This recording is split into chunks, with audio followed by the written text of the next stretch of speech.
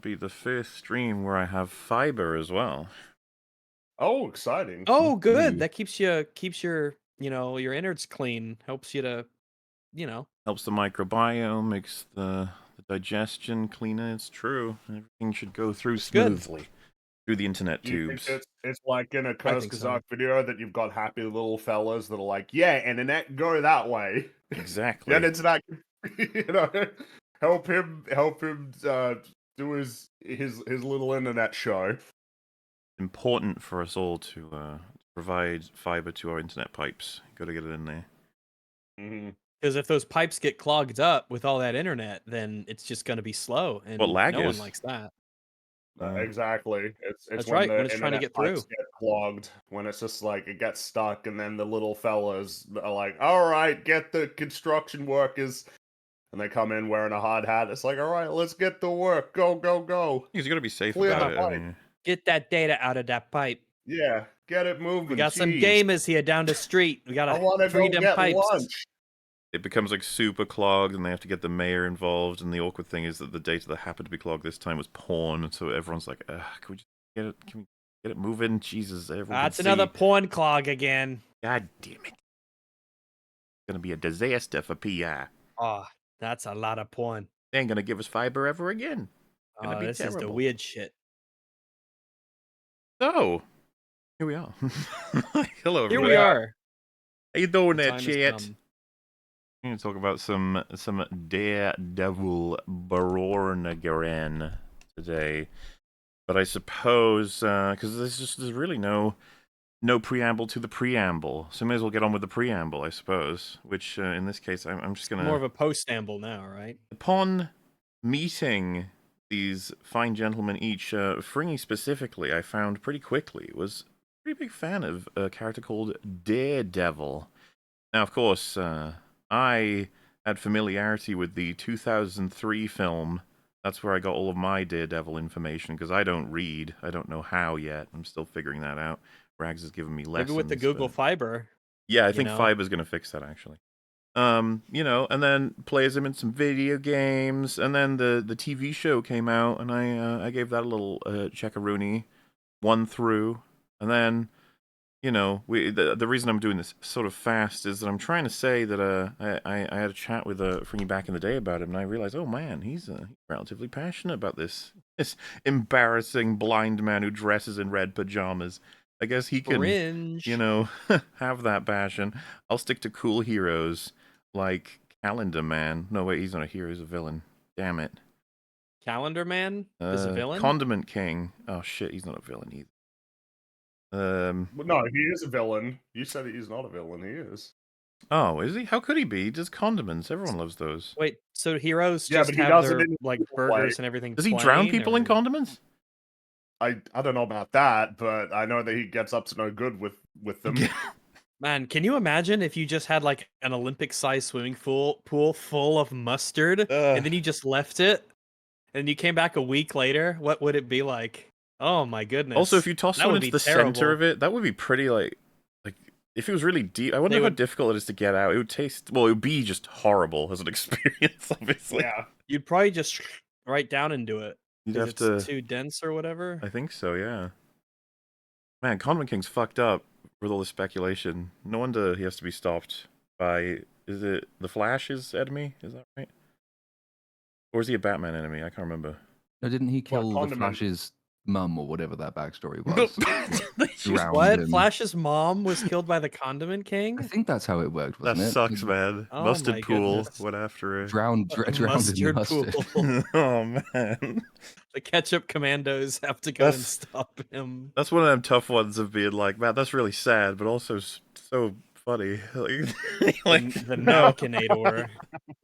Well, gonna clean up the table. In any case, with this on the way, it made the most sense, I believe, for Fringy to take the helm, and thus the format in which you want to guide us through this wonderful adventure. Because if anyone knows from any other shows that I've been a part of, big fan of this Born Again thing. Oh boy, yes, yeah, that's great. That's great. That is great. Being a fan of a new thing, but yes, yeah, man. Perhaps who knows where we'll go exactly first, but I hand it to you, Mister. Do whatever you want. Well, I think I'd like to begin our coverage of Daredevil Born Again, the Marvel Studios television series on Disney Plus, with an Marvel excerpt Studios. from. Well, it is. It's. They say it's Marvel Television, but it's a distinction without a difference. It's not even. There was a Marvel Television. They made the original Daredevil television series on Netflix, but this was made by Marvel Studios. And before we talk about it, I'd like to begin with an excerpt from the real Daredevil Born Again, written by Frank Miller, illustrated by David Mazzucchelli. Generally considered to be. I apologize. I just want one thing for clarification because some people, I guess, were confused. America have moved forward an hour, I guess. A lot of other places haven't yet. So some people are like, why late? It's like, we're actually on time. Okay. Yeah, we're on time like wizards. But it'll be what, 2 weeks, I think, just over before time goes back to normal. Thereabouts. So just letting people know. Sorry about that. Yeah, no worries. Yeah, so I'd like to read an excerpt from Daredevil Born Again. It's a comic book storyline that I really, really like, which probably shouldn't be a surprise. Basically, all you need to know, because I would recommend reading it, but all you need to know is that Matt Murdock confronted Kingpin and lost, but survived. And in the wake of this, Kingpin, he ponders what will become of Matt, and he thinks to himself, what is it about Matt Murdock? He was a minor concern, a promising talent to be observed and catalogued and even occasionally flattered, and perhaps one day to be turned to the Kingpin's way. But he is more than this. Now he is much more than this. He always was. And I have shown him that a man without hope is a man without fear. So, Platoon, why don't you tell me what you think of the original Daredevil series on Netflix? I liked it quite a lot. I had never seen it before until obviously Daredevil Born Again was coming out, and I realized I'd have to go and watch all from the beginning, and wasn't massively looking forward to it because just fucking time, effort, work. It's another strand of the MCU that I'm now gonna have to keep in my brain. But then basically was hooked from episode 1 of the original Netflix version. That was a very nice experience going through it. And like I kind of assumed that I would need to understand all of it to go into Daredevil Born Again because, it would all be incredibly relevant and it would improve my viewing experience. No. It kind of the opposite is the case. I think the more you know, the more you remember, the less enjoyable the new one becomes.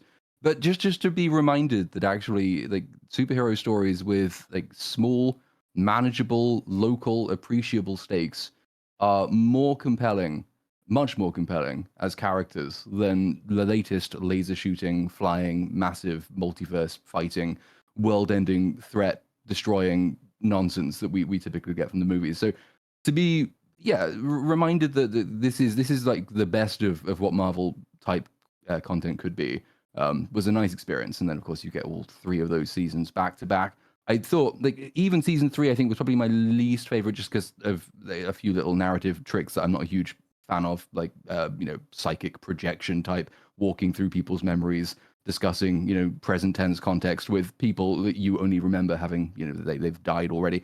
I just find those a little bit too convenient. But the overall story again was still compelling. The Kingpin is a tremendous villain.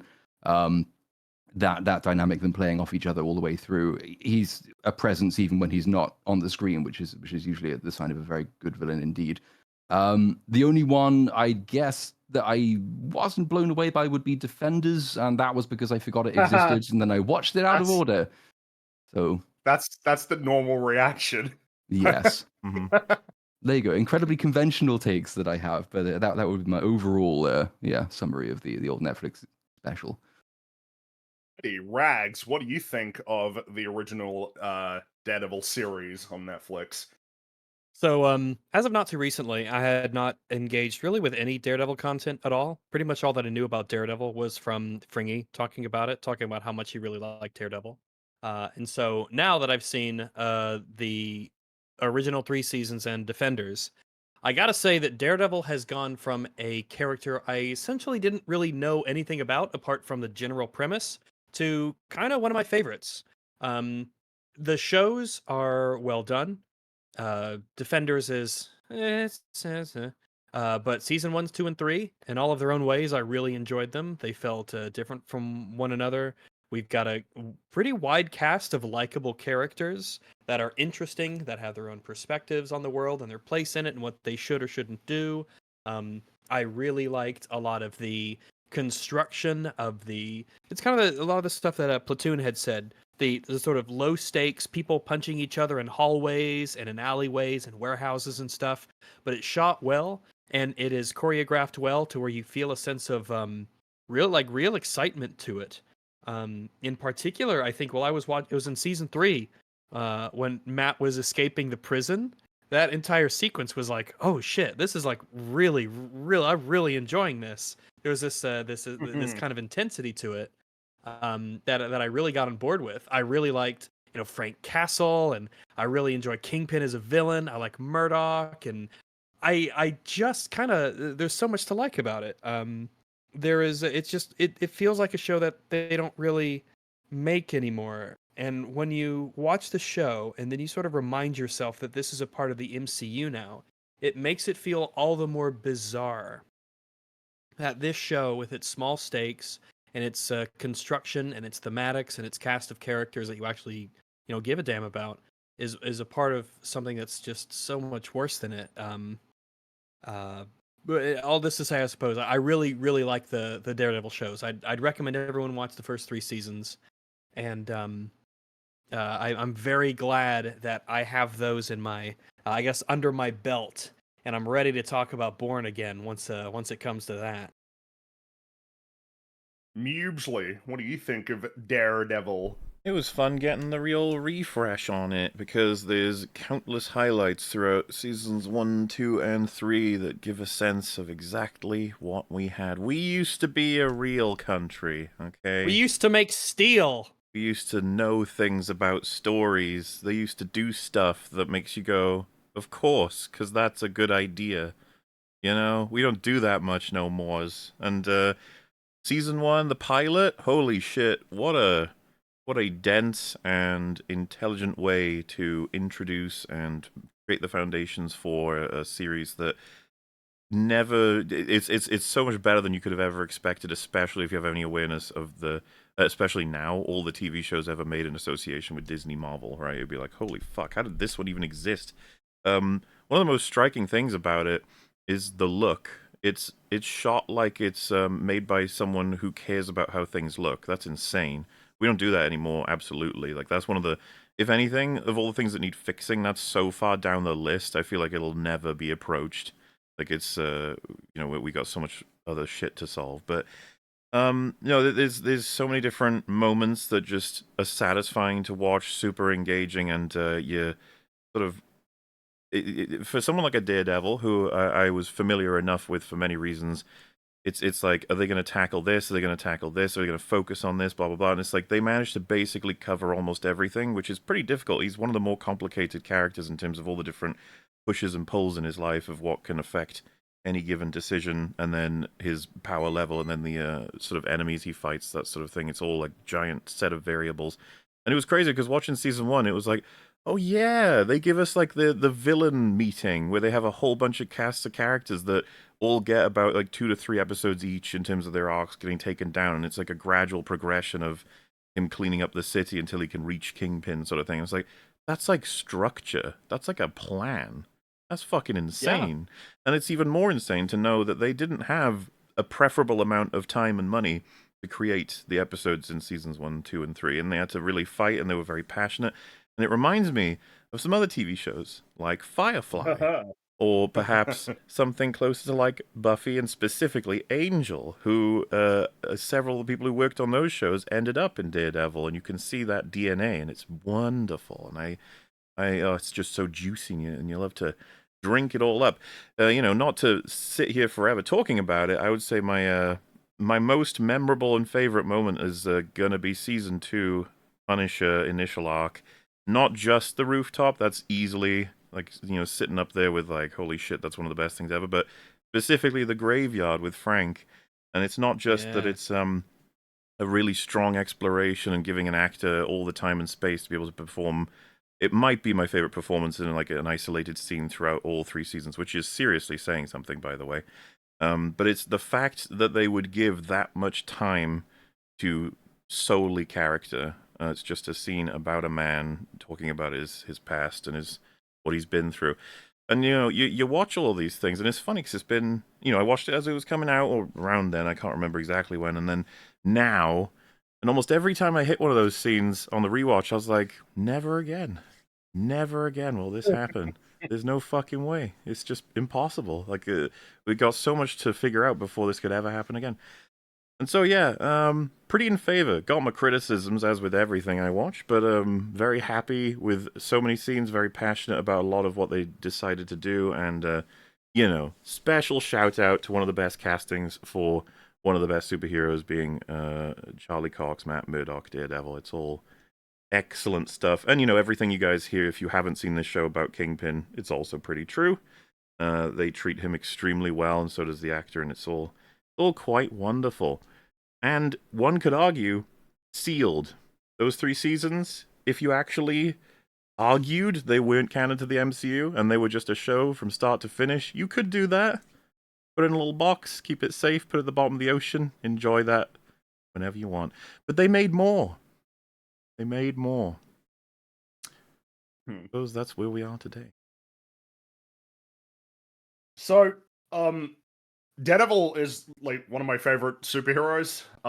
In part, it's because the character is comprised of several fascinating contradictions. He's a blind man who sees, like, Matt Murdock is a blind man who sees everything. Matt is a devout Catholic who makes a habit of dressing up as the devil and beating people to a pulp. Matt is a talented lawyer who regularly flouts the law by conducting acts of vigilantism. Like, Daredevil himself is in many ways a walking contradiction, and the perpetual tension that exists there is what makes him like such a fascinating character to me. And then you add on top of that he's not really an archetypal superhero. It can sometimes be unclear whether Matt is seeking to dispense justice or vengeance. At times, it seems as though Matt just simply enjoys hurting people, and that his alter ego of Daredevil is a means through which he can indulge his violent tendencies, which of course invites opportunities to explore that, along with these other points of conflict and these as Mola mentioned, disparate influences on his life that sort of push and pull him in different ways. His susceptibility to certain vices, his struggle with that sort of inner turmoil, and channeling it in a way that will create a positive impact and will, create a life that is good and meaningful. And then you add on top of that unlike most heroes, Daredevil is defined by a disability. He has his intellect, his agility, and he has his radar sense, like his, these incredible abilities, but he is blind. He can't see. And it feels like this along with various other aspects of the character's history contributes to him being like something of a perpetual underdog. He's a scrappy brawler like his dad, with nothing to his name, and essentially like his core just being this grit and determination.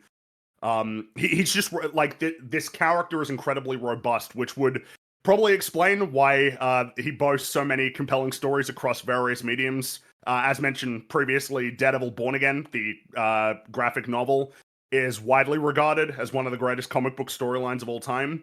And it's just one of several great runs of the character. The director's cut of Daredevil, which on a recent rewatch, that's a solid film, man. It's solid. It's got a strong thematic core. It's actually like worthwhile. Which of course then brings us to Daredevil on Netflix, a television series which basically until the release of Kingpin, with specifically with regard to live action, like big budget, relatively big budget superhero television, stood alone in the realm of quality superhero television. You meant as Penguin, far as I'm you concerned, said Kingpin. Oh, the Penguin, yes. Up until the release of the Penguin, Daredevil was alone in this realm. As far as I'm concerned, like Charlie Cox owns Matt Murdock. I think it's like a casting that is essentially I would describe it as being similar to the amount of ownership that like Robert Downey Jr. and Hugh Jackman can claim for Tony Stark and Wolverine respectively, in terms of having defined, the sort of the broad perception of that character. Yeah, he's like the Arnold character. Schwarzenegger and Mr. Freeze. Yeah, sure. um, I'd say that Charlie Cox imbues the character with a tremendous amount of depth, and kind of with like seemingly effortless precision, captures the sort of the perpetual conflicts within Matt. His composure, his compassion, his rage. And likewise, I would say that Vincent D'Onofrio is also brilliant, and delivers an amazing rendition of Kingpin, like simultaneously threatening yet vulnerable, bold but also somewhat insecure. He's in a sense a hopeless romantic, but also just this incredibly at times callous and vengeful entity. And I'd say that the whole cast is generally delivering great performances. They're bringing to life a collection of really solid scripts that just abound with several superb scenes delving, mainly like my favorites when we're talking about this show, are delving directly into the motives and actions and ideology of the likes of Daredevil, Kingpin, Punisher, Stick.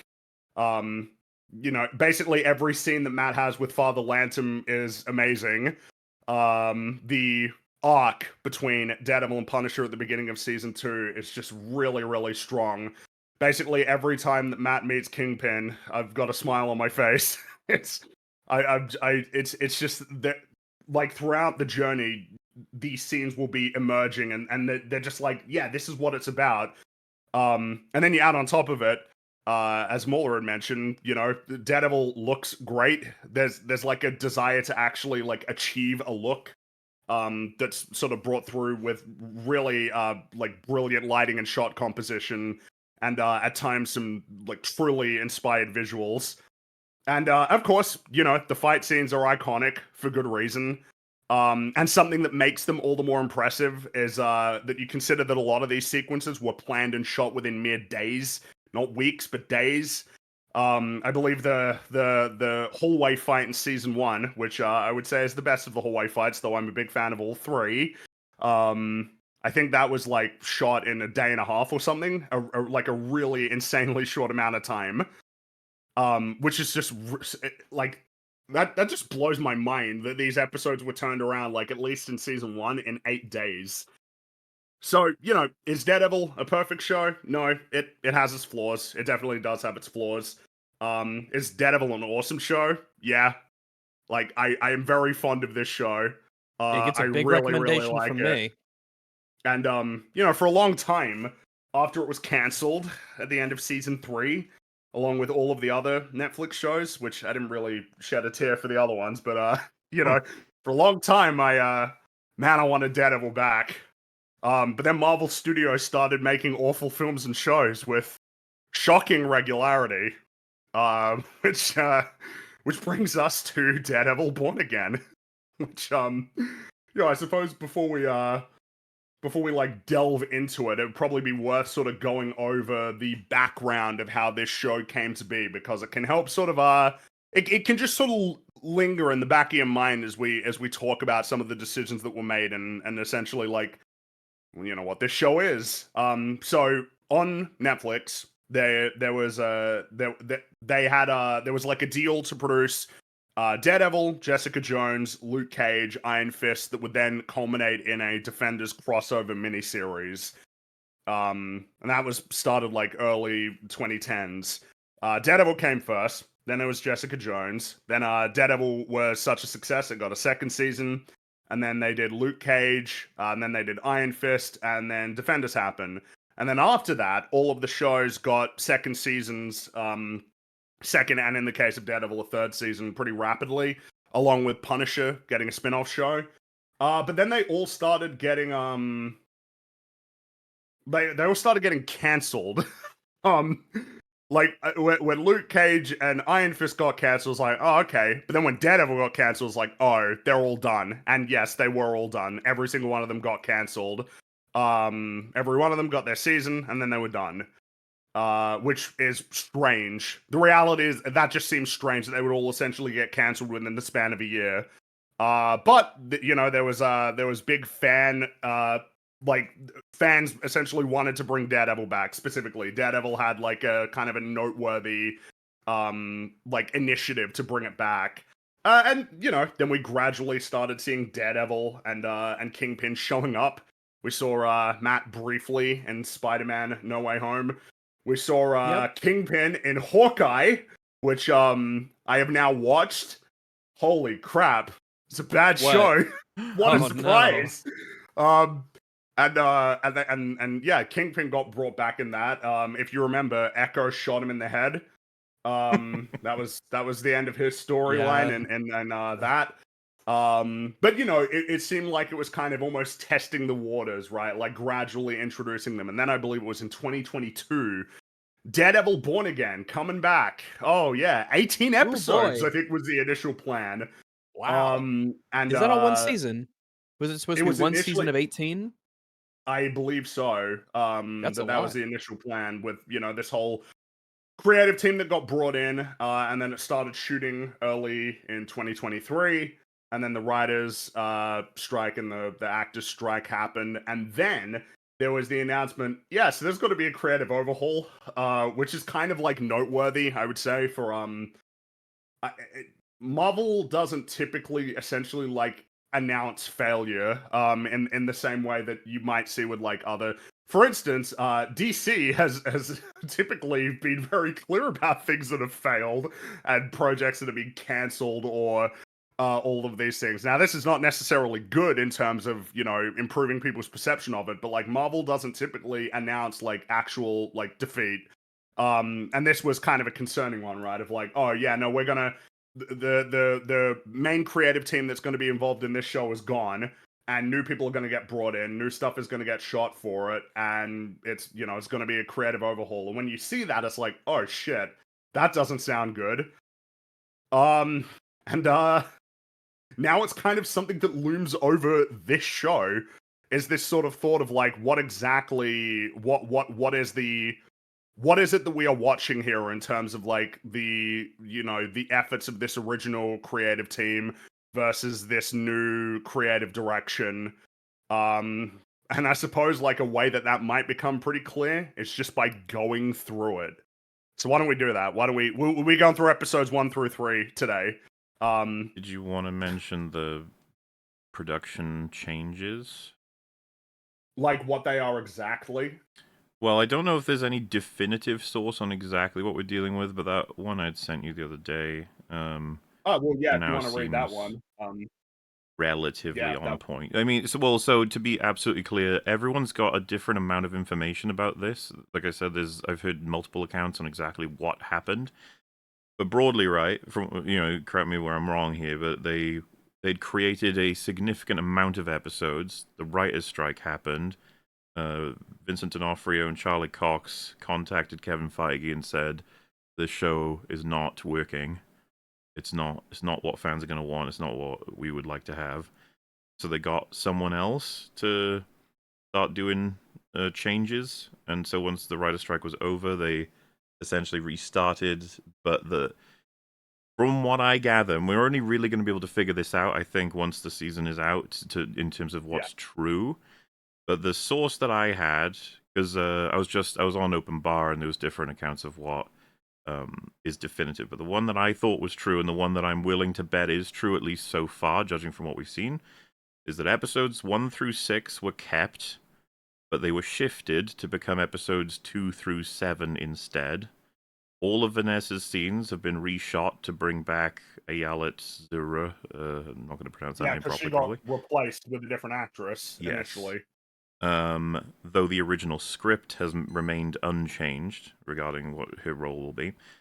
I'll skip one of these because they're kind of spoilery, because we kind of like to do it, chronologically with this sort of stuff.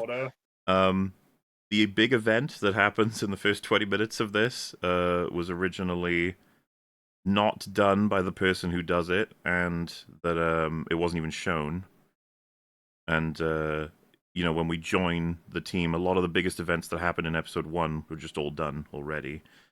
And that we're not going to see basically all the characters we want to see until as late as episode 8 or 7, and that we have to go Which through the episodes that are intact that were from the previous production that even D'Onofrio and Cox said weren't good enough. That is crazy to me. Interesting. That like, If you, yeah, we're gonna bring back Daredevil, but but none of the main cast of that show for a while. well, and if you Like, note of these okay. 3 episodes, the first one, in retrospect, and we can go over this, I feel is very pragmatic in terms of trying. It's like a problem-solving episode, and that'll make sense. I think I can argue that once we're through the major events of it. But if you watch it Okay. knowing they stapled it onto the beginning, it starts to become kind of fascinated to compare what we get in the next 2 and what we're going to get in the 3 following that, at least.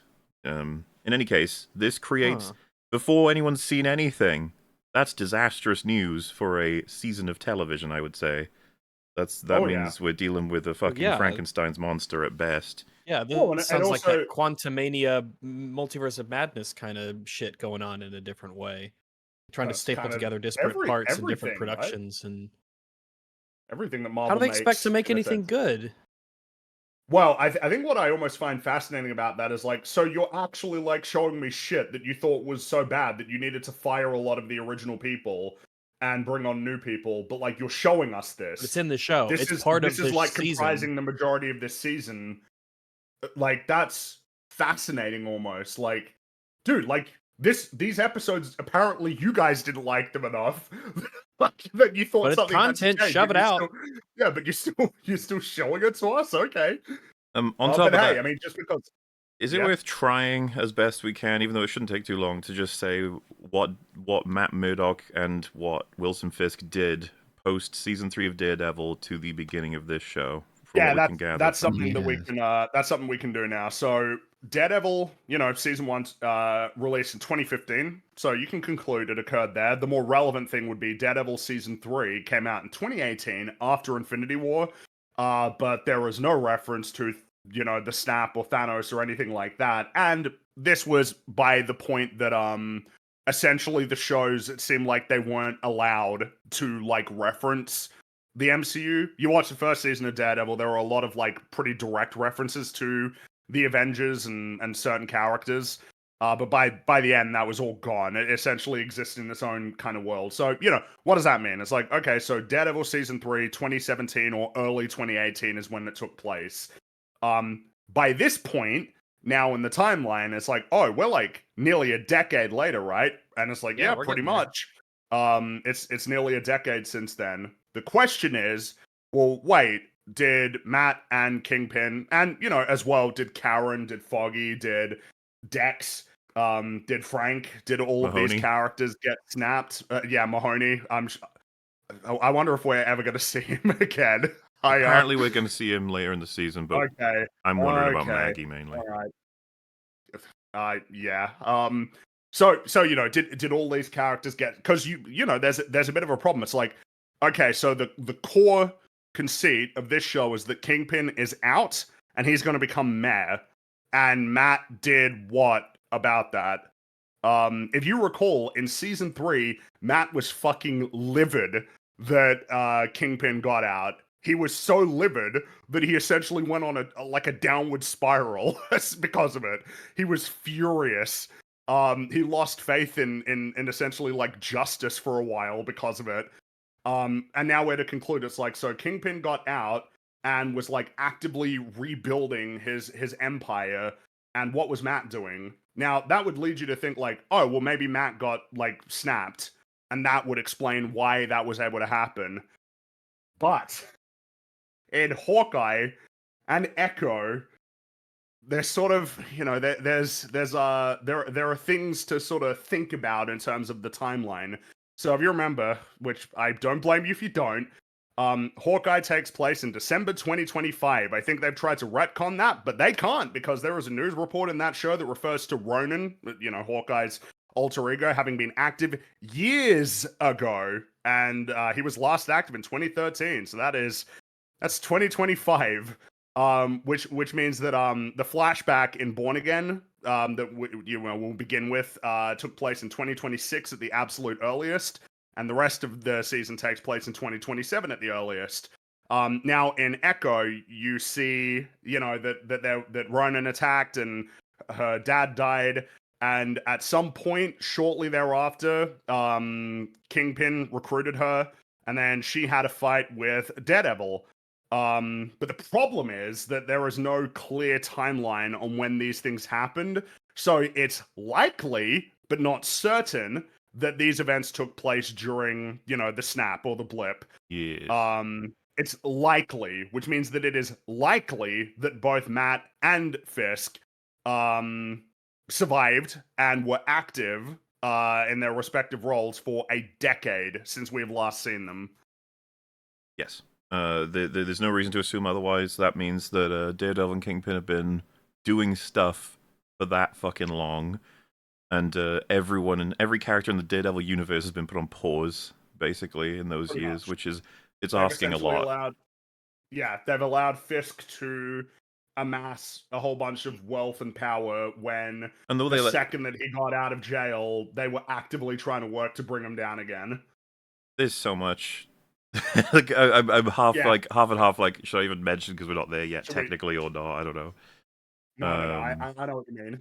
Just to refresh my memory though on the Hawkeye and the Echoes, because like in Hawkeye, he's in control of the tracksuit mafia, right? That's like Yes. they are kind of his people. Yeah.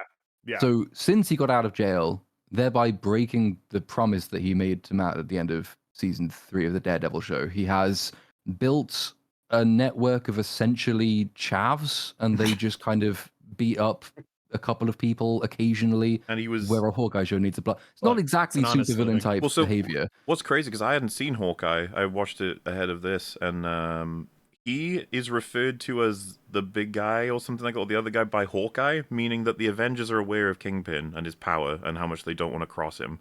I was like, so they must be aware of Daredevil, right? Like the guy who famously has taken him down, and the law team And if that have they're tried to aware deal of with him. Daredevil, they must be aware of Jessica Jones and Luke Cage and Iron Fist, all of whom definitely. I mean, Jessica Jones is super strong. Like these guys are, you know what I mean? Like, and then that raises a lot of things. It's like, do they know about the hand? Do they know about The hand is a weird one. I will say this. I don't know about y'all, but the hand plot line was my least favorite of That the is Daredevil. not The common uncommon, take, yeah. Rags. That is not an Okay, uncommon I opinion, will- which is I will unfortunate say- because the hand are cool as shit, but unfortunately not. It's not a very interesting storyline. Fair enough. It's why I think, even though, like, if we compare, it was asked if I preferred season 1 or 2, and I think while I like season 1 more, I'd say season 2 has the higher peaks, but I think it does get dragged down by the hand plotline quite a bit. Inconsistent season. I feel the same way. The higher highs, lower lows. I love the Punisher stuff. Yes, yeah. the Punisher Yeah. stuff is miles above more I interesting and will say, better crafted than the hand. I put a lot of blame on Defenders because Defenders is ultimately the culmination of that storyline. In Yes. part, Iron Fist also has a whole bunch of stuff to do with the hand. And all of these, essentially, it's like Daredevil Season 2 is setting up a storyline that they themselves don't get to complete. Which is, like one of the most frustrating things about that show is, by the way, there will be full spoilers for Daredevil, the Netflix series, and Defenders, like, in case you weren't aware. Like the death of Stick gets like no time at all, and it's like, Yeah. wow, thanks It guys. just happens. He's Yeah, that Matt's annoyed me quite a Venusaur, bit. and he gets no acknowledgement. And then season 3 inherits that problem of like Stick died with little fanfare. Whatever. In any case, yeah. I would say that. I mean, like, even though I broadly agree the hand stuff drags it down, one of the things that really did stick out about the Netflix Daredevil is just how dense each of those seasons is. Like the idea that you have both the hand storyline and you have the Punisher storyline condensed into one season of television is quite impressive, especially when you not infrequently hear the defense of, say, Daredevil Born Again. Oh, it's a slow burn, which is just an excuse for fuck all happens. Something similar happens with like the Echo show as well, which is the other one that I vaguely remember bits and pieces of, but again, another very slow burn during which Kingpin, well, he is involved, but what is he really doing and why is he really doing it? And like he wants to recruit the person who shot him in the head, as a kind of surrogate daughter, but doesn't succeed in this endeavor because he gets mind fucked at the end of that, which is going Oh, to be yeah, relevant that's- for He later. gets something better. He's cured of his childhood trauma. You might remember that in season 1 of Daredevil, we learn of Fisk's backstory, and it's grim, to say the Grim one. least.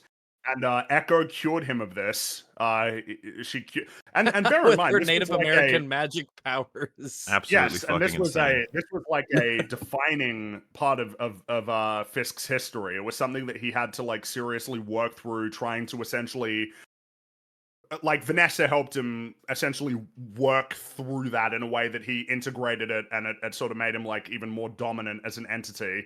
But that's cured. He is cured of his childhood trauma, which will be relevant to this because while the Daredevil show is now, canon, essentially like for real, so is Hawkeye and Echo. It is. Yeah, And I the would. other thing to bear in mind is that, like, so it's not until basically the final scene of the Echo show where Kingpin, having had his mind graped by Native Americans, sitting on his private plane, wondering, well, what do I do now that I've lost my entire reason for being?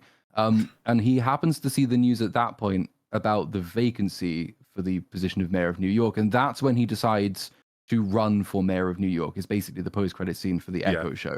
There's nothing in the Echo show that will tell you anything about his campaign, how he got there, why he decided to do it. You don't miss any story in that. Well, you don't miss any part of that story by not watching Echo because it is just an afterthought. And Well, yeah, but in Born Again, it'll probably take them like at least half a season to establish how he becomes mayor. a Oh, whole of course, That season, would be I like a course. huge, yes, yeah. It's because like that the would be like a season culmination. huge, massive plot line in the world that is, I would say, on its face, unfeasible and unbelievable. But but I guess we'll get to that when we get to that. Silly. So it'll silly. be interesting to see that journey. What I was going to mention as well is just that this, for anybody who was curious about their choices, Daredevil Born Again, I would go as far as saying respects the continuity of Hawkeye and Echo, unfortunately. Like, It's if there was any choice you could make, it would be to not have them be canon, but secondary choice would be to ignore them, Not even acknowledge mention them, yeah. But we go as far as not only referencing their events, but like confirming them. This is what happened, and and now we're moving on from that having happened. the reality is that broadly those events are acknowledged more so than like the original Daredevil series. Yes. Which is embarrassing. That's terrible. And but we're it's talking worth about the remembering- new this is confirmed. Like, these events we'll go over them when we get there, but that's in episode 1. That's one of the new creations, not like the old shitty one, which isn't an excuse. I want to put that on record, by the way. If you have a season of 9 episodes and 6 of them are crap, and you go, yeah, but we knew they'd be crap. It's like, okay. And yet you promoted it to me, and I pay for Disney Plus to watch it. So like, thanks, bro. We can go over more of that too when we find out what decisions have been made. But what I'm trying to say is like that wouldn't make it not crap. Like knowing it's crap ahead of time doesn't mean it's not crap. You don't get points for that. Like, you kidding me? Gotta call a spade a spade with this sort of stuff. And besides, at this point, if we're to conclude that significant amounts of episode 1 was what the new directors wanted to do, it's like, oh man, I don't know if I even fucking like what you guys think is the right way to take this character, essentially I have to sort of hold on with the promise of like, yeah, but we're gonna do what I think is good for the character and my opinion of storytelling. It's like, yeah, but what is your view on storytelling? Because it might just be bullshit, But yeah, you can replace bad with bad. It's been done many times. Exactly. Yeah, exactly. But you know what? Why don't we begin right at the start? Episode 1, Daredevil Born Again. So late at night, Matt, Karen, and Foggy emerge from the quaint offices of Nelson, Murdoch, and Page, in his the storefront of his family's store. And they're bantering with one another as they walk over to Josie's bar. And, it's something that Karen says while they're walking along the sidewalk is, "These Hell's Kitchen nostalgia is running pretty thin with you guys. You realize that, right?" And Foggy replies, "Not nostalgia, reverence for the past, yet hope for the future." It's like, that was a really quick like meta wake up call to me while I'm watching this show. that in particular stood out to me. The thing, as a line crafted for a very specific purpose. this is the thing. I enjoy meta lines in particular contexts. This one too open with the. By the way, the opening line, the one that's cleanest I found anyway, was "I like to think we have evolved," which is like what are you what's being said here? And the thing is, like, these meta lines get catastrophically worse when you know what happens in this first opening 20 minutes. Yeah. I can't believe they had the balls to have those lines and then have what happens happen. Yeah. Those lines, like, there's a place you can put them in, I think, if you were going to try and reassure people of what's going to be happening as a continuation of the 3 seasons or whatever. But wow, you put them right at the beginning, right before a certain thing happens. And I assume it's because they're trying to compensate. They're like, oh boy, they're not going to like this. Well, with how quick they do it, with how quick they do what they're gonna do. Well, first off, like, what are you thinking? But it does feel that way. Well, yeah, and I will it's say like is, bombard us with, Matt, Karen, and Foggy having fun times as they're walking down the street. Look at them. this is what you want to see, compare- guys, right? Hey, who? Compare, if you will, because I can be nice and spoiler-free here, the fact that this opens and they have their main characters, the mouthpieces of what could be called the respect and the legacy of the original series, announce that we have evolved and we're going to respect what you care about, versus, right, because that to me, I'm like, because it's a little bit ego-y. Maybe you could have shown me that before you make that claim about yourself. Compare that, Fringy, to meta lines in a certain show that we're fond of, where they essentially amount to apologizing to the audience. Mm-hmm. They're like, sorry that we made these mistakes, and we're going to do our best moving forward. That's what, like, the promise is. Here, like, the distinct impression I get is, we're pretty good. We're good. Yeah, exactly. This was written with the smug Wojak sort of look on their face. And I was like, That's how that feels. It's quite the Yeah. gamble. I'm like, all right, fucking prove it. We'll see how it pays off. So as they're walking down the street, Matt mentions Oh, that before you go on, Cherry- actually, Oh, sorry. some Yeah. because does right from the get go, even before this, it feels different. The show feels different with Oh, the yeah, way yeah. that it's shot, the establishing elements of the New York streets with the cutaways to random New York stuff happening, the music that's playing over it. It just feels really different. Not necessarily definitely, bad, but very distinctly different. I would say that, right out of the gate, it looks more boring. It's less interesting Very looking flat. than season 1 of It Daredevil in does. particular.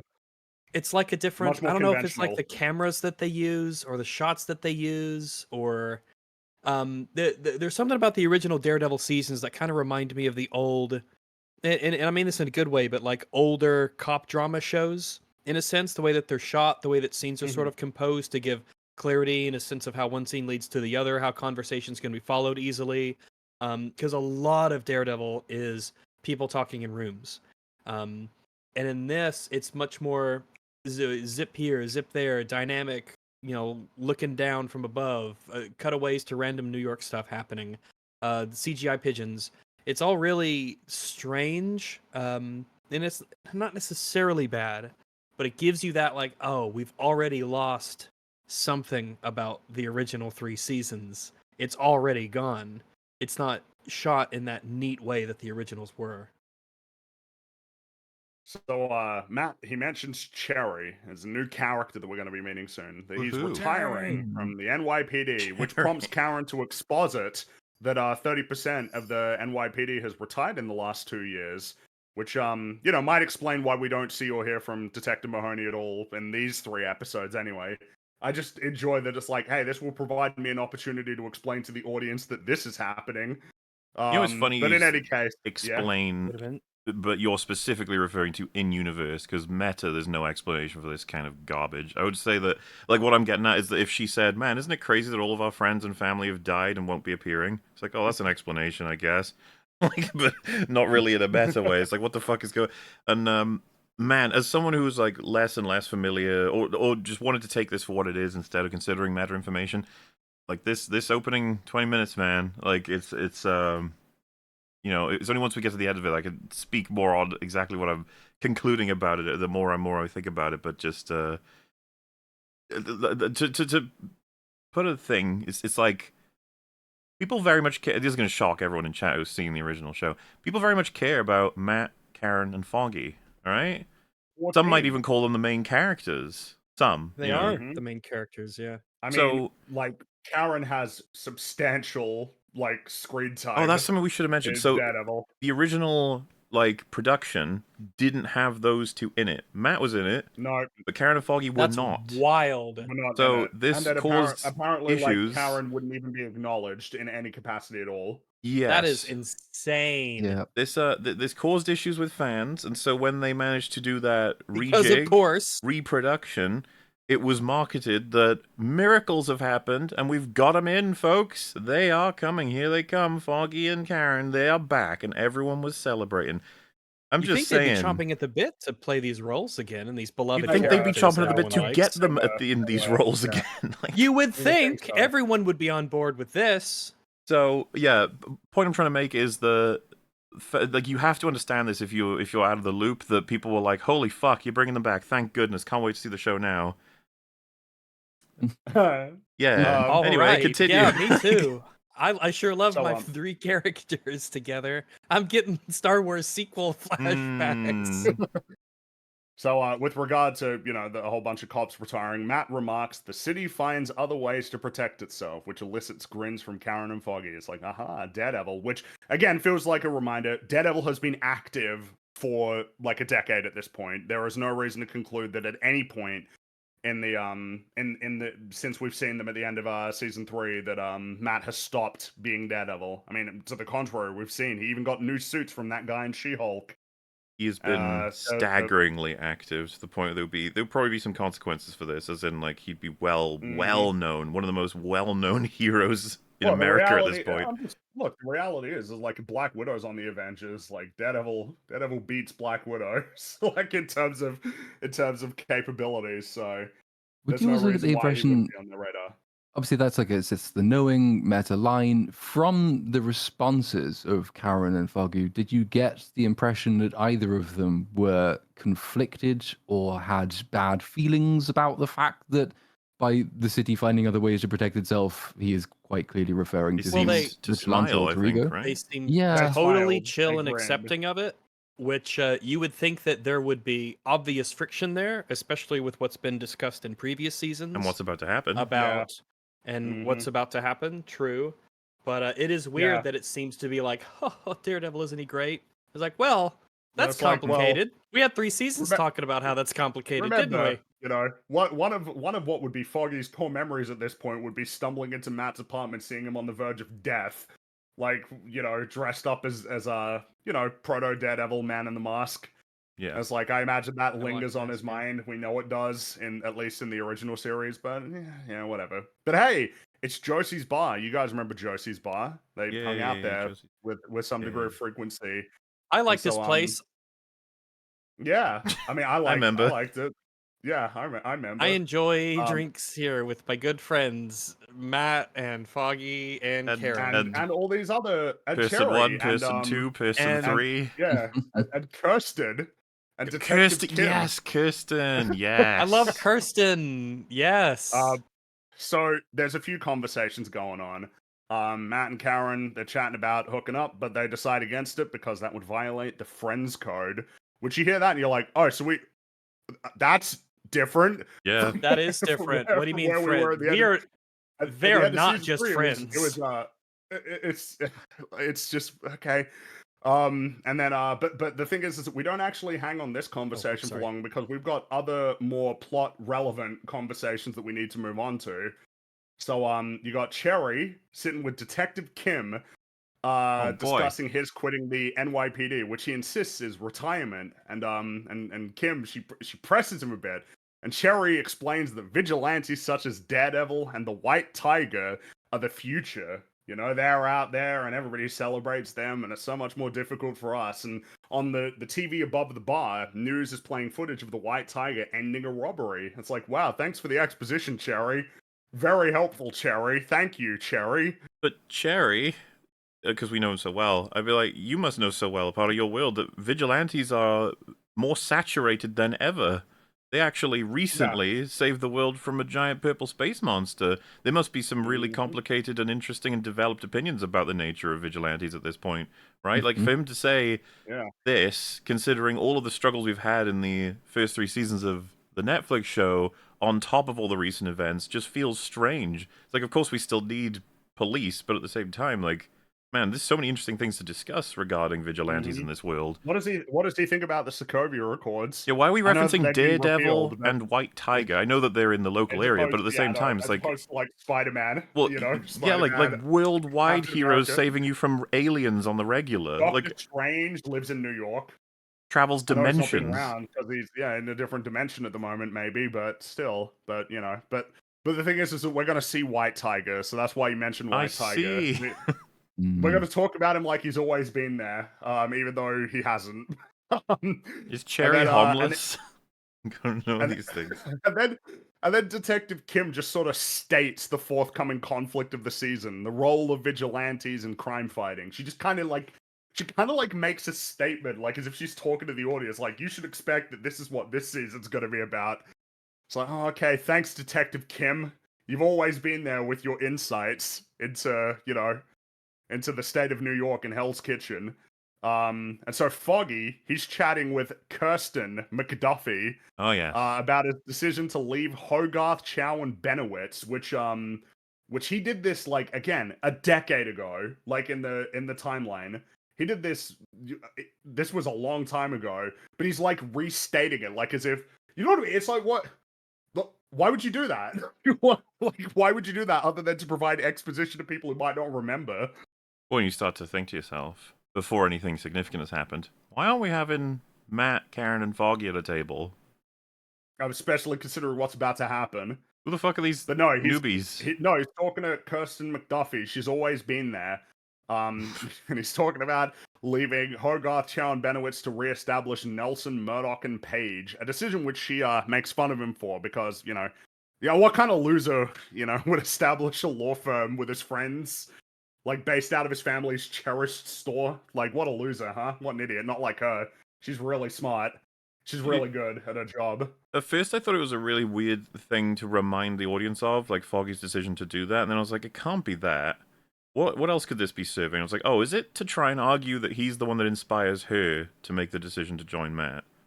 Yes, because she's thinking about leaving the DA's office at some point. That's what the purpose of these little moments are, isn't it? It's to try and provide a bit more context to these characters because we know nothing about them and we're about to see them in roles that baffle us in the next episode or even partially in this one. One being, because these two work for Matt eventually, right? So we need reasons for this. And it's like, well, one is the guy retires and he finds something out that's going to drive him toward it. And then the other one is that she heard the notion that you should believe in the cases that you fight for. And that changed her mind about the whole thing, I guess. On top of, I suppose, being in the vicinity when something happens to that guy, I guess. I don't know. It's all very interesting to retrospectively look at every event in this episode because it's all meant to repair this season, make it stronger, which I don't think it's doing a good job so far because we need a very long and unbroken scene for Karen, Foggy, and Matt, please, now. Stop wasting my time. We're not there yet. We need to, because with all of this, Kirsten then asks Foggy about Dumb Benny, and then tells him everything about Dumb Benny, as though like Foggy doesn't know anything about his own client. She's like, "Oh yeah, Dumb Benny. This is what's going on with him." It's like, what? It's his client. Like, what? You know what I mean? Like, why are you? But we've got to know about Dumb Benny. Yeah, it feels like you're telling this to us. Not the person who you're actually talking to. It's really crazy. And it's crazy that she brings this up and Dumb Benny's about to become incredibly relevant very quickly. But in any case, we cut over to Karen, who tells Matt that Foggy is at the bar having drinks with Kirsten, and you know, they have a chuckle about it, and Matt's like, don't underestimate Foggy, you know, he's got game. And then they like laugh about him referring to their firm as NM&P for some reason. Like, that's really funny. As if that's not something a lot of people do with a lot of firms. Yeah, like and then whatever. But and then Karen suggests that Matt get some new glasses. Okay. Yeah. Terrific. But stuff. anyway. I mean, someone might be like, "Isn't this a bit nitpicky?" But like, every line is incredibly important for real estate right now because we're about to run out of the chance to have Eddie Moore. Let's just put it that way. Yes. The plot is about to actually begin here. So And also Foggy, the banter was just way better before. The way that people would talk and chat and go back and forth. This is just already a pretty big downgrade. Also, I guess Foggy. Sorry to step out for a moment. So I guess Foggy and I forget who is his Marcy. blonde girlfirlfriend. I guess they're Marcy. not. They're done. I guess she's disappeared. Yeah, I guess Done, they're done. Even though How it much looked she like cared about him? Done. They were poised to get They married. were gonna get married. They were gonna Done. get married. Forget her. Flush Oh. her down the fucking toilet. Bye. She's Because that was gone. interesting Yep. how their relationship Oh, sort well. of ended up being with how they met and how where we first meet her at the in the office building, and Foggy like stands up for himself in the firm, and then that turns into her leaving and a romance, and she really did care about him and he cared about her, and it was nice to see that change over the seasons. And they were gonna get married, and now she's just like, oh well, just vapors in the wind. I guess she's gone too. Yeah, that could be the first confirmed victim of this breakdown, all right? Marcy is out of the picture, and we know because they're suggesting that Foggy would be dating someone else or flirting with. So she's just not even considered. She's long gone. Mm-hmm. Gone. Yeah. So Foggy receives a phone call. Matt eavesdrops, and the aspect ratio changes. I saw that people on Twitter really like this. Okay. Why? Because the aspect ratio changed. Is it supposed to be like how he's narrowing in his focus onto something? That's right. Yeah. So that's something. Even though that's, I mean, I guess, but it's something. I mean, it's really good. They never do it again, though. It's only happened. That could have once. been. Well, like if they would have committed to that as a stylistic choice of whenever he's focusing on something, the aspect ratio like narrows in. Is like, okay, that's something. Okay. I think that the Netflix show already nailed a lot of the ways that they portrayed that sort of thing, because I feel like an aspect ratio change every time would have been obnoxious, so they can only do it the once, and at that point it feels like it's I just guess there so, if they did it every time. to be commented on, you know? Mm-hmm. Compared to the more so we have. And so we have. Mm-hmm. You did it, Netflix. You got us to notice. He's talking to Benny, his client. Remember dumb Benny that was mentioned like 30 seconds ago? That's him.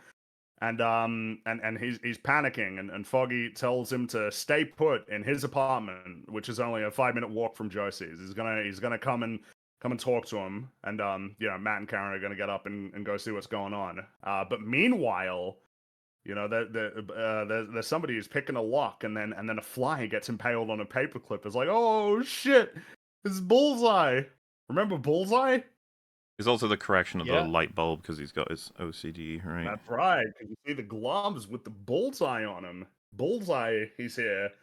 I wonder what he's been up to for the last decade. How is he able to be out? Well, you mean after all the horrors he committed? Yeah, like after all the horrors that he committed.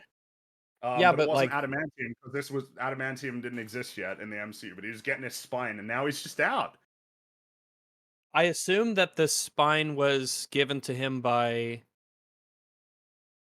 Kang. Oh, I mean, fair enough, Kang. Yeah. I suppose we'll never know. We will never know. It will not be revisited. Probably not. But he's out and he's here, and so Matt and Karen join Foggy outside. Oh, sorry. Oh, I thought someone was saying something. I can though, if you want me to. So yeah, sure. I wasn't entirely convinced. Well, that's the understatement of the century. Nothing about this is convincing. But why would you, except to get the audience going, "Oh my god, it's him"? Why would you preload who is about to commit the very bad thing, rather than bad thing happens and then the shock of recognition when you learn who it is? Like, why do you cut the way to, oh shit, it's definitely Bullseye, then bad thing happens and Bullseye is responsible for it, and then, okay, well, that was kind of shit. But they just front loaded it into the oh shit, it's Bullseye part. Like, get excited, it's Bullseye. You remember Bullseye, get excited. I've heard one theory that it's a mislead and that he's not the one that does what happens to the first victim, so to speak, which is just going to create even more problems. Yeah. Why would that be? Like, it doesn't really change anything. Well, because it's all a fake, right? Or at least that's a theory. But Bullseye did show up and like Yeah, cause havoc. I guess the theory would be that whoever actually did it in conjunction with the victim planned. Like I said, dude, I don't want to get into it until they give us that, because that'll create so many more problems. Right. So Benny on the phone, he insists that he can hear somebody downstairs. And Matt's pretty confused, like why Foggy didn't tell him that Benny was being threatened. And basically Foggy says, well, maybe I didn't want to give you an excuse to suit up as Daredevil. Which you might be like, well, wait, but you were smiling before about the city finding other ways to protect itself, so which is it? This is complete bullshit for many reasons. One, you guys would have discussed over the course of the fucking near decade the nature of all of this, and you would have settled it by now, no? You have, like, an opinion about Daredevil, you have a definitive way of working. Two, how would Matt not know about this? He's got the hearing to not only tell every call you're having at all times that you... But this is not going to work no matter what, is what I'm trying to set up here. If you've managed to avoid every last piece of information getting to Matt about the nature of how you're dealing with your client, which is their client, correct? Yeah, I mean, it's their phone. So he's done all that, Yeah, except he slips tonight and, you know, has the call right in front of Matt, or at least, you know, he knows how Matt's hearing works, is my point. So it's just like, oh, this was the night that he just couldn't keep it a secret. And it's like, but why would you? Why would you keep from Matt that you've got to put the client that you're all working with in your apartment to protect him from being potentially killed? Why would you keep that from him? That's insane. Foggy wouldn't do that. They would obviously have to discuss it. Custody and things like that. Not even necessarily Stuff that, they've just the fact that talked this about is a problem they've got to solve together. The idea that he's like, I kept it from you because I didn't want you to be Daredevil for it. It's like, I'm Daredevil all the time anyway. What do you mean? Yeah, exactly. We had all those conversations throughout seasons 1 through 3. They had these arguments. They came to a kind of resolution. It's not a new thing. And yeah, as has been mentioned, smiles in reference to it earlier in this very same episode. And then you've got the double impossibility. It's impossible mechanically for him to have kept this secret. And it's impossible for him to have the motive to want to keep this a secret. None of these things add up. What even is the conversation in the office about this client that is all of theirs? Oh, have you seen what's going on with Dumb Benny? He says, it's fine. Yeah, nothing, don't worry about it. I to got report. it all sorted, I guess. But that's odd because your heart rate seems to have increased when you gave me that. That's the other line. thing. You can't lie about this. It doesn't make sense. And something that's worth adding on as well, because Matt's going to run over to Foggy's apartment. Remember, Matt's hearing is really good. He can hear things from far away. He can hear a bat burp in the basement. Like what is actually going on at Foggy's apartment. Really curious line too is when Foggy says he's in my apartment. It's just down the street. Are they implying they don't know where Foggy's apartment is? Again, that's for the audience. It's like, yeah, it's pretty close. Well, because I'm assuming that's just a really clumsy line because there's no fucking way they wouldn't know where his apartment is. Why would he say that? Mm-hmm. It's just such a crappy line. Like, yeah, it's dumb, but it's just to say like, yeah, it's pretty close. Which I would conclude it is anyway, because I know it's whatever. In any case, Matt runs like it sounds over the phone that Benny's being attacked. So Matt he's like, Foggy, Karen, stay put, and he heads down the street and he suits up. And Molly, you got to show it on screen. I do have to show it on screen because people went crazy over this. We don't exactly know why. Come on, show him. What his terrible intro? Give me a show sec. him. Yeah, look. You gotta wait. Alright, that's good enough. And it's probably copyright safe too. This is our first significant shot of Daredevil in Born Again. Now, chat, you should be able to notice immediately that the animation is off. The weight is off. It's not quite right. It was funny, I watched this episode, I'd mentioned to Fringy earlier, with my sister and her husband, the famous two who watched Quantumania with me, and I didn't say a thing. And they saw this and went, ooh. Quantumania 2 is their name now. They had an ooh reaction to this. Not a yay, it was a Oh. It's like watching someone hit their head on a pole, you're like, ooh. And bear in mind, when he lands, they play the new rendition of the Daredevil theme They dropped that beat right here.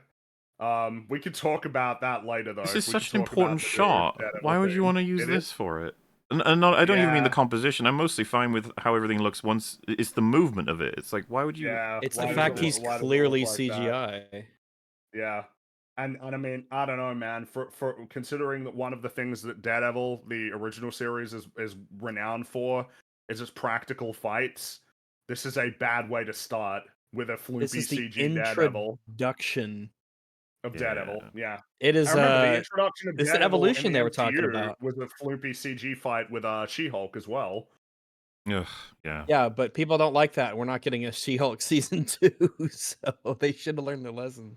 Dude, I saw a thing where someone on Twitter was like, "Oh, the fight with She-Hulk is better," and people are like, "Oh, we like She-Hulk now." It's like, what is going on?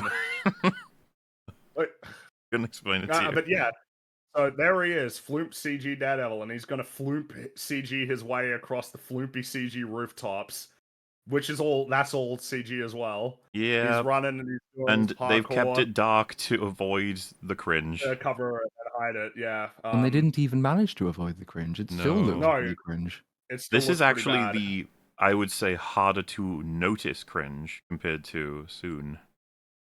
Yes, but he's parkouring across But the this is- rooftops and Yeah, Yeah. bad. Do not like Oh, do yeah. not like the running across rooftops. The whole why sequence didn't where you he, just get somebody to run? To and jump run. and do Forever parkour? questions It's we like- will ask. They exist. It's- yeah, it's like when we get to the CGI pigeons. It's just like why couldn't you just have done the real thing? Just photograph the real thing and it would have looked real forever. No, we But need him on a instead, all flute. this time and money went into no, we have to have a CGI, a very clearly CGI Daredevil running across rooftops to get to the scene of the Oh, no. crime. And their CG Daredevil. So something that's sort of a fun fact about the original series is that even though it's set in Hell's Kitchen, a lot of it was not shot in Hell's Kitchen because Hell's Kitchen is pretty gentrified. So they went to areas of New York that looked more like Hell's Kitchen, sort of reminiscent of the comics. And you might remember, you just got a lot of scenes on rooftops, water towers, the city in the background, lots of shots like that. Looks real nice. You can go to a roof and just shoot somebody running across a roof. I don't know why. I don't We know why saw it them has do to it in look like season this. 2. You had a whole big sequence of rooftop running in that. Rooftop running, that's right. And people like, I don't know, man. What do people like more, the CG floop running here, or like those? You remember those videos of people doing like Assassin's Creed parkour in like real life, where they'd be Yeah, like in Paris or parkour something, and they'd videos. be running across the rooftops and jumping around. Everybody loves that shit. Yeah, least I go think into everybody YouTube and likes that hire one shit. of them. We are Disney. Yeah, We are hiring you to exactly. parkour across a roof in a superhero costume. Wouldn't this be fucking awesome? And it would be. Just do that. It makes you look good. Mhm. But it's also like it's so depressing as well when you realize that, well, why would they CG him running across rooftops? Why would we now have shots of a CG Daredevil? Well, it's probably going to be because they want him to do a bunch of stuff that no human could actually do. And the only way to do that is by having him made of computer. Ooh. And that's just so depressing because like you didn't need that in the Netflix one. Like one of the major enjoyable things about it is how grounded it is, how gritty and fundamentally realistic it all is. The minute you start tipping your hand to the audience, this character will do some crazy flips and jumps at some point, so we had to CG him. You were already expecting something very, very different from the thing you remember liking. It's going to be a different proposition entirely. Yeah, and in the comics, Daredevil does acrobatics and flips around and all that shit, but the problem is, like, well, sorry guys, you gotta figure that out if you're gonna put it in the show, because in a comic book, I don't have to think about that kind of thing. But when it's real people, or photorealistic, it's like, yeah, if it looks weird, if there's not the correct movement, it's gonna be calling attention to itself. There is That's no your problem to excuse. solve. They did it before with a lower budget, with the same people. Exactly, they did. They had scenes where Matt would, use his baton to swing around at times. So, like, yeah, who are we kidding? They could have done it. The idea that they couldn't have done it and it had to be like shit CG. And it's like, well, if you had to do it CG, probably should make it look good. You are Marvel. You have a lot of money. This show almost certainly has a considerably higher budget than the Netflix series ever had. In any case, he's running across the rooftops and he stops because he overhears a call between Benny and Foggy, and Benny tells Foggy that he wanted to know where Foggy was. Meanwhile, we see Bullseye. It's there. There he is. It's Dex. He's putting a mask over his face. He stares down his sights. I don't know why he didn't have his mask on. Like, he took it off for the camera, and then he's like, all right, I'm going to put it back on to take the shot. Like, he didn't even take it off to take the shot. Like, he doesn't need to. So that we see him. Oh my god, it's Bullseye. Oh my god. Look, it's Dex. You remember Bullseye? All right. So, Foggy is shot through the heart and collapses to the ground. It's probably not the heart. Right, it can't be the heart, because he would have died way faster than that if it was the heart. Foggy is shot through the chest, and he collapses to the ground. Yeah, it's like just under the heart, to be fair. But it's a pretty lethal shot, unfortunately. Foggy, not good. Yep. We are 8 minutes into the return of Daredevil. Foggy shot through the heart, or near it. He collapses to the ground.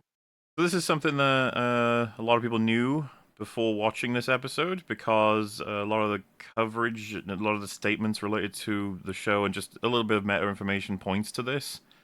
The take from a lot of people who are very passionate about the Netflix show is like, well, depends on how they do all of this, I suppose, but I think in retrospect, it was never going to matter if it was going to happen in the first 10 minutes. That was never going to be something that people were like, yay, that could be done really well.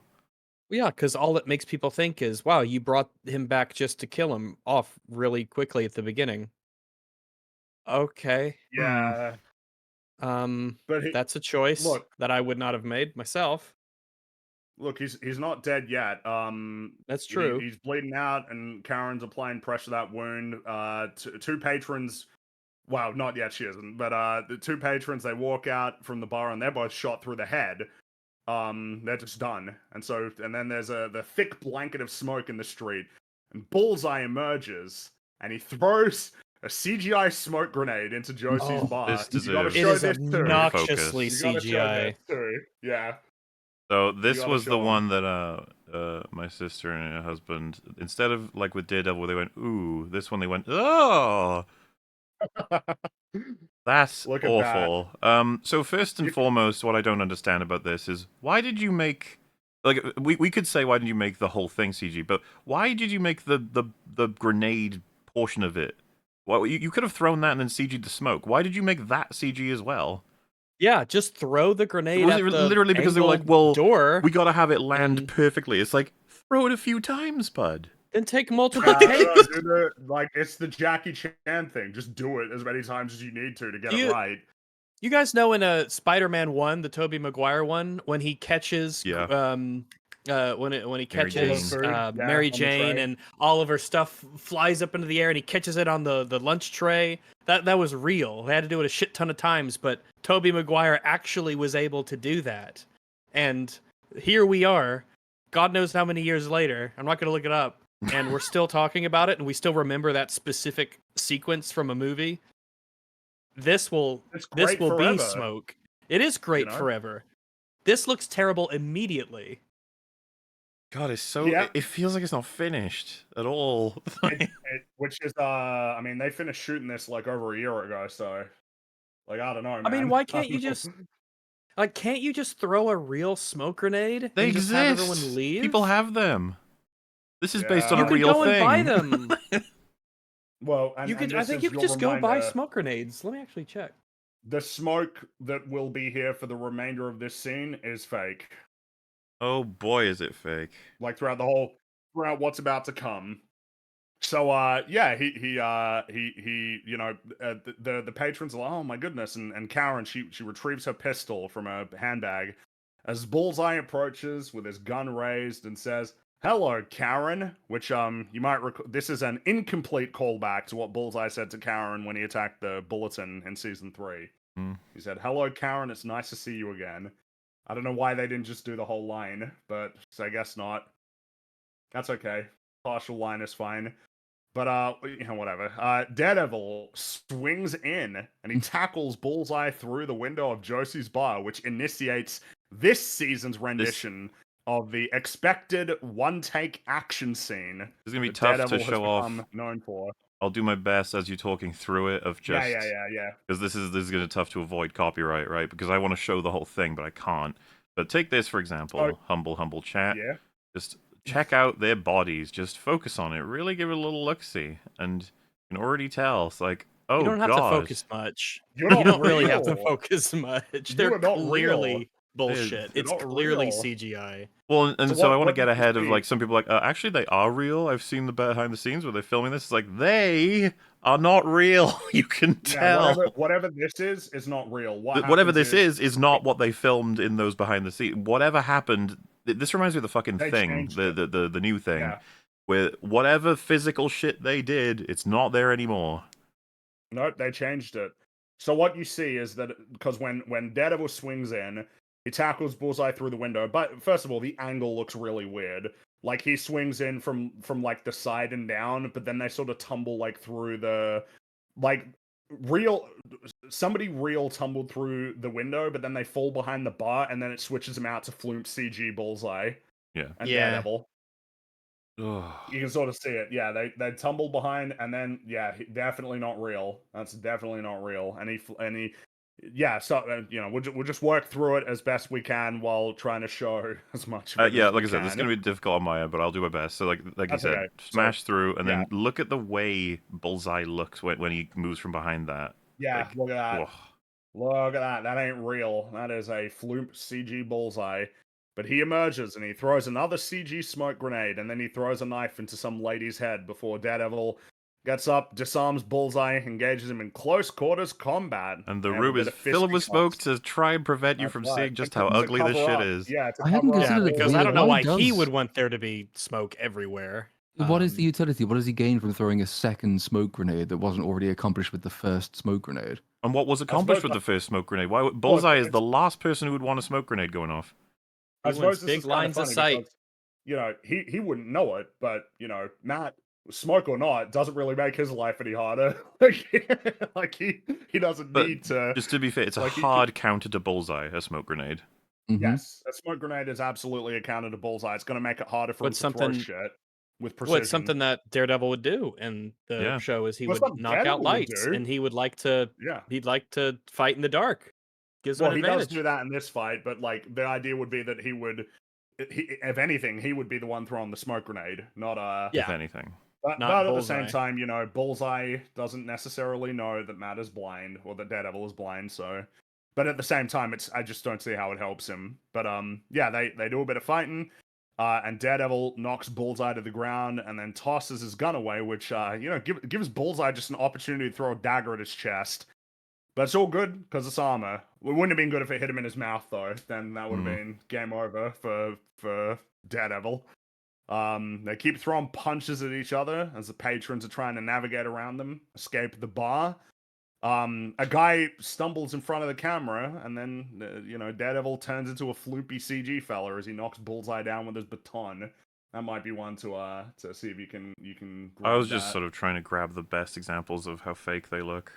And Look at that, man! So ugly. And someone, love it when I I can't think this see looks shit. bad in and of itself, but when you know that this is supposed to be like the spiritual successor to 3 iconic scenes of Yeah.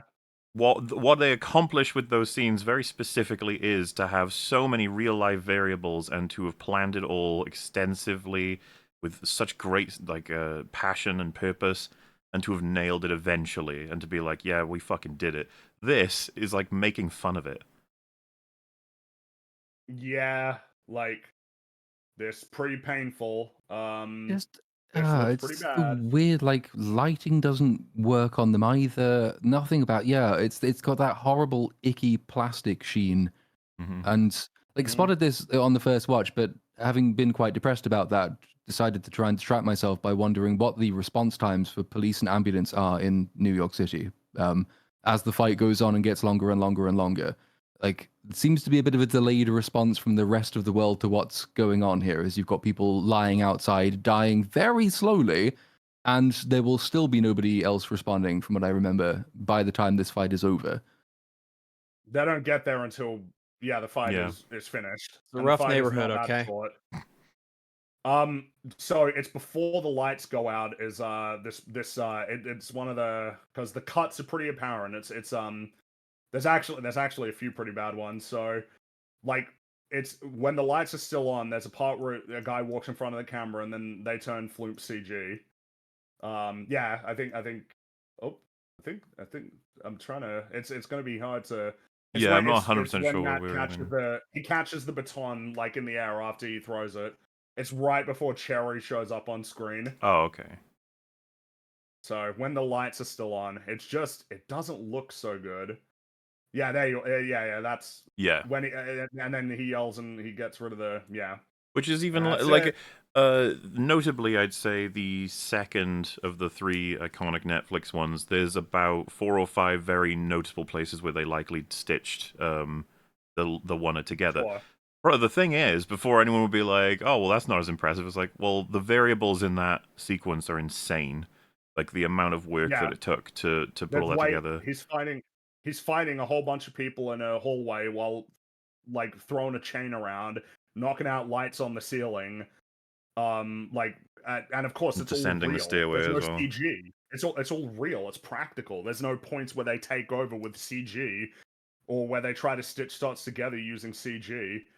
Because again, like it's I am like there's the part where because after he catches the baton, like Matt sort of is he's listening to Karen assuring Foggy that help is on the way, and then they keep fighting, and then Cherry like walks out, and there's like this floopy CG like patron walking with them who like gets a knife thrown into his back and like collapses, which is like hides another transition.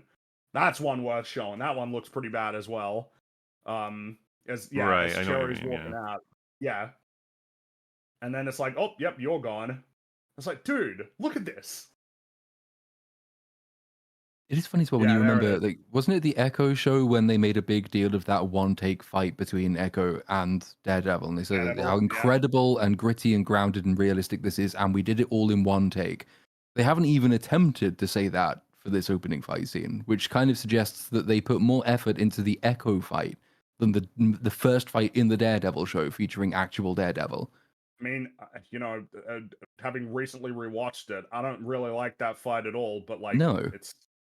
it is more practical Yeah. than this. There was like one or two noteworthy instances where it was a flume CG Daredevil. It was like, oh shit. But here it's like on the regular, like everything on screen isn't real. In any case, we see outside that Karen is applying pressure to the wound. Cherry alerts the NYPD about the incident, and then he ventures back into the bar to help get patrons outside as Daredevil and Bullseye keep fighting. Daredevil knocks out the lights. Patrons close a set of glass doors. Daredevil and Bullseye, you can see them silhouetted on the other side, exchanging blows. And then we're to conclude that essentially, like, Matt knocked Bullseye into the door and it landed on that guy, which is a Bit little awkward because Matt would know the guy is because there. Matt would have known that he was there. That's right, because he doesn't need to see him to know that. So he threw him on there, then it landed on him. And also it just puts these people in danger a little bit. Well, a little bit, a lot. He has to, like, because something to note is that Bullseye's just like targeting everybody. He's just throwing knives and shit at everybody. He doesn't care. He's not just targeting Daredevil. And so he Daredevil yanks one patron out of the way with his baton, but then Bullseye knocks out the other two using pool balls.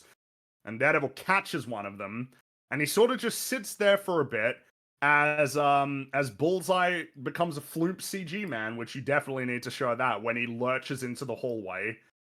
This one looks pretty bad. So from where? You talking about when he stands up and going No, forward from there? when Daredevil catches the patron that gets hit with the pool ball, Bullseye like lurches through the doorway into the hallway, and he is a floop CG fella there. You will see it from where you pause there onward. Yeah. Yeah, I gotcha. Look at that. Look at that. cut this a Oh bit. yeah, that ain't real. That is not real. Also, someone said, "Can you please stop comparing it to the Netflix show?" No. No, No, it is the it is canon follow-up designed to the to Netflix be. show. Yeah, This is a Sorry. sequel to the show. I'm gonna be comparing it to the Netflix show fucking constantly. Like it's Yeah, sorry. this is season 4. This may as well be. Yep. Look at that. Look at that shit. What the hell? I don't Look know. at it. You couldn't just videotape a guy walking into a hall? I'm guessing this is just them trying to stitch it together, like Yeah, I as think best so. they can. But I don't know what to make of that, other than like, how did you plan this shit out? Maybe you should have planned it to where the like, because again, there was something to be said about the way that you plan out. You know, obviously, 1917 was not filmed all in one take, Of obviously. course. But a lot of the transitions were like very purposefully and deliberately placed at points where they could stitch it together to where it would be the least noticeable. Now there are plenty of times where it is noticeable, but there's like definitely an effort made to do that. And of course, you know, with reference to the fight in season 2, there's no CG being used there. It'd just be like, oh, we'll move the camera past you know, one of the guys that Matt's fighting, or we'll move it past Matt, and then it gets shrouded completely in black, and then you can try and stitch in one there. We'll focus it in on the door, and then the door flings open, we'll cut to a new take there. There's like these efforts to try and stitch, and then of course with the season 1 and season 3 fight, there are no cuts at all. It's just a whole bunch of really clever ways of switching people out, right? That, like, you know, Charlie Cox will enter in this doorway, and then the stuntman will emerge from that room and then do the fight, and then, you know, walk into another room, and Charlie Cox emerges again. There's a really in season 3, the fight in the prison. There's this really cool part where they like, it's like they get thrown into a different room, and then they switch out Charlie Cox for the stunt double, and then he does the fight for a while, and you don't see his face, and then they tumble behind like the bed in the nurse's office, and then switch it back out. It's like, cool shit. This is just really noticeable. Yeah, and sorry. is like it's on top of everything we've already discussed. It's like try and remember, for those who don't, Matt's world, as he described it, is like the world's on fire. You can picture that everything has like an orangey tint, and it's all has like, for lack of a better term, like a scent, or pheromones are all flying off. Yeah, it looks really fucking cool on one hand, but the other is that, and he does say this himself, in some ways he can see better. In other ways he can't. You know, it's very specific pros and cons to the way that he sees. Now, I think when he describes it to Karen, he even says something specifically along the lines of he doesn't know how to describe it. So it's even safe to say that whatever the show gives to us as Daredevil vision isn't really what Daredevil sees in a way. It's just like an approximation of it for, well, like we can see. Something they made pretty it's a clear transition of mediums is that he's able to navigate any given structures because there's like a, not maybe echolocation's a bad way to put it, but like it's the vibrations and the beating of hearts and the way that everything is structured. Like there's he can sense limitations, stopgaps, and different sounds that make for like a map in his head, a mental one. We know he can navigate spaces really well, and we know that he can detect heartbeats. I bring all of this up because I didn't understand when we first watched this. I was like, Daredevil is seemingly disabled by this woman having fallen down in front of him, and he sort of grabs her, and Bullseye is like lumbering off, and it's like, oh, what are you doing? Remember, from his POV, stop him? Imagine what you can see as Daredevil right now is he's heading through a hallway, and just when you turn right and go up the stairs, there's a heartbeat, and then there's a second heartbeat just a bit further than that. Those are people, Yes. innocent people that Bullseye is walking toward. And and where is is he during that this sequence? He doesn't appear. Like, He's just, and they've thrown in obvious fucking ADR to try and account for this huge mistake because Daredevil should have been actively chasing the fuck out of him. He's like, let's get these people out of here. It's like, it's not over, like, dude. help, Harry. He's still help. killing And it's like, people. He's right there. like, yeah, but he is out for like a good 20-30 seconds here, which gives Bullseye an opportunity to throw a knife at some dude and punch some lady as he gets up the staircase. It just takes a while for him to show back up. I think it's after he punches the lady. It's like, yep, and there's Daredevil. There he is. Now, no, I'll wait on that bit for a minute. So yeah, then we get more Floop Bullseye stumbling up the staircase. And then Matt runs up the staircase, and there's a whole bunch of shit that's going on in this bit, but it's really hard to keep track of. Like he attacks Bullseye and he's deflecting his knives, but he tanks several knives to the chest, back, and legs while landing a few blows on Like at this point, he's got like 10 knives in him. Mm-hmm. I was like, okay. Yeah, he's got like 1, 2, 3, 4, 5. He's Alright. got quite a bit. All right, let's chill out a little bit here. Like it's a little bit ridiculous at this point. Well, what's Like, kind of look at this annoying shit. is Bullseye should have picked up, because he has what we call a brain, that he should have just tossed a knife into Matt's jaw by now. And remember, like Bullseye has an almost like bullshit aim. He has the Like, best it's aim like in the he- universe. Like, Yeah, it's That's his if, thing. If you didn't know any better, you'd think it was magical. It is. Yeah. It is like supernaturally good. Isn't that how Um, it's like his power set's introduced in season 2? Doesn't he? Like he throws the baseball and then bounces it off a lamp to hit the coach at Yeah, just he the right has point in his bounces off temple. the that fence. kills Perfect him. place hits to kill his him. coach. Yeah. He Yeah. has like an innate ability to throw things accurately. It's not something he has to like train to do. He can just do it. Well, I mean, this It's, this very episode showed us him like bullseyeing, to use a pun, a fly with a paperclip, didn't it? So Yeah, like we exactly. know how good he is. There's not really an excuse for him not being that good here. Well, no, but see, he's getting tired. Look, they're getting tired. By the way, this would be an example of like the Flanderization of Daredevil. They get tired in the fight, so they get tired here. But like, it doesn't look right. It looks like they're kind of like throwing themselves into the walls. Well, Like, no, and tired, I don't. thingy. I'm Well, not he even can't sure. be tired because of what he does next. No, that's Well, right. there's definitely that, but I would actually have said, like, I would have argued against this in production. I'd be like, yes, I know they do tired mode in all of the prior ones, and that's like a staple, but that's not why you should do it. In this case, No. I don't think Daredevil should be ever in a position of stopping. He should be in complete fury. He's got the dying heartbeat of his best friend pushing him forward in this entire fight. You understand that he doesn't stop to take a breath. He's just fucking going for it. You should make him scary. Well, Yes. and as Rags has pointed out, like Matt's about to do something that it seems impossible to do if you're really fucking tired. Mm-hmm. It's something to note, is because of course it is a really cool thing about the fight in season 1 and 2 and 3.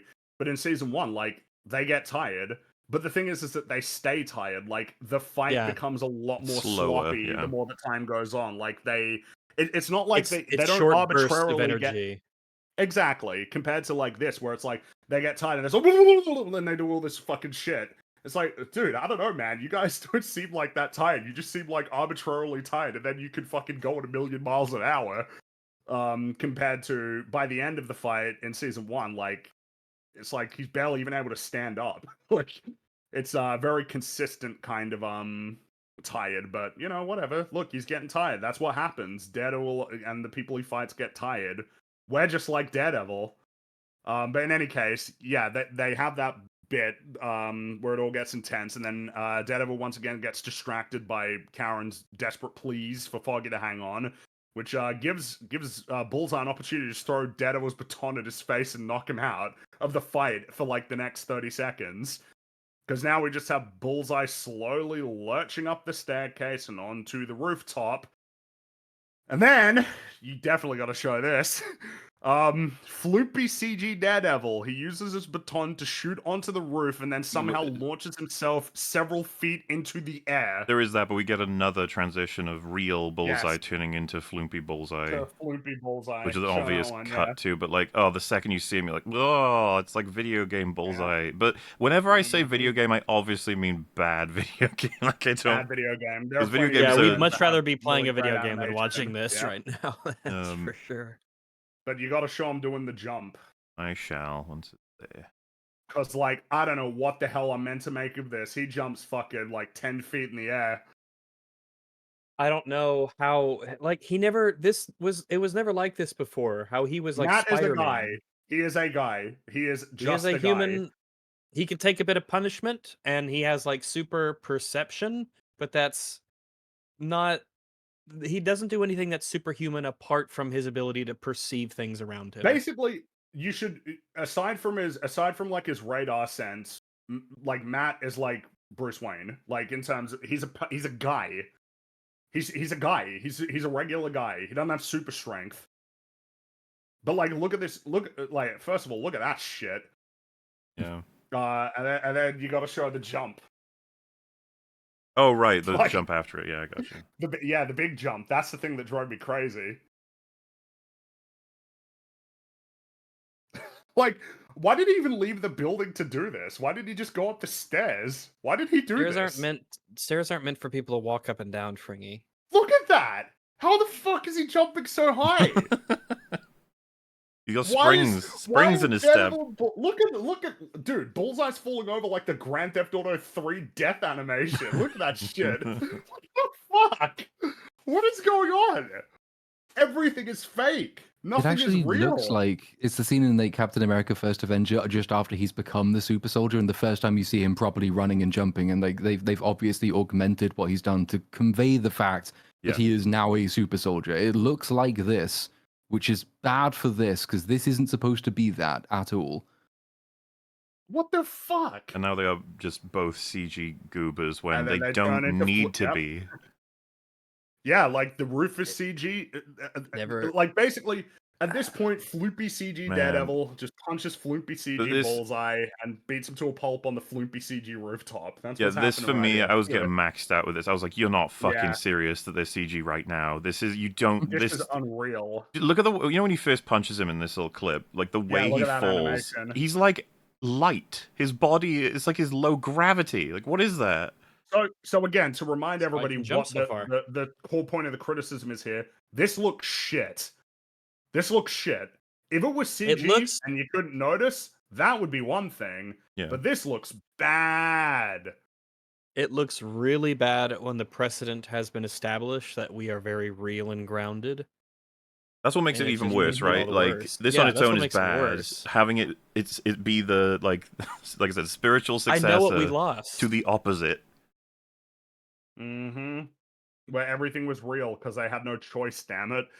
Because they were only making these episodes in days. And they didn't have a massive budget for this shit. And it's like, this is just worse. Sorry, this is worse. That's the one take fight. And it sucked. Yes, it's so ugly. And It's nothing ugly, has any and it's weight, nothing not- has any true feeling. A lot of it is confusing me in terms of people's fucking abilities and motivations and decisions and just why is it so thoughtless and so quick?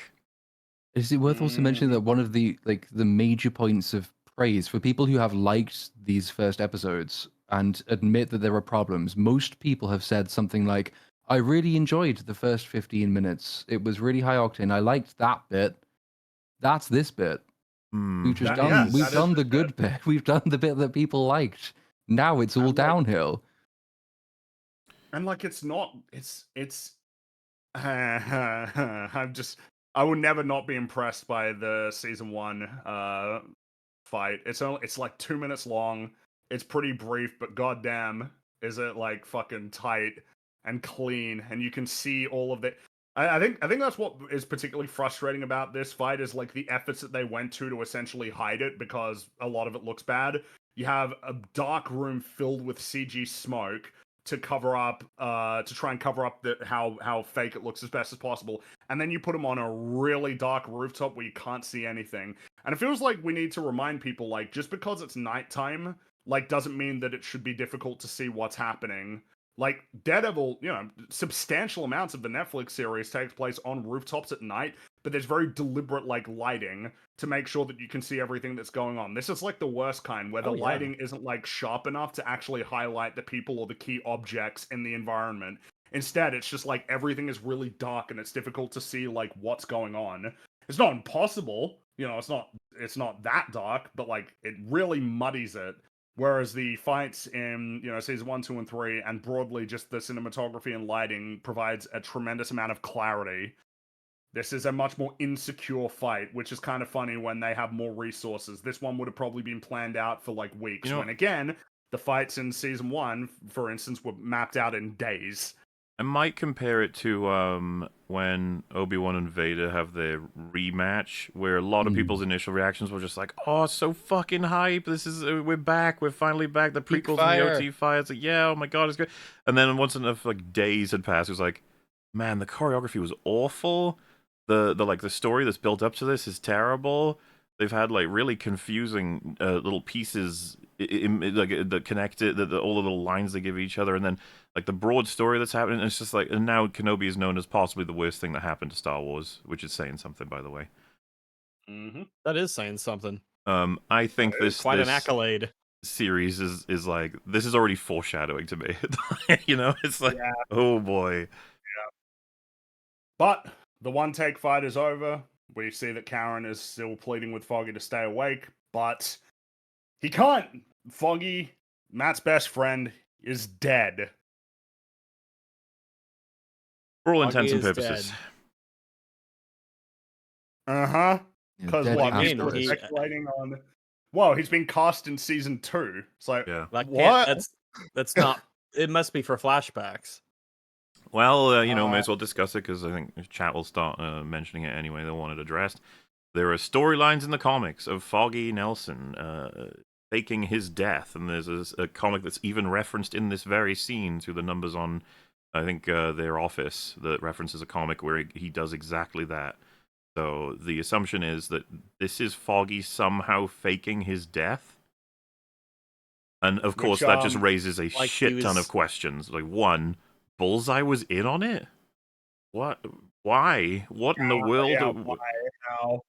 And then, of course, I've seen people highlight that what something that's kind of confusing is when he gets shot. If for lack of more specific terms, it's from the right. The shot itself, we see Karen, Foggy, and to the right of him, the bullet comes.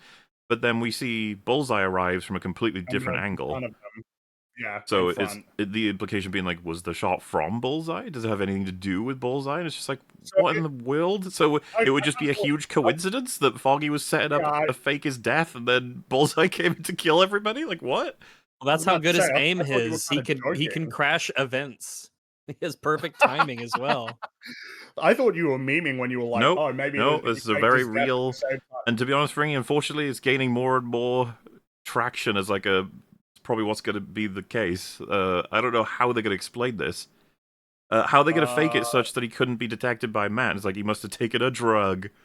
And then all the people, the coroners, etc., were in on it, I guess. And then he disappears from... Well, I don't want to get to that point. Okay, and we are to conclude that Karen is not in on it because she is distraught. Unless she's just acting in-universe. Unless she's acting, which, by the way... unfortunate to tell you, but the fan theory includes that she is very aware of this being a fake death. Bro, that's impossible. I mean, like, fair enough. Even if you're willing to accept that he maybe took a drug that hides all of the biological signs that Matt would be able to detect, and so he can fake his death. He hasn't done that. So, like, if she's lying, he knows. He has to know. The bullet was in on it. Obviously, right? No way. That's the most prominent theory I've seen, but there's other ones that include, but are not limited to, just like involving the hand mechanics, and that somehow he brings him back through that, or something like that. Or, God forbid, the fucking multiverse gets involved. You know. No. Oh, well, then he is dead, and a different one gets brought in. That's what I'm saying. Is whatever they do, it's gonna be bad. And the hand will be like, Foggy and us, we go way back. Yeah, we'll resurrect him, of course. Yeah, well, we owe Foggy a big one. The problem is we've already had several examples of, what do you mean, how did this happen? It did. You're like, okay. You know, it's just like, how the fuck is person doing X? And you're like, they are. Okay. Well, so the fact that we've done that enough already in this show means that we're probably going to get some more of that with Foggy. But my assumption is that if the original intention was to actually kill him, then the new showrunners would have convinced them that was a fucking bizarre, stupid, and insane idea. And so they create this episode to show the event, and then they're going to foreshadow that it's a fake.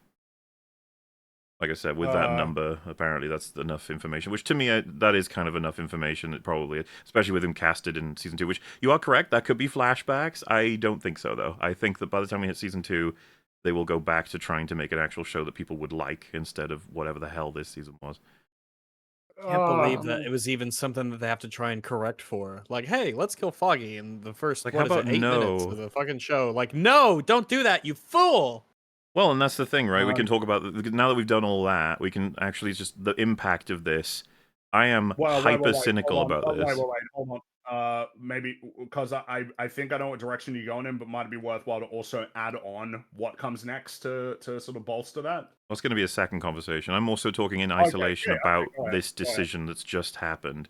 And it's like, what's the benefit of this writing-wise? It's like, well, it's shocking. and we get this whole one that follows up with it. It's very emotional, and it's like, why is it emotional? Well, because we care about Foggy. Why? Well, because of the work of seasons 1, 2, and 3. Not this season. No, but not this show. No, and you'd be Yeah. like, well, but you know, it's in continuity. And it's like, well, if you're gonna kill a main character like that, usually, I don't know how else to put this. Like season 3's story, it shows certain things and it earns certain things and it moves certain things forward and makes definitive like statements about what the story is going forward.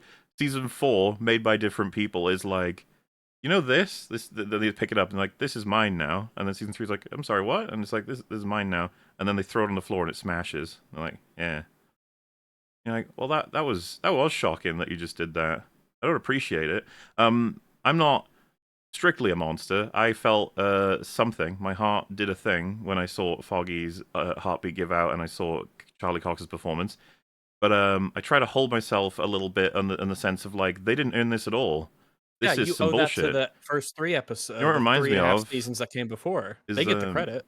Reminds me of, and it's funny I'm saying this because I think it's like Han Solo dying. It's like, why do you care so much about that? It's like, it ain't what Han Solo does in Force Awakens. You're thinking about the OT. You're thinking about all the people that are going to lose him. In this case, it's particularly more pronounced because he only had like 5 minutes and then Exactly. he died. This story has very little Foggy in it.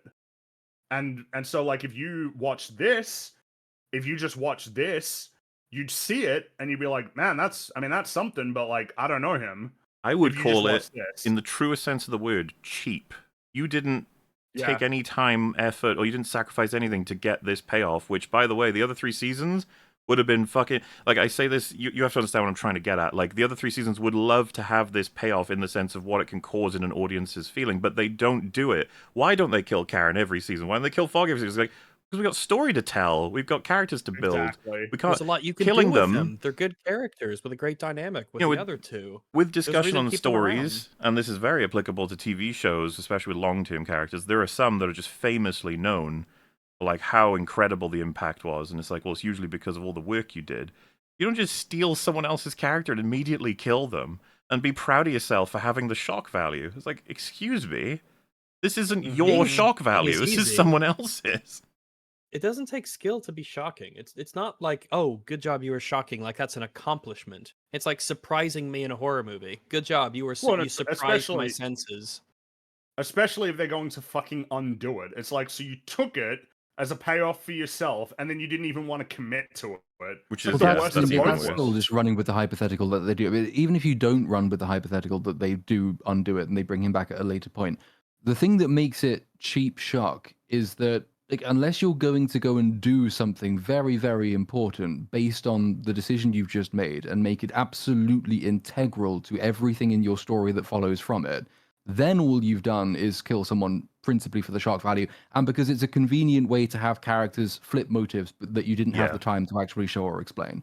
I don't think it's much of a spoiler to say that that's kind of what we've got here. It's a shock, and it's a cheap shock, because we're going to forget about it, basically, in 10 minutes' time. You know what that reminds me of is what we concluded about Arcane Season 2, where anytime they needed a character completely flipped, they throw them into a fucking portal. And then they come back out, and they're like completely different. It's like, yeah, well, they went on a whole adventure in there, trust me, bro. You're like, you can't do that. That's cheat. It's like, no, off-screen story doesn't count. Stop it. That's funny too, because that doesn't even apply to people like Caitlyn, who flipped like 3 different times in the series. She didn't go through a portal. Multi-portal, baby. Multiversal invisible portal in between scenes. Because yeah, you're absolutely right, and I guess with all that said, all that criticism, now we can hit the actual significant criticism. Yeah, so Matt howls to the heavens and he screams at Dex, "Why?" And Dex chuckles. He pats Matt on the back. He pats Matt on the back, and this prompts Matt to toss Dex from the roof of this 4-story building. Dex hits the ground really fucking hard. As you would, falling off. Now, regardless of what's about to happen, what's about to be revealed, because, it doesn't actually matter what happens next. Matt, Daredevil, a character who, throughout the first 3 seasons, has routinely struggled with the question of whether he should cross that line for a variety of different reasons. His faith, his relationship with his friends, what it would even do to him as like an entity, whether that would sort of spill over into the way that he interacts with other people that he fights as Daredevil. This is just like a persistent thing that Matt has to grapple with. Right at the beginning of this new spiritual successor to Daredevil, Matt just like casually breaks that rule. To add to that, we ended season 3 with a iconic rant regarding how he will not break as a person that Kingpin has tried, and he will not bring him to destroy himself and to cross that line. He's brought to what is supposed to be in that moment quite his wit's end regarding that decision. He's been wrestling with it throughout the whole season. Again, what I'm getting at is season 3 worked really hard to tell a particular story. It had a conclusion, and then its follow-up says, nah. Nah. If you're gonna get Daredevil to kill someone, you're gonna have to work long and hard, and it has to be a very particular way of executing that. Well, they did 14 minutes. Like, you know,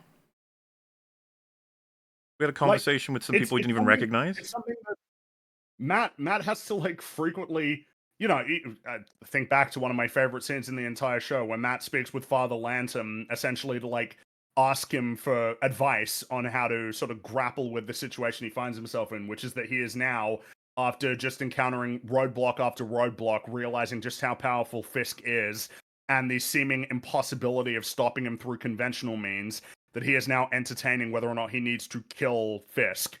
And then, Father Lantom gives the speech about how he believes in the devil and the way that the devil manifests in the world, like through people.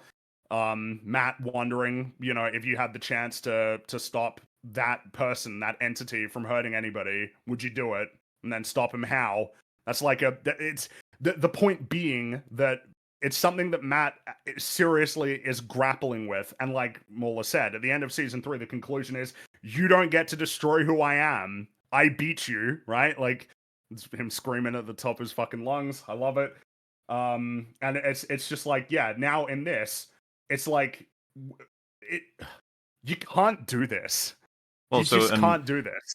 To account for the other perspectives, I've already seen it once or twice in chat. So the argument that, well, does that mean he should never, ever be brought to a position where he might take a life? It's like, that's really not the point. The key word I believe that Rags used was long was in there. You have to give this breathing room set up and understand that this is going to be a mega important payoff. I could have written this such that the opening 5 minutes where, I don't know, fucking Galactus arrives on Earth and he's about to eat Earth, and then Matt has the capacity to blow him up with the button. And so he presses it and then says, oh no, I'm damned because Galactus counts as a nice person. Or that there's a person who's on Galactus' shoulder who's an innocent person, and he blows them up too. Like, well, would he not do that to save the entire planet? It's like, that's really not the point. Of course, if I was to try and force Daredevil into a position where he might have to take a life, it probably would be through fury, and it probably would be through a friend being Foggy's killed. death, or but Karen's. They did this in the first, 10 minutes. Yeah, they didn't earn this.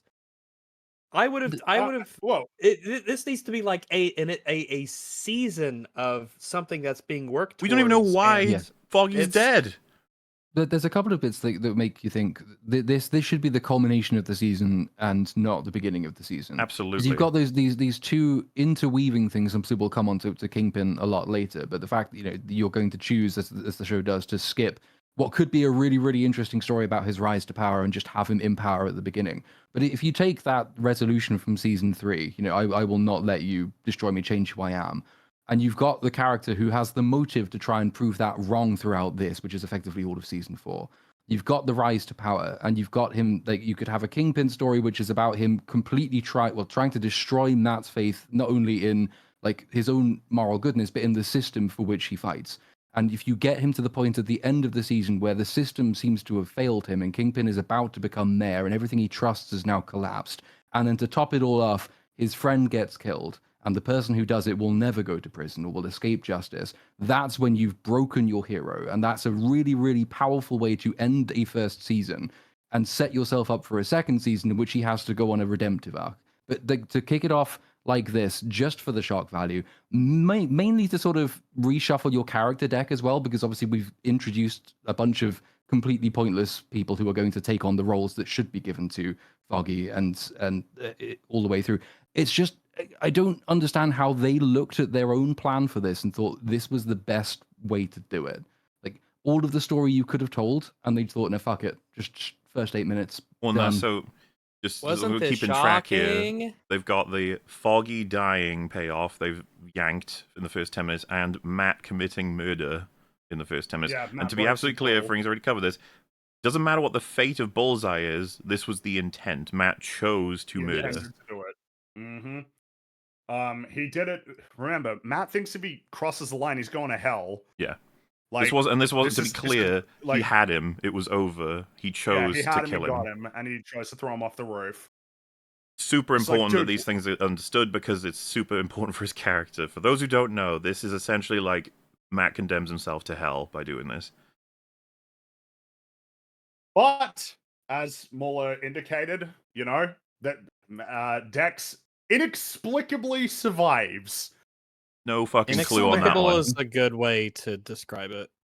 landing on Face falling first, off of a like four-story prone. building. Yeah, exactly. So, Like He on didn't his land on face. spine. it is. I He just didn't want to land tell on his- that same story because I've been waiting for this moment on EFAP as well, right? And I'm not naming names, okay? Who knows? But the day I saw this, I was looking at Discord. People were having a chat about the show, and someone had highlighted, "How in the fuck did Bullseye survive?" And someone replied, who was clearly a little bit more in favor of the show, "Well, he has the enhanced spine." How does He he didn't doesn't land on have? his He is spine. not. He's not Wolverine. He doesn't didn't have even an land on adamantium his skeleton. Didn't even land on his spine. He He doesn't specifically have landed he face doesn't have first. an adamantium skull. He doesn't even have adamantium. He got that surgery before they found adamantium. So it's just like a big old steel spine. Wouldn't matter And he didn't land on anyway. it. Like, And it wouldn't even matter. If you have an adamantium spine, but the rest of you is floopy fucking goo. human like, juice. then it's not gonna do shit for you. He should just be He dead. didn't land on his, even if he landed on his spine, which he didn't. I don't know how he survived, but he did. Which again, in the realm of bad writing, a bad dumb writer would look at that and go, "Oh, that changes things, right?" No, it doesn't. Matt broke his rule. Even if Dex survived, he broke it. Yeah. He did, with everything that entails. But I'm sure we'll explore that in tremendous depth going forward. But this is the since, consolation prize, I would say. All of these things having been snatched immediately, I'm like, okay, at the least, it'll be interesting to see how all of these characters, all these beloved characters, deal with react this. to it. Yeah. I suppose so. Something that people pointed out, and I guess it's worth.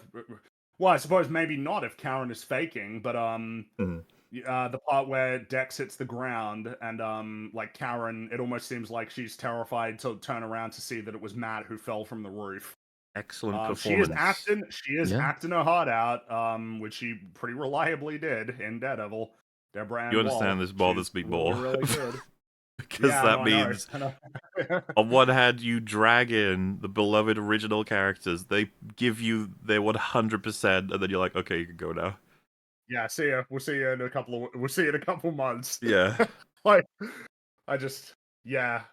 pretty. And of course, Charlie Cox, he's acting his heart out as well, which Yep. again, it bothers me not because he's doing a great job, but he's doing a great job for this material.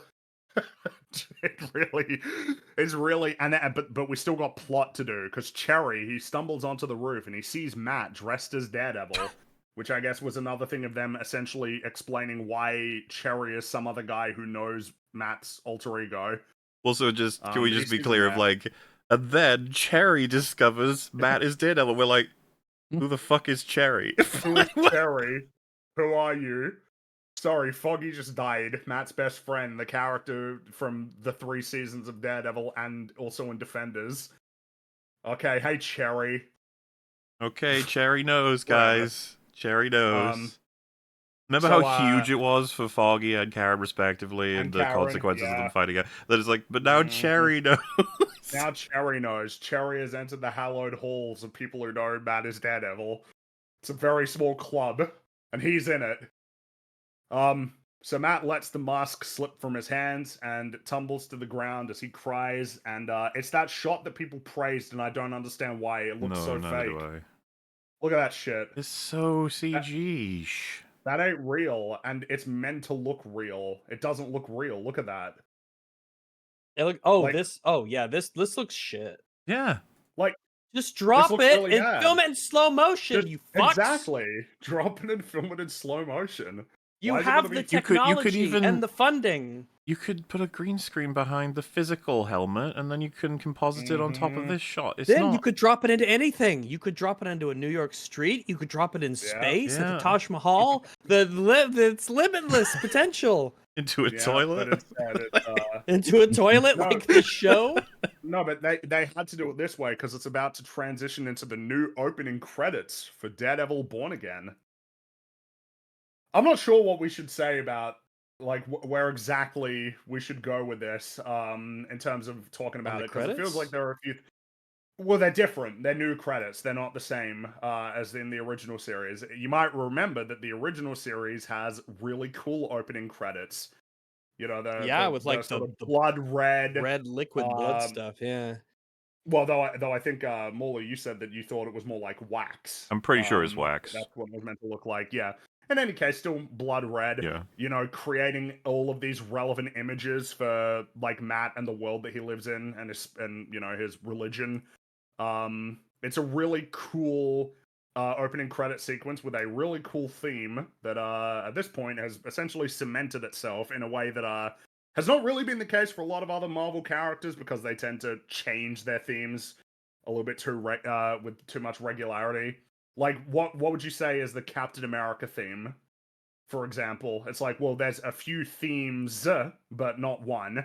Iron Man had a few themes, but not one. Spider-Man had his own theme that was consistent. Yes. But yeah, Daredevil's is consistent, not just Yeah. in the opening credits, but often appearing, you know, throughout each season, even in Defenders.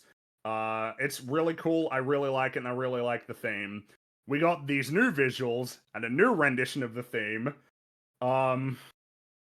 If I may... Might just be because... Yeah. I mean, obviously Yeah. get through what you're looking to get through, but the main thing I just want to comment on is there is one particular visual that when they created it, they should have realized what they had done wrong. What one you're talking about? Yeah, you do. It's it'll be on screen soon enough, but there's the Nelson, Murdoch, and Page, which you might remember was written on a Napkin. I can't getting the name. Yeah. At the end of season 3, the promise that they're gonna reestablish Nelson and Murdoch, and Page is gonna be right there with them. Well, they did for 10 years. We now- just didn't get to experience it or That's see right, any we of it. didn't So, get to haha. experience it. Yeah, like it Joke's needs to on be you. said the end of season 3, which by the way, I argued earlier, it's okay if the story ends and we get to think those three are working together to make people's lives better indefinitely. Sunset stuff. But if you continue the story, okay, what's the first thing you show me in your opening credits? This. Kill Foggy. Foggy dead, oh. Bat broken, Daredevil destroyed, and the law office crumbling to pieces. Like, You destroyed the thing we never got to see that we would have really liked to see, and we assumed went well. Yeah, but no, look at that, shattered. And It's all like of this is accompanied- it's like having Indiana Jones 4 beginning with opening credits that have all the museums of the world exploding. or like beginning Indiana Jones 5, where he's a depressed alcoholic. They would never deadbeat. do that, Mahler. You're having one of your crazy Sorry, yeah, visions that's- again. that's It's not insane. real. That They'd never never do happened. that. Well, Now, so I will.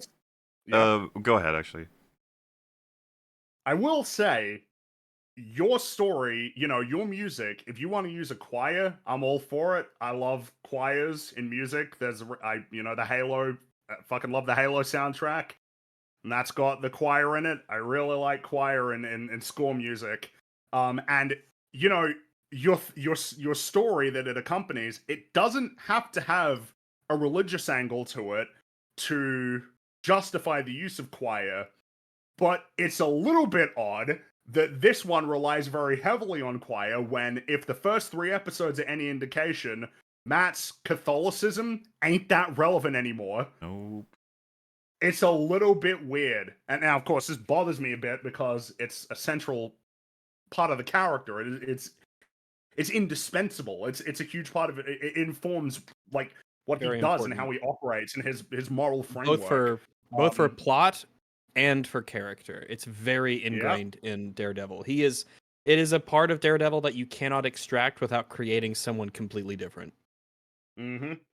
Also, to be and of clear, course, we're shown the church crumbling, their law office crumbling, the image, the symbol of law in the scales crumbling, and the badge of a police force crumbling, like and Statue of Liberty crumbling. Like the implication being like everything's falling All coming apart. yeah. But we're gonna rebuild him, and by the time we hit the end of this season, Daredevil will be back. And I'm just sitting here like, will he now?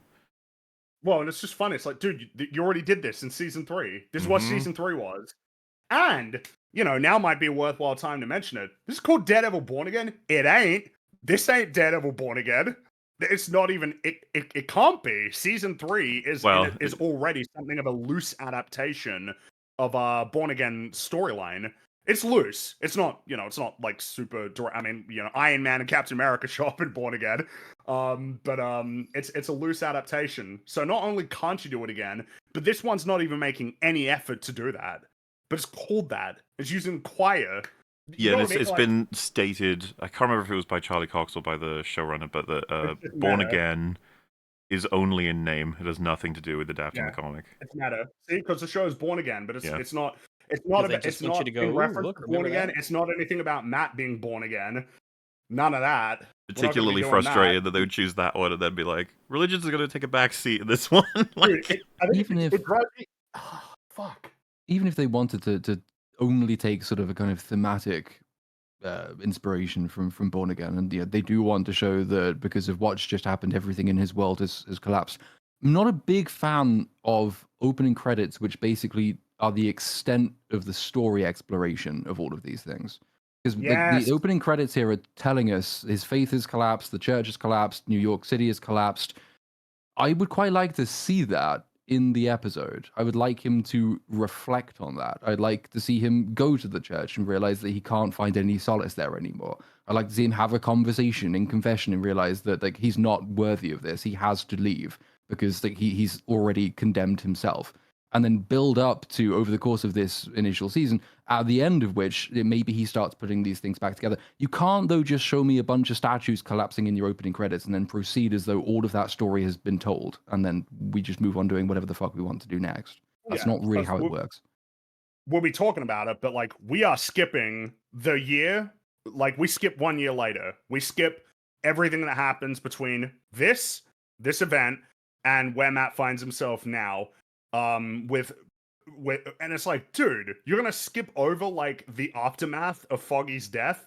We're gonna skip past that aftermath to his new status quo. That's ridiculous. And of course it's the sort of the absence of any scenes, because her absence is going to be particularly felt. But there is no Maggie in this, no Maggie. And you might remember that at the end of season 3, she was essentially going to be taking the place of Father Lantham, who Matt had many conversations about morality with, throughout the years, and that she was going to take that place and help guide him and help him sort of work through his problems. But nope, bye. She's not here either. She's probably the absence that annoys me the most, because at least Karen shows up for a bit, a little while. At least Foggy was here for a little bit. No Maggie. You don't need her, do you? Because we've got these brand new, incredibly compelling people who will take up all of this burden. He's got a new confidant. Yeah, I'm sure all of this is it'll mean something. All of this is leading. It's going somewhere. So and also this is less of a thing. And it might just this might just be my bias, but I don't. They changed the time signature for the theme, and I don't like it. I don't like it. The original one is 4/4. This one is 6/8, and it's I don't know, man. I don't know. There's something about it that feels off. We don't hang on those long notes for as long as we should. just feels like we're kind of racing, and plus, like in a sense, it's almost been supplanted by like a new leitmotif. The actual like leitmotif for this show is dun dun. Oh, let me try that again. It's like dun dun dun dun dun dun dun dun. It's like, yeah, all right. That's your new one. I don't like it as much as the old one, but whatever. That's fine. That's just. I mean, it could be a lot worse. As I'm seeing all these visuals on the screen with no music, I've got the Imagine Dragons theme in my head from fucking Arcane. We don't want that.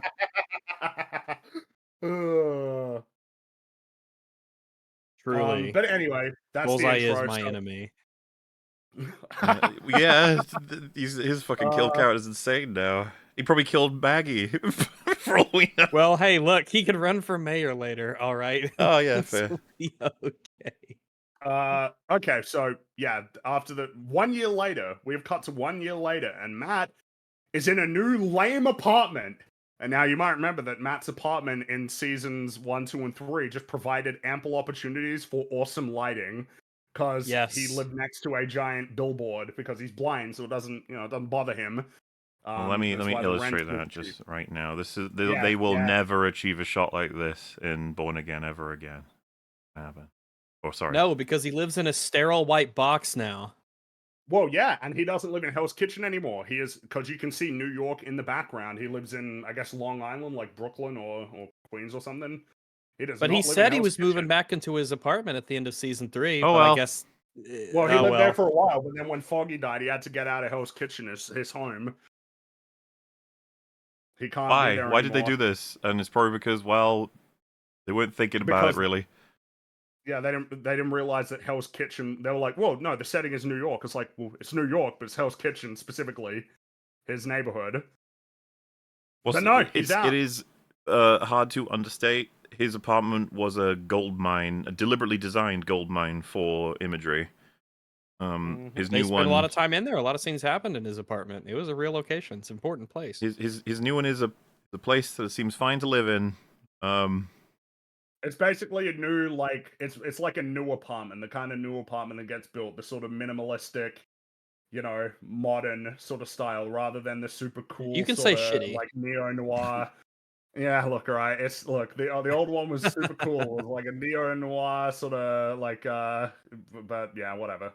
It's like more expensive and more sterile and worse. It's a very thematic apartment. Yes, with less personality. We just need some CG goop, but we're good to go.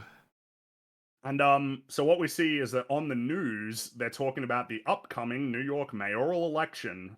Now, something to note in terms of keeping track of timeline, Matt is not watching the same broadcast that Fisk watched at the end of Echo, but it conveys the same information, that there is no clear frontrunner in the race, which means it's safe to conclude that Daredevil Born Again takes place roughly when Echo ends. Yeah. Again, reiterating that this is like actually about a decade after we last saw these characters in Daredevil Season 3. It's been a while. And then the news also mentions that a bunch of murals have been appearing around the city. I'm guessing that I guess that's going to be relevant later, because Muse is showing up later.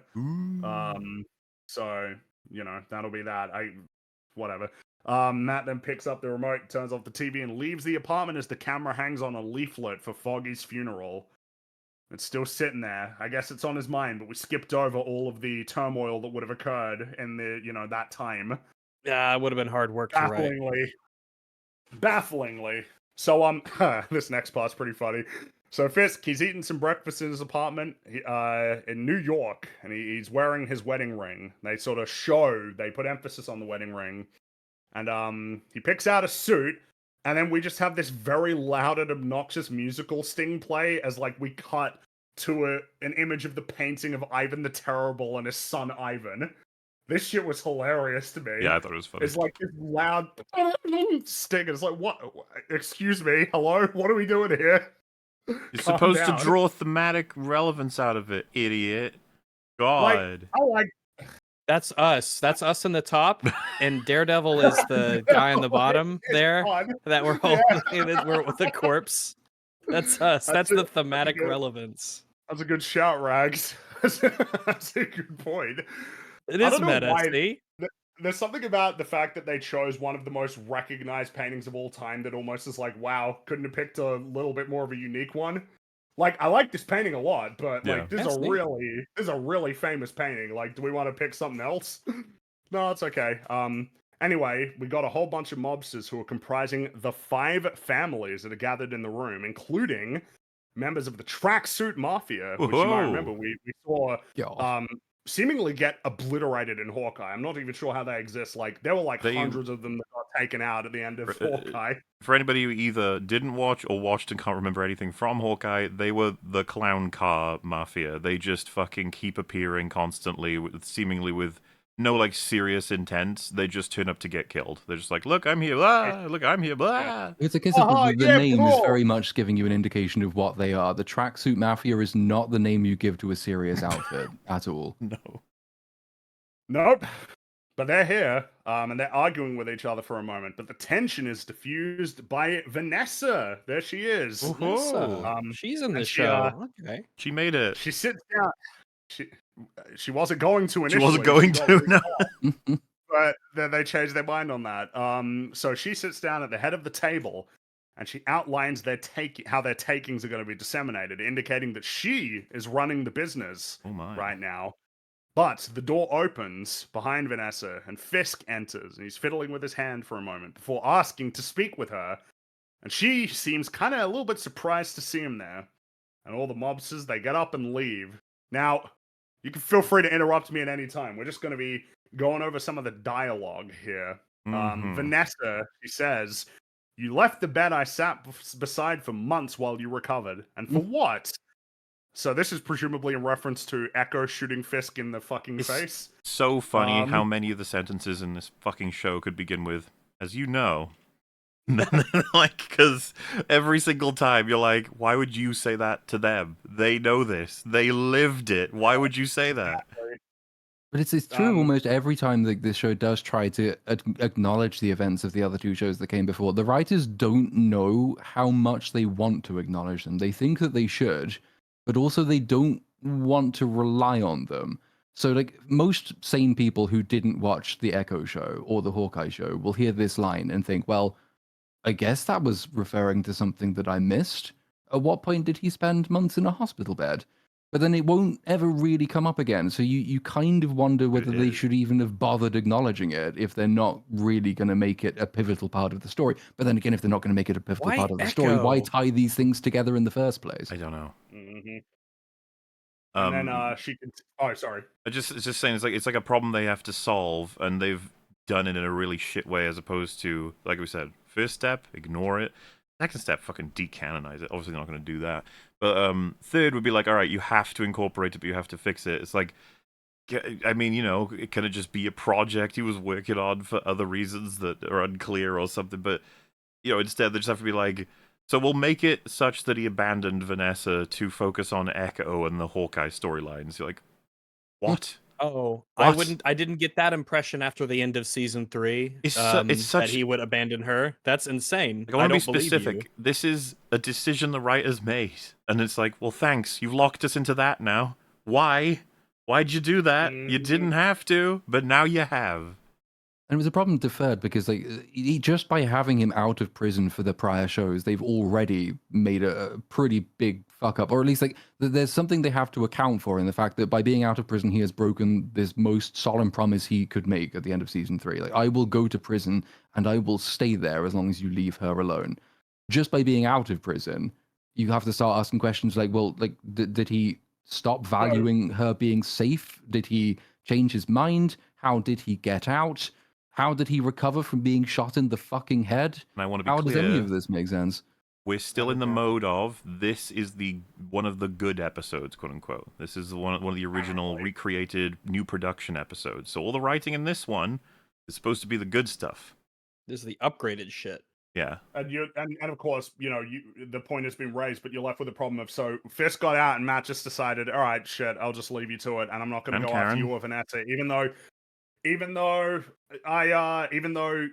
fucking Fisk, again, he made this promise. Alternatively, he was going to come after him and Foggy and Karen relentlessly. And Matt's just decided, like, oh, well, you know, who needs to avenge Ray? Like, we don't, whatever. Even though Vanessa was personally responsible for that, and he said that if he broke this promise, that he would specifically go after Vanessa and get her convicted for Which- ordering the death of Ray. I think spiritually includes Vanessa taking over his operation and running it. Of course it does.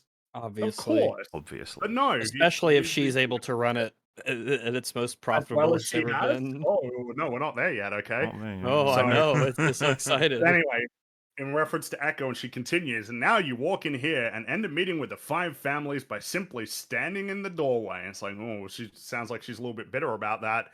And Fisk rather meekly says, you kept them in line. They respect you.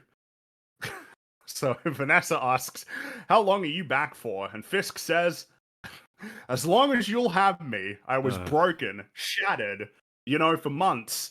I had to put myself back together. And as I did, 2 things shone bright and clear inside of me. Beacons of who I was and who we could be. The first was my undying love for you. And the second, what we could do for this city.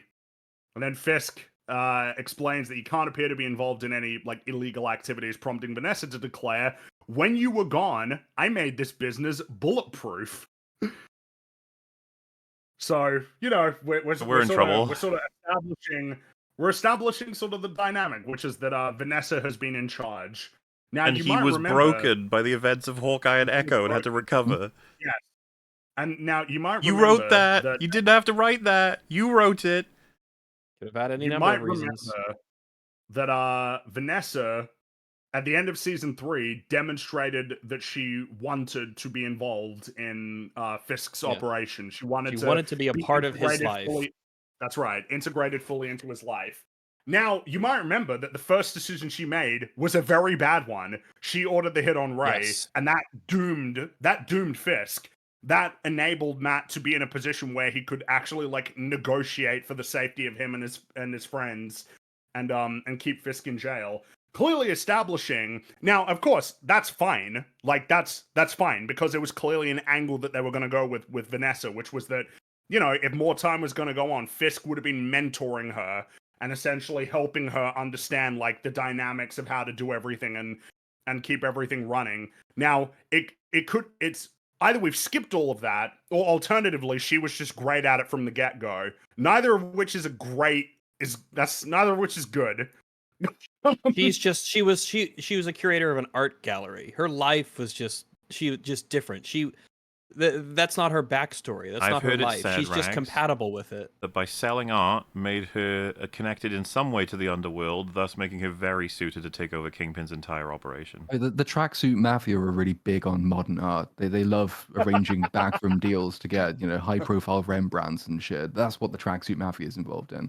Don't lump in why- Rembrandts with modern art. Why wouldn't you want to write it such that he's coming in at a time where things are actually falling apart and Vanessa's done everything she can to maintain it, but there's too many grabs for power, too many uncontrolled elements, too many people who don't take her seriously.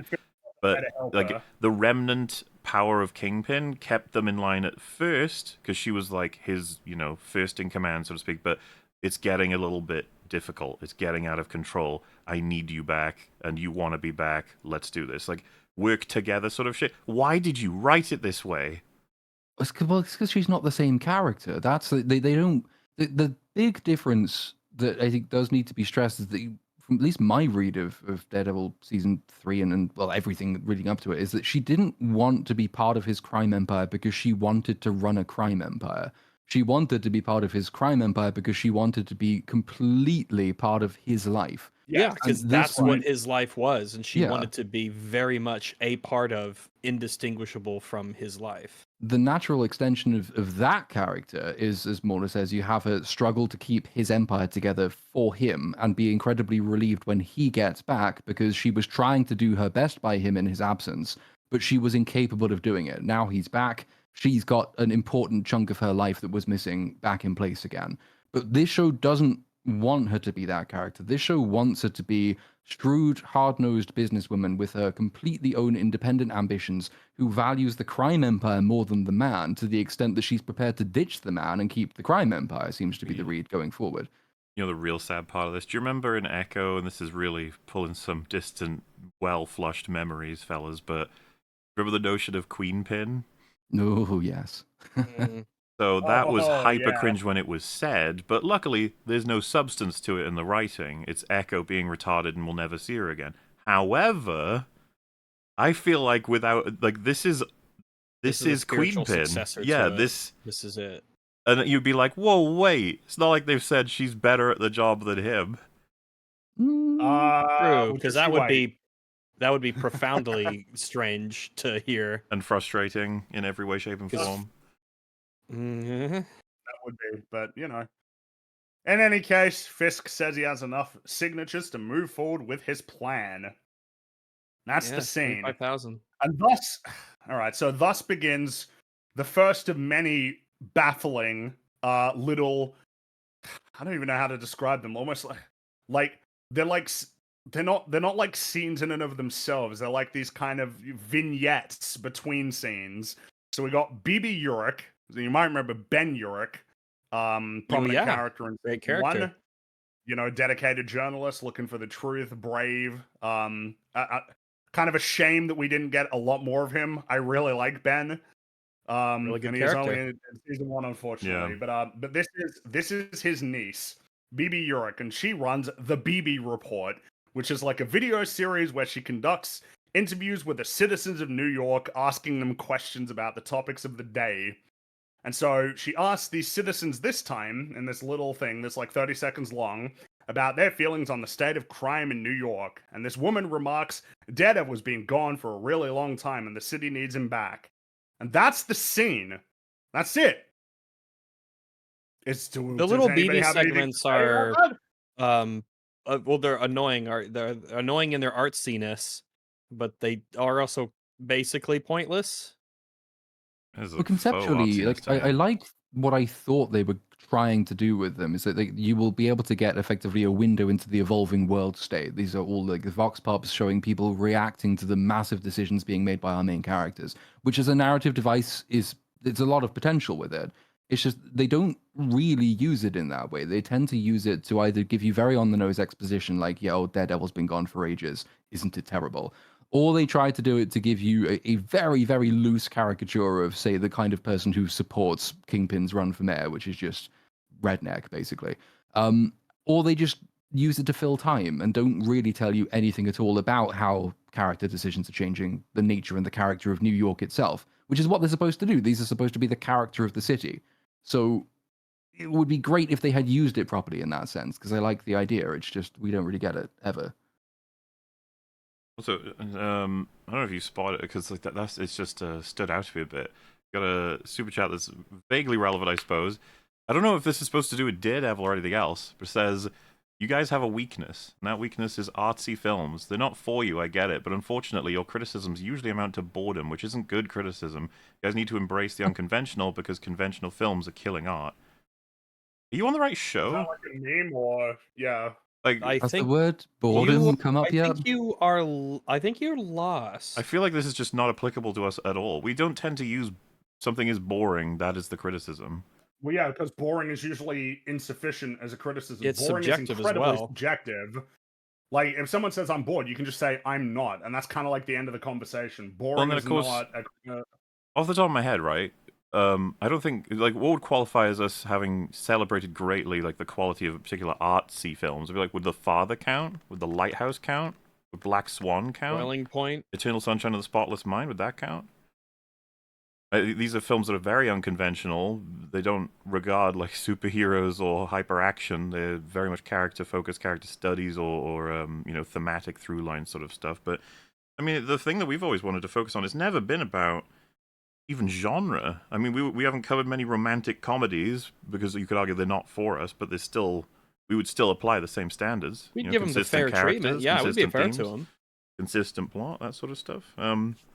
I just I don't know if was it the first 2.5 hours here that has prompted this, because I feel like we've done nothing but reference things that are wrong as opposed to saying it's boring. To be clear, some people said that they found Daredevil Born Again boring, and I was like, I did not find it boring. That was not my criticism, not whatsoever. I was not bored. I wish I was bored. It'd be nice if it was just boring, yeah. Mhm.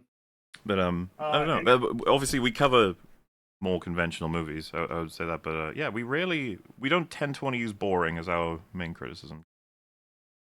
Mm-hmm. Nor do we tend to want to say something is fun as to why it's good. So, next up, Matt enters the bland offices of Murdoch and McDuffy. Remember Kirsten? They're together now. They're partners. They got their new law firm. So that's This is what I happened in wanted. the- So This that's is what I happened. wanted to see. I did not want to see Nelson Murdoch and Paige at all. I No, didn't you want to wanted see to see that. I wanted Murdoch to and see McDuffy. Murdoch and what's her face. Yeah, McDuffy. It's great. McDuffy. All right. Yeah, I've heard broadly Okay. from like comic people that I didn't really like her in the comics either or something like that. I'm just like, okay, why is she here? Like, what's going on? What's happening? And you're Well, like, no need to get conspiratorial. well, you get confusing, right? You're like, you gave us back our characters, killed one, lost the other, and have replaced Matt's now partner as a black woman. This feels a little bit like a stereotype, doesn't it? We don't like doing this. This is silly. Interesting. That's kind of what a weird coinky dink. Who the fuck is this person? McDuffy. This McDuffy. McDuffy, and You know. she's Come on, know. you know. his partner, and they're gonna go on adventures, law adventures together. It's gonna be great. And so she asks him if he's okay, given that he's going to be giving a statement at Dex's sentencing the following day, and he insists that he's okay. And Matt mentions that he has not heard from Karen. Which is Now we could talk about that a little bit more once we get to that scene, because the day comes. This scene is like something you will notice is that there are a lot of scenes in this show that are like maybe 20-30 seconds long, and it's like kind of jarring. Usually it's just kind of a weird way to structure an episode of television, that you just have these scenes that are like 20 or 30 seconds long that exist just to convey plot, and then now we're over here. Like, really annoying. So Matt takes the stand at Dex's sentencing, and he provides his impact statement, and he says that justice will not be served on this day because whatever sentence Dex receives will not bring Foggy back. But he hesitates for a moment when he hears Karen enter the courtroom, and then he regains his composure and continues as Karen watches from the back of the room. And Matt says that Dex is a self-styled assassin with a grudge out to murder his perceived enemies, which is a strange thing to say, given that like Dex didn't really have a grudge against like Foggy at all. yeah, they or met even like Karen once or Matt. twice. Well, so I think the only time, so Matt Murdoch never met Dex. Like Daredevil met Dex, but Matt Murdoch never did.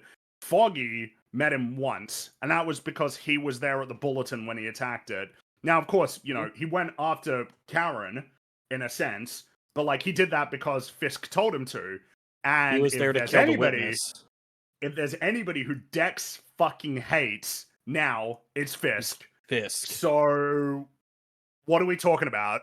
No idea. Why did you kill Foggy? Now, of course, the thing is that he did this. He was there and he did this. But like, you'd almost be thinking to Matt, it's like, wait, but why would he do this? Like, he never had anything. Like, it doesn't really follow that Dex would specifically target like Nelson, Murdoch, and Paige, rather that maybe he'd go after Daredevil. Like he could go after him, but I don't get it. Now, of course, yeah. I've heard the response to this that we will find out later this season, and if not later this season, next season. All right, that's it. By the way, if there's ever something I don't understand or anything you guys don't understand at me, consider that my preemptive response to any criticisms. I'll tell you later, or really later.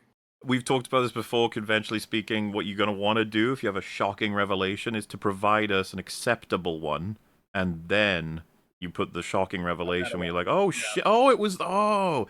But the thing is, I think the show might think, this is so awkward, that Bullseye has good reason to want to kill Foggy. It's like, not really, But no. The show has to think that. The big, because it's one thing telling the audience, yeah, you'll maybe find out later, but your characters in your show also have to react based on the information that the audience has just been given.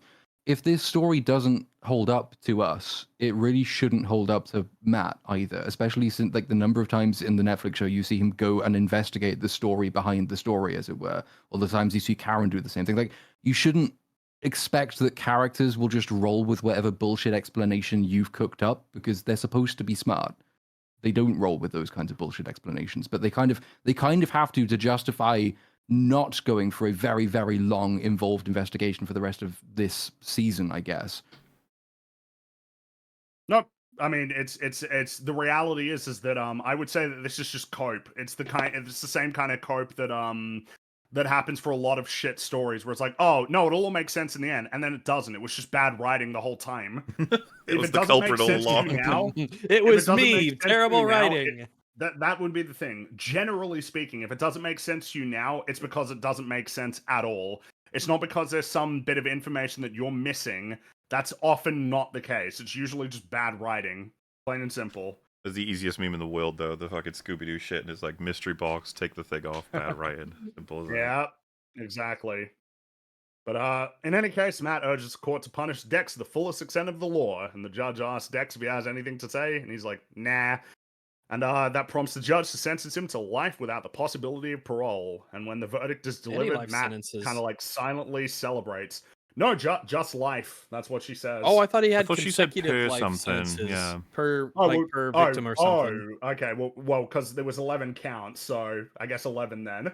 Mhm. He ain't getting out of jail. Was the point? Yeah, he's not getting out of unless he can pull a Foggy and somehow return in Avengers, whatever, 11 times. He's not gonna come back. Oh, they're getting him out of prison for sure. There's no fucking way he's absolutely, staying.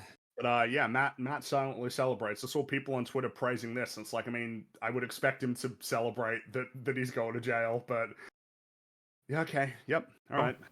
He's a good actor. So that brings us to what we talking. All right, so in the hallway outside of the courtroom, Matt sits down with Karen, and he asks her how she's doing, and she says, "San Francisco's nice." Oh, she left. She left New York. She left Matt. She went over to San Francisco. Can we change left to abandoned, please?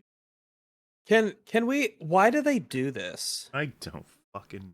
Why do they fucking do this? They brought all three back, and here we are. Sorry. Why? Who makes these creative decisions? The smartest people. Matt. Like, clearly the smartest people. Far more wise than you and I will ever hope to be.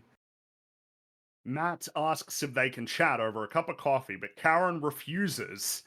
And so Matt says, "I know you're lying, I'm just not sure who to. Me or yourself? You tell me, Karen. What do you expect me to do here?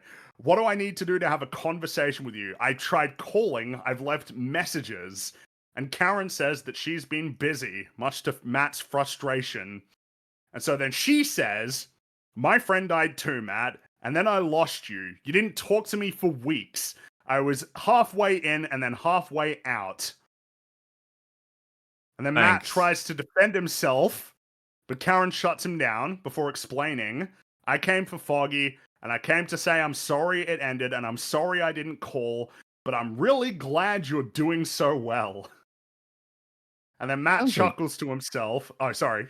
Well, I was going to say, it sounds like there was a really, really good season that happened at some point that we didn't see. Don't say. Crazy that we established this. Crazy to skip all of this stuff that we would obviously care about to show us stuff we don't give a fuck about. That's crazy. Why would you do that?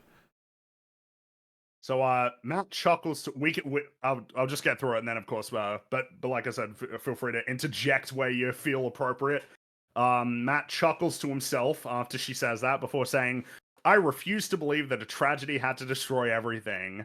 And Karen simply says, "But it did." And then she asks Matt what he intends to do with Daredevil. And Matt says, "I made a promise to myself that I'd let the system handle it. All of it. Besides, I'm not him anymore, and I won't let myself be." And then Karen wonders if all of this will help. And Matt remarks that it doesn't make it worse. So then Karen stands up, and it prompts Matt to beg her to stay. And then she hands him the severed horn from his suit that he lost in that fight with Bullseye before leaving again. And Matt sits alone in the courthouse. Bye, Karen.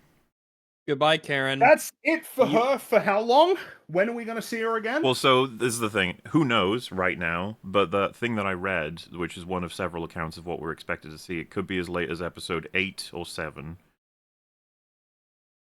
You might What a remember. great decision. You might remember that Karen met Maggie when she was planning to leave town, Yep. and away from Maggie Fisk. talked about her story. She talked about her relationship with Matt, because Maggie is Matt's mother, and she basically surrendered him, and he grew up with his dad. He was raised by his dad alone with no real knowledge of his mother. And she talked about how it was important for Karen to understand that when someone like Matt pushes you away, you got to hold on tight. You got to hold on even tighter. This was an important sort of lesson, essentially, that Karen needed to learn about understanding and relating to and sympathizing with Matt.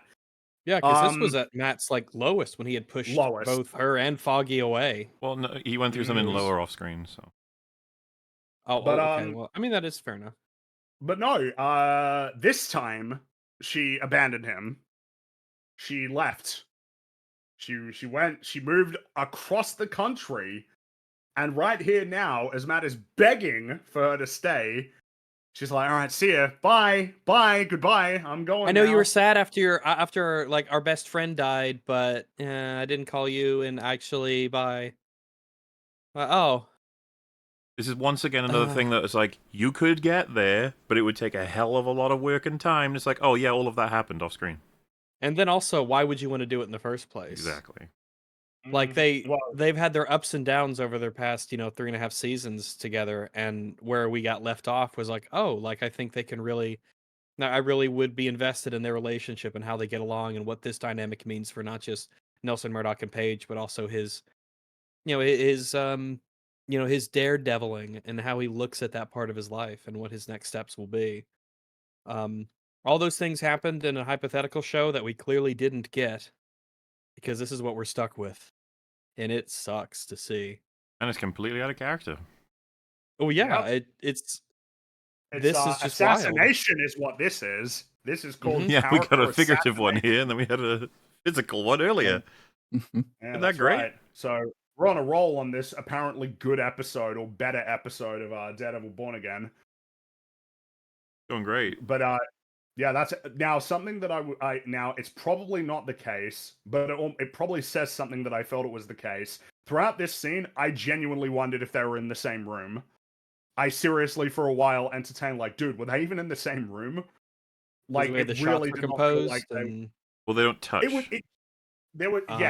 just that they never interact with each other directly. And, maybe it could be said as well that it was just the whole thing felt distant and wrong. They didn't feel like they were who I knew these characters to be in Daredevil. They almost certainly were in the same room, but the fact that I entertained for a moment, shit, did you not have them there on the same day? I don't know, it feels like it speaks to something, right? There's something about that. But, it's just a thought, a theory, a game theory, if you will. Yeah. So back in his lame apartment, Matt's preparing his dinner, and he turns on the TV and listens to Fisk declaring his candidacy for mayor of New York with an anti-crime agenda and an anti-vigilante agenda. Yeah. What? He would, so this is horse shit. There is no way. If we could list a billion different things you could run on, if the list of Fisk you can't run on this had a number 1, it might just be what he's running on. That might be the number one thing you can't fucking run on, dude. Did they give a reason for why he's out of prison, period? No. There's only an implication. Remember, there's an implication. Wait, why am I not? In season 3, we had a reason. It was that he was becoming an informant. Well, I was just saying that in season 3, we had a reason. He was an informant for the FBI. So that was able to get him in a position where he could negotiate for himself, certain things, right? Get an apartment, then eventually get to actually furnish it. Certain rights and privileges that he was able to. But this time, it's just like, no, he's out. He's just out. He's free. That's just, I don't believe it. You have to give an explanation, and it will probably be a bad one. I don't see how you can write it to where he's a free man. The implication is that he basically managed to overturn his prior convictions. There's like a half line to say basically, yeah, they got it wrong. Anyway.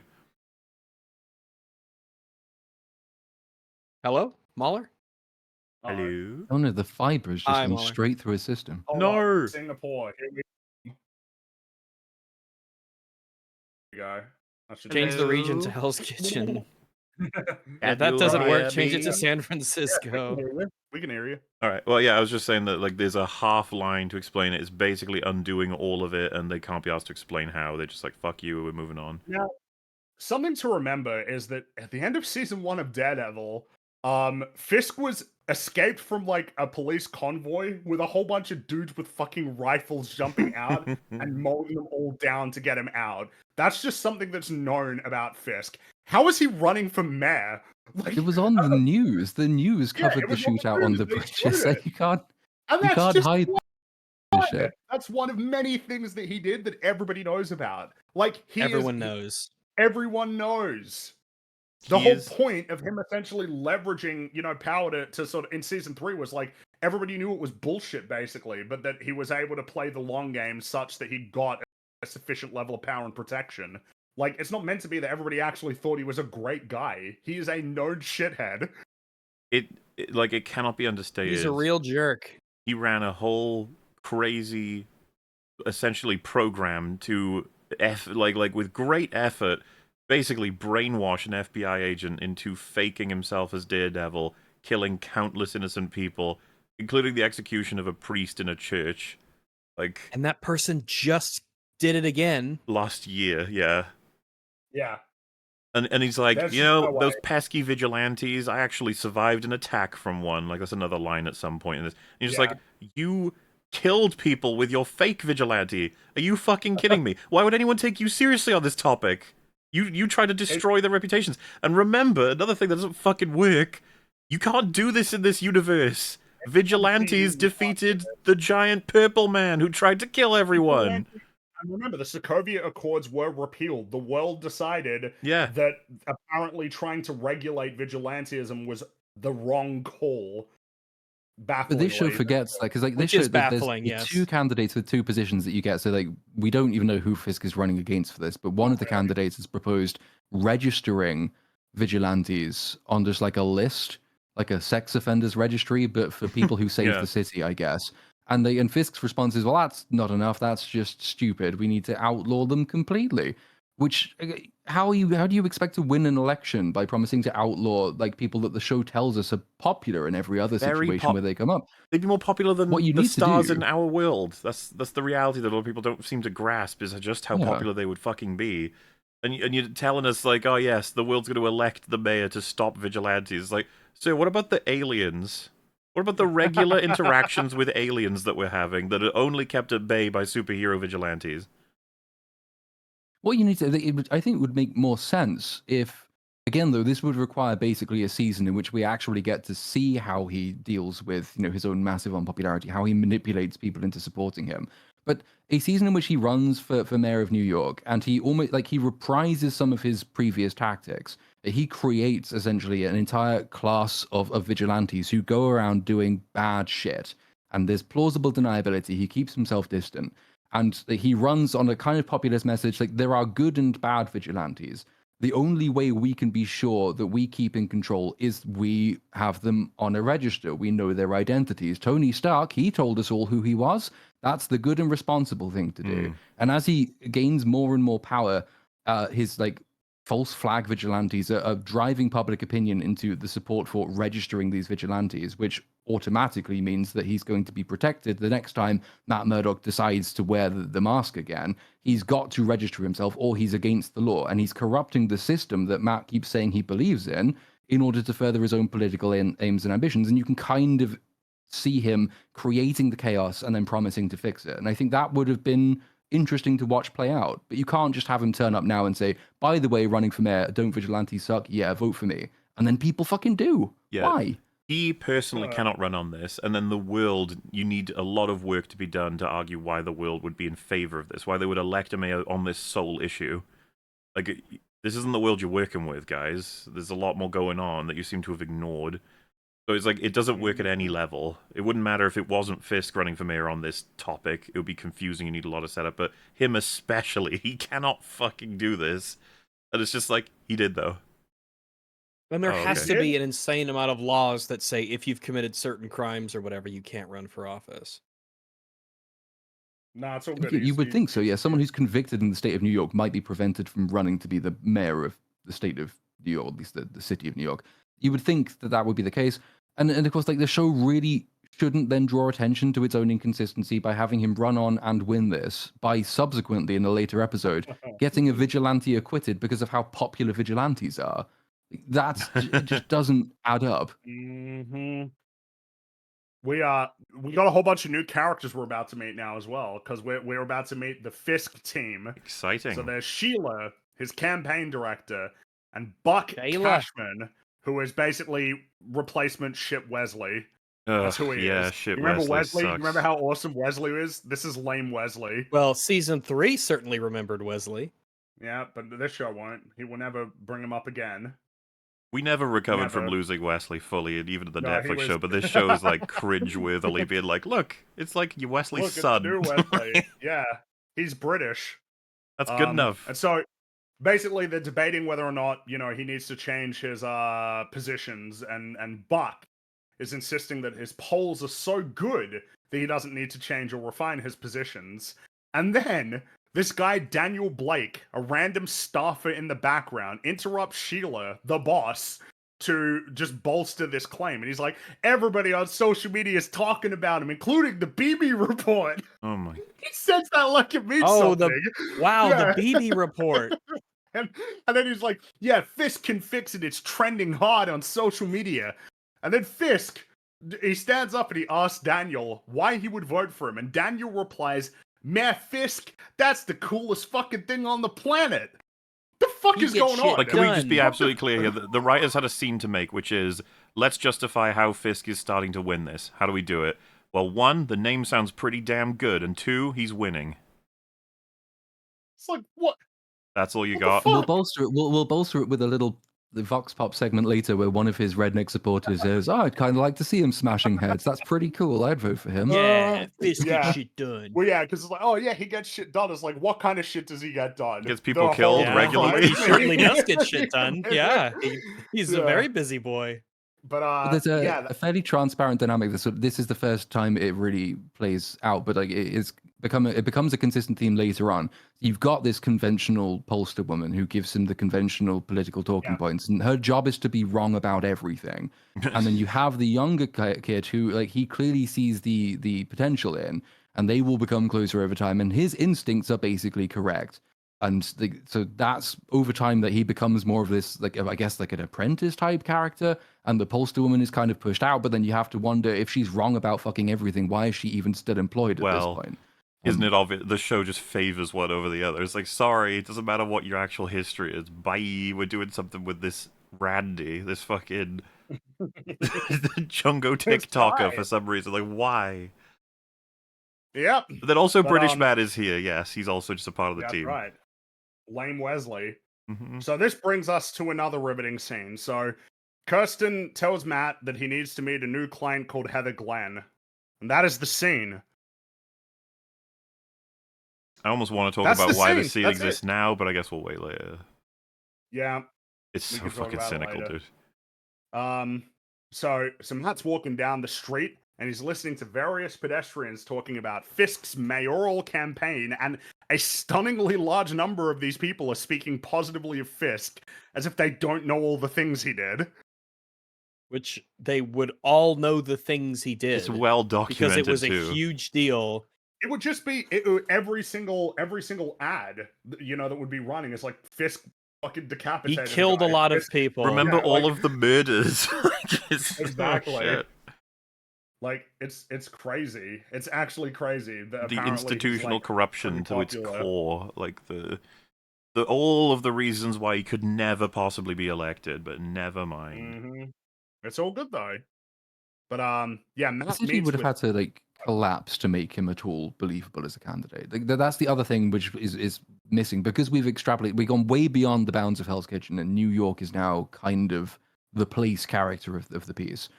You would need to show how massively shit it has become in order for people to say to themselves, well, maybe like the criminal who knows the underworld, which is like destroying this city would be the best person to fix it. And then you could have the people in the street reference all of these things and say, well, like, surely better to elect the guy who knows how to beat them because he knows how they operate. But like nothing about the city seems particularly wrong. There's a couple of potholes, and that's about it. So where's the desperation that drives people to vote for desperate candidates? That seems like another missed opportunity.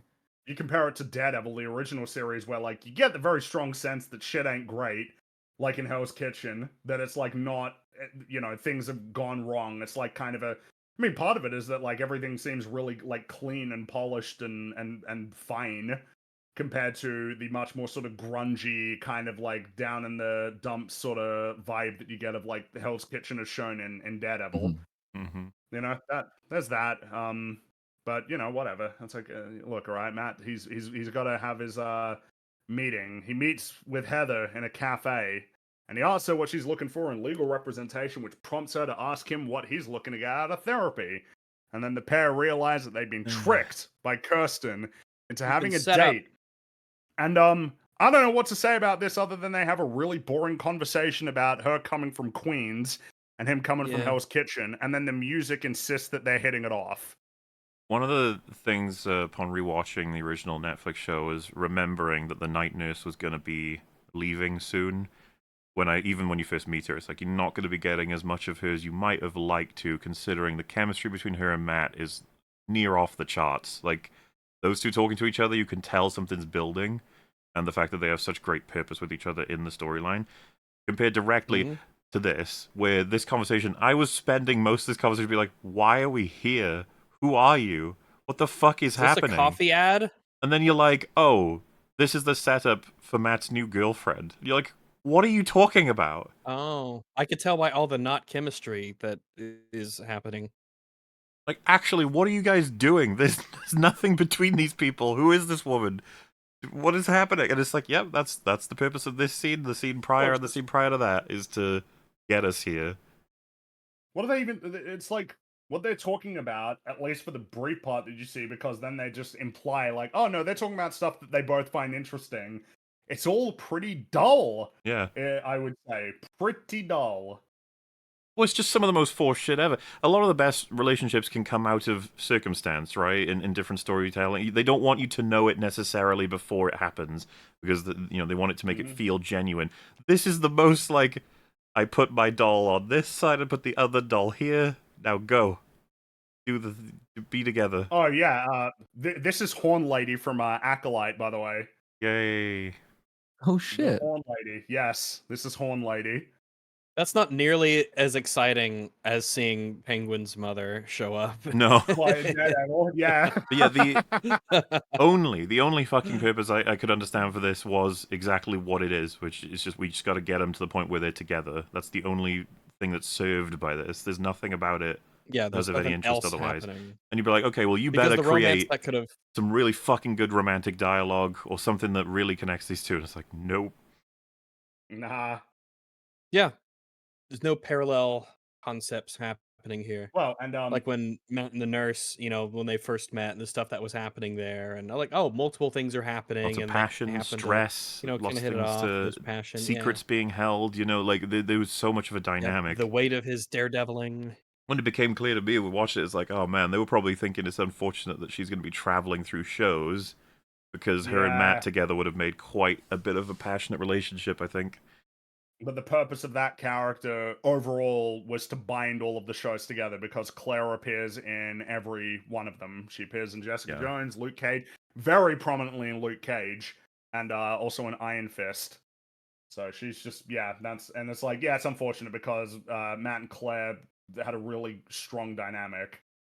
But here it's just it's just bland. It's really bland. And I suppose what I find is something amusing. She doesn't actually get that many scenes in this show, but she is third billing. Yeah. This is the third most important character in the show if the credits are to be believed. And she does not do much in these next 3 episodes. She's just kind of around. Well, if anything, the only thing that she has is something that's incredibly fucking convenient. Or coincidental, rather. Anyway, Matt returns to the office and he speaks with Oh, wait. Cherry. Is this not Oh, what sorry, Rags yeah. was waiting for? This moment here, this transition between these two scenes. Wait, what? Matt Rags? Yeah. Rags. Yep. That. The Thank- CGI pigeons. I don't. This is one of the things that stood out to me as being just like, what the fuck are we doing? Is this a joke? You can't just couldn't go out hire and some film guy pigeons? and give him a camera and just go out to a New York street and film a pigeon or two. You couldn't do that. That just wasn't in the budget. You just couldn't find what were they all on? Were all the pigeons on strike? This is definitely, I completely agree with you. This is a moment where you go into the offices, you fucking put the clip like on the TV and just stare at everyone. And you're like, explain. And they're like, what do you mean? It's like, what? How much did this fucking How much cost, did this first of all? cost Yeah. you? You know the pigeons on the street are free. You can take them home. I have 406 pigeons at home. You can't you couldn't just film some pigeons. You had to hire some people in the CGI dungeon to make fake CGI pigeons. Sometimes they gotta be wondering when they're CGI in this stuff. Like, why didn't they just go and go film some pigeons? You know what's funnier too? If they gave it to one guy and they said you got 1 week to fully animate and render these two pigeons, and he's like, okay, how much? And let's just say, for the sake of argument, it's like fucking 50K or some shit. Then he's like, okay, yeah, I'll do it. I will provide you the shot of 2 pigeons fully done in a week's time. Goes out, just finds 2 pigeons, records it, and then shows them. They're like, that's CG. And he's like, yeah. He just pockets the cash. Please Yes. please give me my down And payment for my $20. house, please. Yeah, yeah, sure, it's CG, yeah. They're like, wow, it almost looks better than the real thing. And you're like, yeah, I know. I used to crazy. revolutionary new. I'm really good at my job. Yeah. This is why Marvel projects cost bullshit money. Yeah. Why? Because they can't go out and film pigeons. Dude, sometimes They I can't wonder if film they someone in had the costume they already have. if they had budget remaining or something. They were like, just make some pigeons, fill it in so that we, fulfill our budget or whatever. Taxes Maybe. or whatever. Yeah. Make some something fucking to do. pigeons. But yes, this is our transition to the scene of Matt returning to the offices to speak with Cherry, who Matt describes to Kirsten as his investigator, as though she wouldn't know who he is and what he does. To be absolutely clear, Matt has lost his team and has gained 2 replacements that do their jobs. Kirsten is basically, she's Foggy. Yeah. And Cherry, because Karen essentially demonstrated that she was She was quite kind of the investigator. Yeah. Yeah. So Yeah. yes, these are actually just the replacement characters. Kirsten is Foggy, Also- and Cherry is Karen. Also, it means that we are losing out on all of the like Ben's spirit essentially carrying forwards through her. Yes. And what this also means is that Karen and Ben's daughter will probably not meet. No, probably not. Not yet. Niece, but yes. Maybe Right, season 2, yeah. guys. BB will be in season 2. Maybe, yeah. But all right. So Cherry's he's been investigating Fisk, I guess, in a broad sense, and he says half the cops hate Fisk's guts, and the other half would dive off the Chrysler Building for him.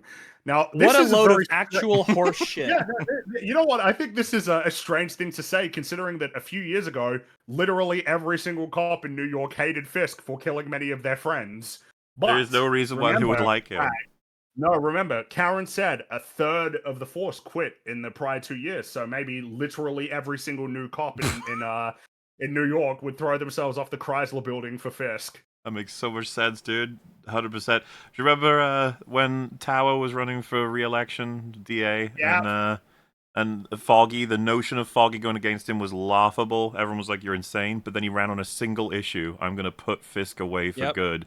And he got several the cops entire were like, support they side. immediately went against Tower and for Foggy for that. He got the entire force. Mahoney and all of the other cops were on his side because all of the cops hated Fisk. Every single To one. the point where he leveraged him stepping out of the race Yeah. to get Tower to talk to Ray. Right. Yeah. Later in this show, you get the line, one of them said, I think it's the pollster woman who's wrong about everything, who says, if you lose the cops, you lose the city. But if half the cops already hate him, then how did he ever win? And then then you get the later beat with the police chief who hates him and will resign and promises everyone else will resign as well. So he has to go like jumping ahead, conscious, but like That's then alright. he has to go and try and fix that problem in order to try and keep the police on side. So it's like the show tells us the world state is one thing, and then it acts as though it isn't, and then it tells us that it isn't, but then it acts in a way that it doesn't tell us that it is. It doesn't understand what the position of the cops really is at all in this show. Is that they have three different ones. Pretty bad. And so then Cherry explains that Fisk's campaign is seemingly clean. And that he is working with a lot of cash because his wife is a quote-unquote investment sorceress. God damn, she's so good at her job. So good. Wow. I like how it's just fully clean, despite the fact that she is the head of an organization that takes care of 5 mob families. What the fuck is clean about that? What are you talking about? Didn't Fisk himself say to her like a few minutes ago that I can't be seen to be involved in any illegal activities? Ergo, Yeah, the it's company magic. you've been It's running. actual just fucking magic. There's everything's clean. It's like, oh sure, everything's clean. Yeah, that's what you meant to take away. Is when she said she made it bulletproof, she meant it's all good. It's all clean. It's like, oh, okay. Fisk never Which really means that managed she was to do able to that. do what she did what Fisk could not do. Could not do. Yeah. Because a huge part of Karen and Ben's like storylines was discovering a lot of this stuff and doing lots of digging and getting threatened with the things that they discovered. Yeah, because the business was very much precarious in the sense that if somebody was looking hard enough, they would figure it all out. And that it was obviously illegal. But no, she sorted it out. She made it bulletproof, so it's all good. And so Dang, Matt Fisk should have done that. No, he couldn't. He's not as good. And then Matt says, if the city actually elects him, maybe New York is getting the mayor it deserves. And then he tells Cherry to drop looking into Fisk. He says it's not his job.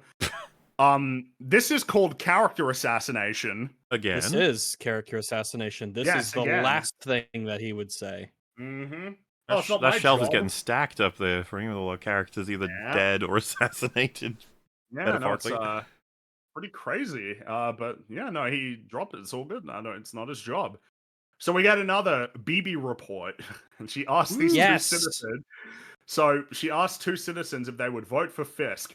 One lady aptly points out that he's a psycho criminal, and the other indifferently says that politicians and criminals are the same. And that's the scene. All right. And so, so there we got Matt. He's watching the mayoral debate, and Fisk crushes his opponent with facts and logic. Neat. He's like, you're posturing, whatever your name is. Like, and all that shit. And it's being presented as though he's laying down the like he's like, look at him, he's defeating him, he's kicking his ass. What I was struck by is that the other politician let him essentially hold a pause when every single debate ever for like politicians, if there's a pause, that opportunity gets seized by someone else. But he just sort of silently lets Fisk fucking shit on him. It's like, oh, okay, all right, you're a very polite loser. But yeah, anyway. I wanted to see that debate could have been one of the most narratively useful things in the entire show. I actually think we should have seen the whole thing. It tells you everything about what Fisk is, who he is, how he campaigns, how he's winning, who he's running against, what the issues are, why he's popular, all of this shit. And those debates are naturally dramatic anyway. It's not just talking at a camera, it's high drama stuff. The show should have given us that. Sounds like it would have been hard to write. Yeah, that's probably the reason why. Too difficult, can't be bothered. So after watching this, the next day, he meets Fisk in the street, and he asks to have a conversation with him. And as they walk away, it's treated like a fucking like in universe what it is to us. You know what I mean? As the audience. Yeah. They start walking towards the camera, and it shifts into slow motion with very dramatic music playing. It's like, guys, you need to chill. You need to climb out of your own ass and work on your storytelling. You need to get your CGI artist to depict you crawling out of your own ass.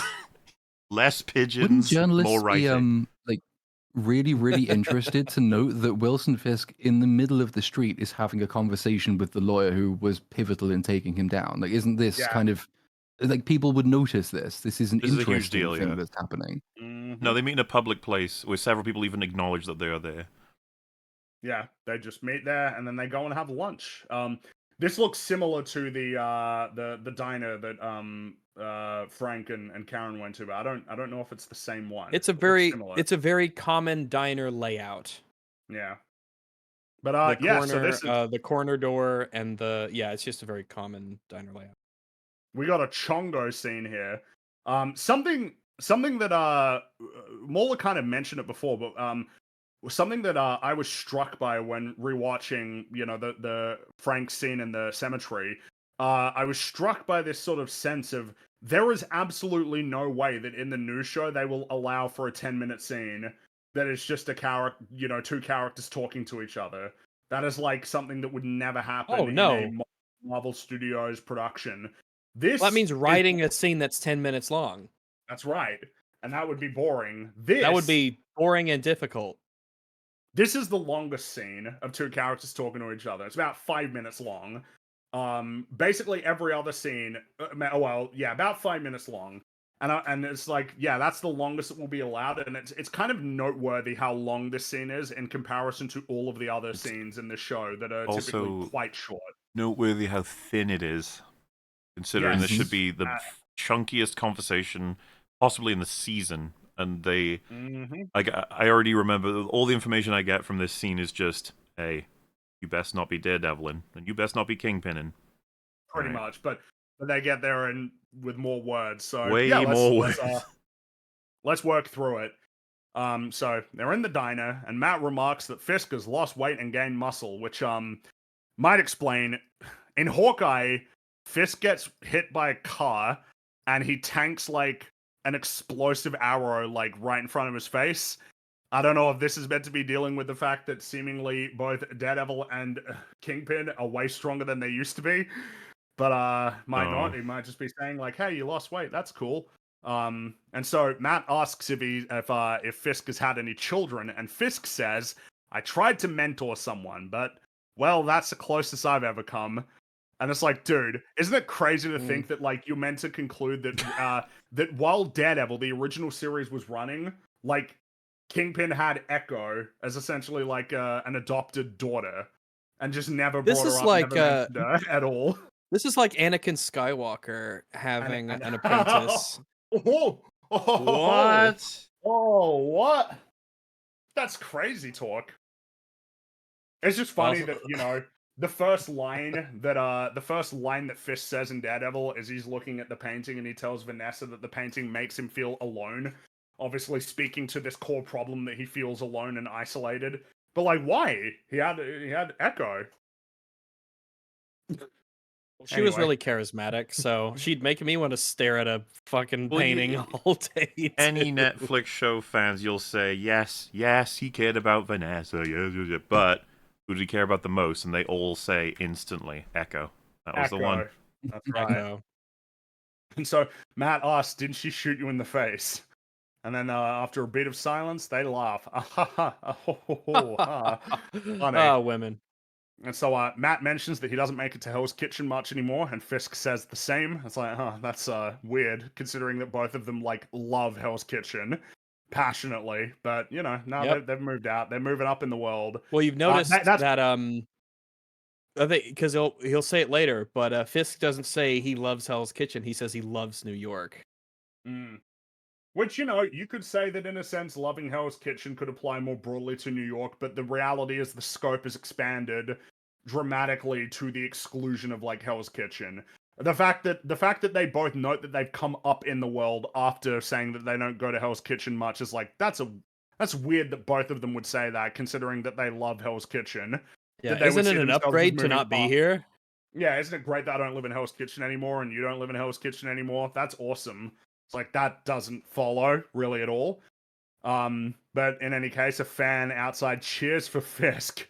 He's like, yeah, Fisk, woohoo! Yay. Yeah, you're a cool guy, I guess. And so Matt labels him a man of the people, and Fisk says, a rich man by his very nature. I might just start doing the voice. A rich man by his very nature is self-serving. America serves his city. By the way, I love Vincent D'Onofrio as Wilson Fisk. Okay, he's got excellent. I find him fun to These two are to do his voice. Big powerhouse batteries that made Daredevil what it was. That's right. Yeah. Matt isn't convinced by this for obvious reasons, but though he says that his days of being Daredevil are over, which prompts Fisk to make clear that he had nothing to do with Foggy's death. And he references this promise that he made to Matt at the end of season 3. And it's funny that he would even say this when Matt would be like, well, yeah, of course you didn't, because Dex fucking hates you, and you hate him. Something that is noteworthy about Fisk is that if you in any way, like, go after Vanessa or his mother, like, that's a death sentence. It's over for you. And Dex very aggressively targeted Vanessa after he found out about what Kingpin did to Julie. So there's just no, he wouldn't need to say this. This is so bad in so many ways. Kingpin did not keep tabs on Dex at all, is what you're telling me. He didn't want to try and stop him. He didn't keep an eye on him in the hospital. He knew this guy was hell-bent psychopathically and very capable of killing him and his loved ones easily. He almost killed him at their wedding. So, sure, okay, that makes total sense. And you're telling me now as well, it's been a year and Matt still has no idea what happened to Foggy, whatever it was. No clue. Nope. You'd think that might have been something he'd be hell-bent on finding out, you know? Who's responsible? You think their mutual excellent investigator friend would maybe help to work with him? Why would Bullseye do it? Who hired him? Who forced him? Who convinced him? What's going on? Why did this happen? And the fact that it's been this long and then he finds out from Kingpin that he wasn't involved. It's like, you guys would have had this conversation already. This would have happened already. Daredevil would make fucking sure this happened already. Nah. But now he knows. And so Fisk insists that Kingpin isn't back and he's a new man. And he notes that things are not good in New York and that it'll make New York a better place. But as Platoon mentioned earlier, doesn't really seem that way. So I don't know why he said this.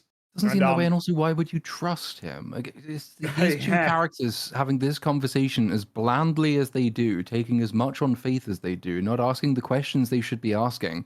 Like, Matt is sitting opposite the guy who knows his secret identity, who has previously used law enforcement as his own private army, and who now is running the city. Like, you don't have a casual conversation with someone like that. You should be incredibly scared of what he's capable of now. Something to note is that Fisk has always said this. He's always said that he wants to make the city a better place. But he was saying that back in season one. Like when he was doing his evil deeds. Like him saying, I want to make the city a better place, doesn't, like, that's, he always believed that. But his way of going about it was very destructive. So, like, why would this mean anything to Matt? Stupid. And then Fisk asks Matt why he gave up being Daredevil. And Matt says, my best friend was killed. A line was crossed. I felt like I lost the privilege. And despite the good I was doing, I was causing damage. Nice try. By throwing a guy off a roof? The clear bit of math that should be done immediately is, Matt, if you weren't Daredevil in that situation, everyone would have died. And putting to one side specifically even that situation, Daredevil is the only reason that Karen is alive. Daredevil is the reason why Kingpin ended up behind bars twice. Daredevil was an indispensable aspect of that.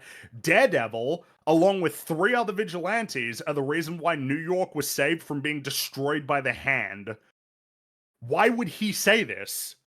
Daredevil has consistently saved lives and saved the day. Reliably.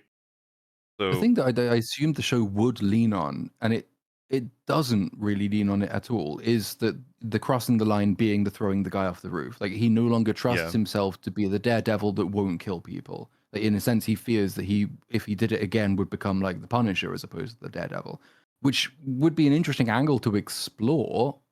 That's a key if word. we ever got around to exploring it. They did that. Yeah.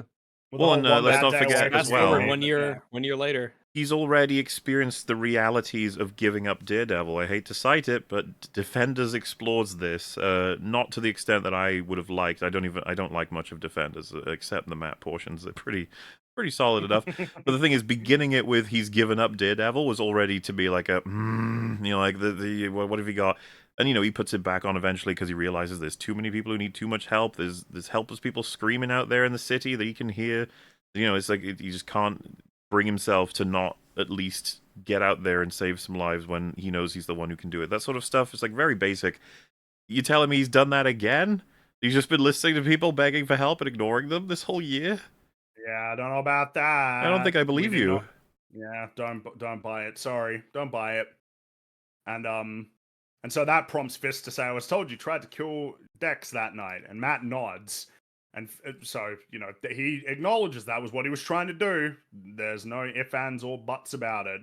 And then Fisk remarks it's hard to come to terms with a violent nature, which then prompts essentially the only relevant part of the conversation.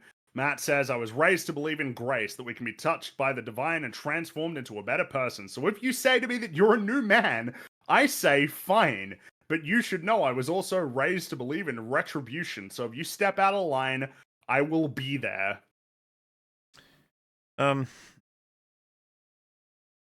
Okay, but not as Daredevil, right? No. Well, so I the thing will- is, Fisk says, "I wonder who this caution is from, Matt Murdock or Daredevil."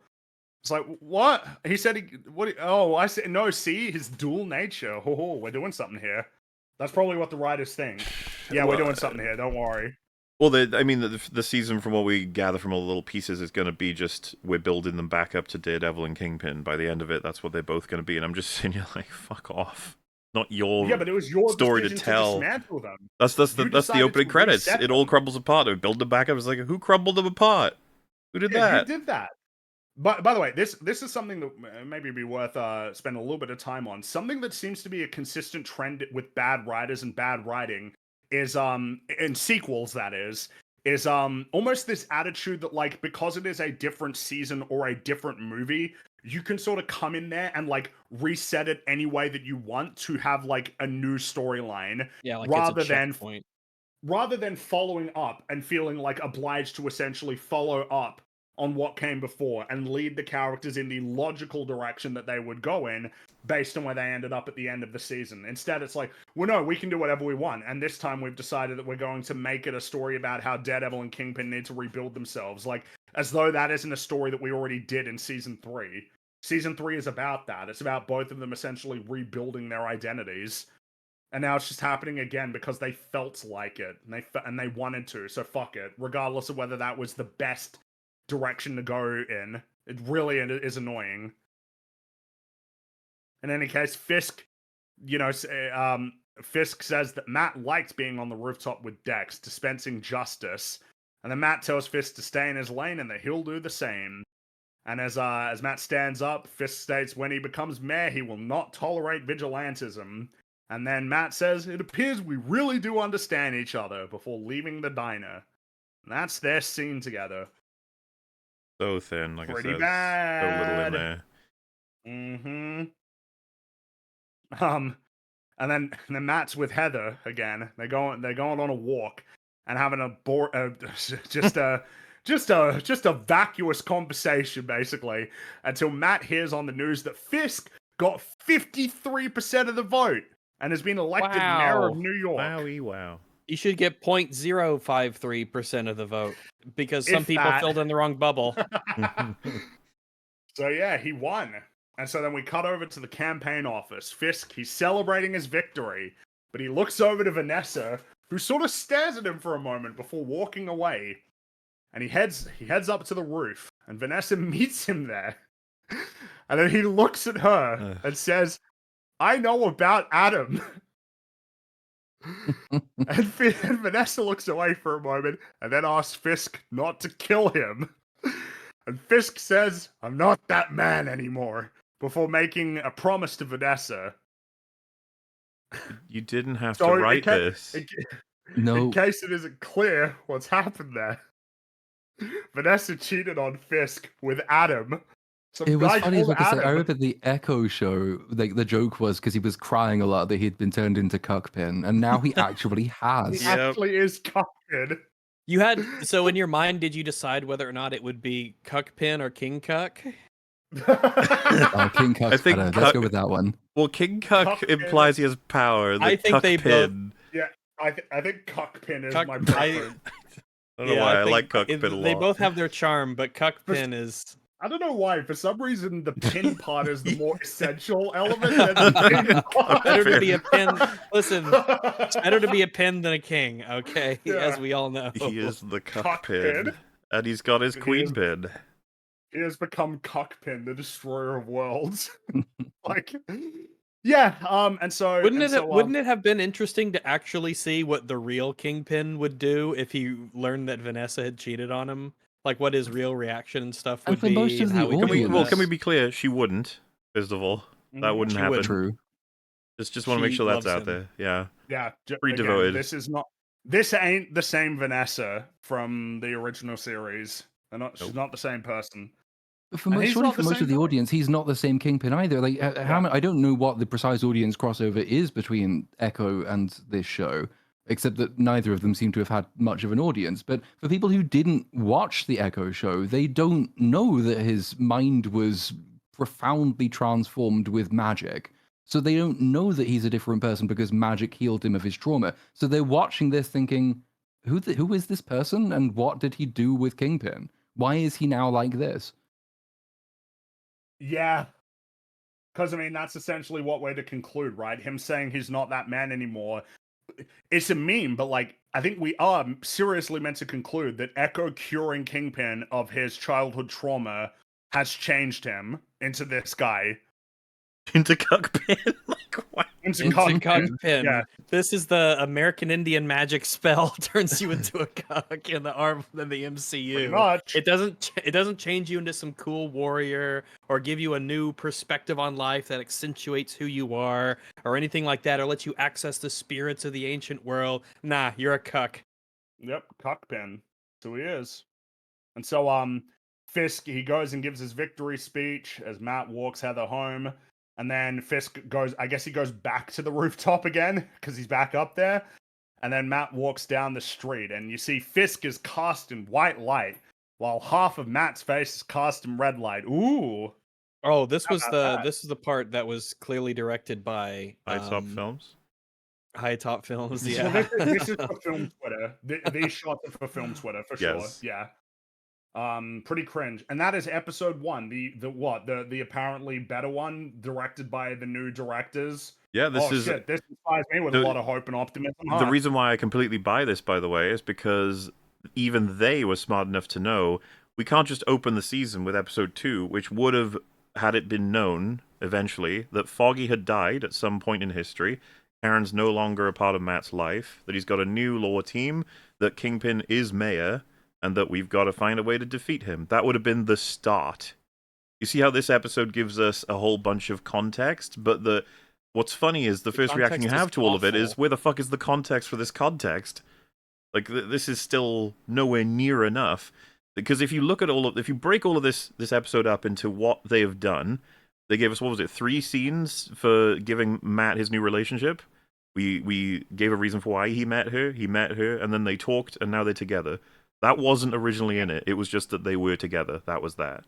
That's crazy. Then, of course, Kingpin was just already mayor, while in this episode they're like, there's a reason why he's mayor. Look, we gave reasons. There you go. And we've shown his team. Look, the reason go. is he won. The reason Pretty for him much, being yes, the the mayor reason is is that that he he got won. enough votes to win. Yeah. And then, of course, the manipulative as fuck opening 20 minutes, which is like, we give them a oneer and we show the characters they love. Look, they're there. Look, there they are. Look at them go. Oh, walking around. Oh, well, one's dead. Oh, well, the other's gone. Well, there you go. They were in it. Fuck you. Front loading it too, which to me is just hyper manipulative. It's like, look, you like them. And it's like, you know what? I do like them. Where are you taking them? Where'd they go? And you're like, they'll be back. Maybe in season 2. Like, oh, that's Maybe. Great. And then they're getting a season 2, but who knows giving about season 3. Matt's team like those few scenes and a few lines to just make them feel a little less abruptly thrown in.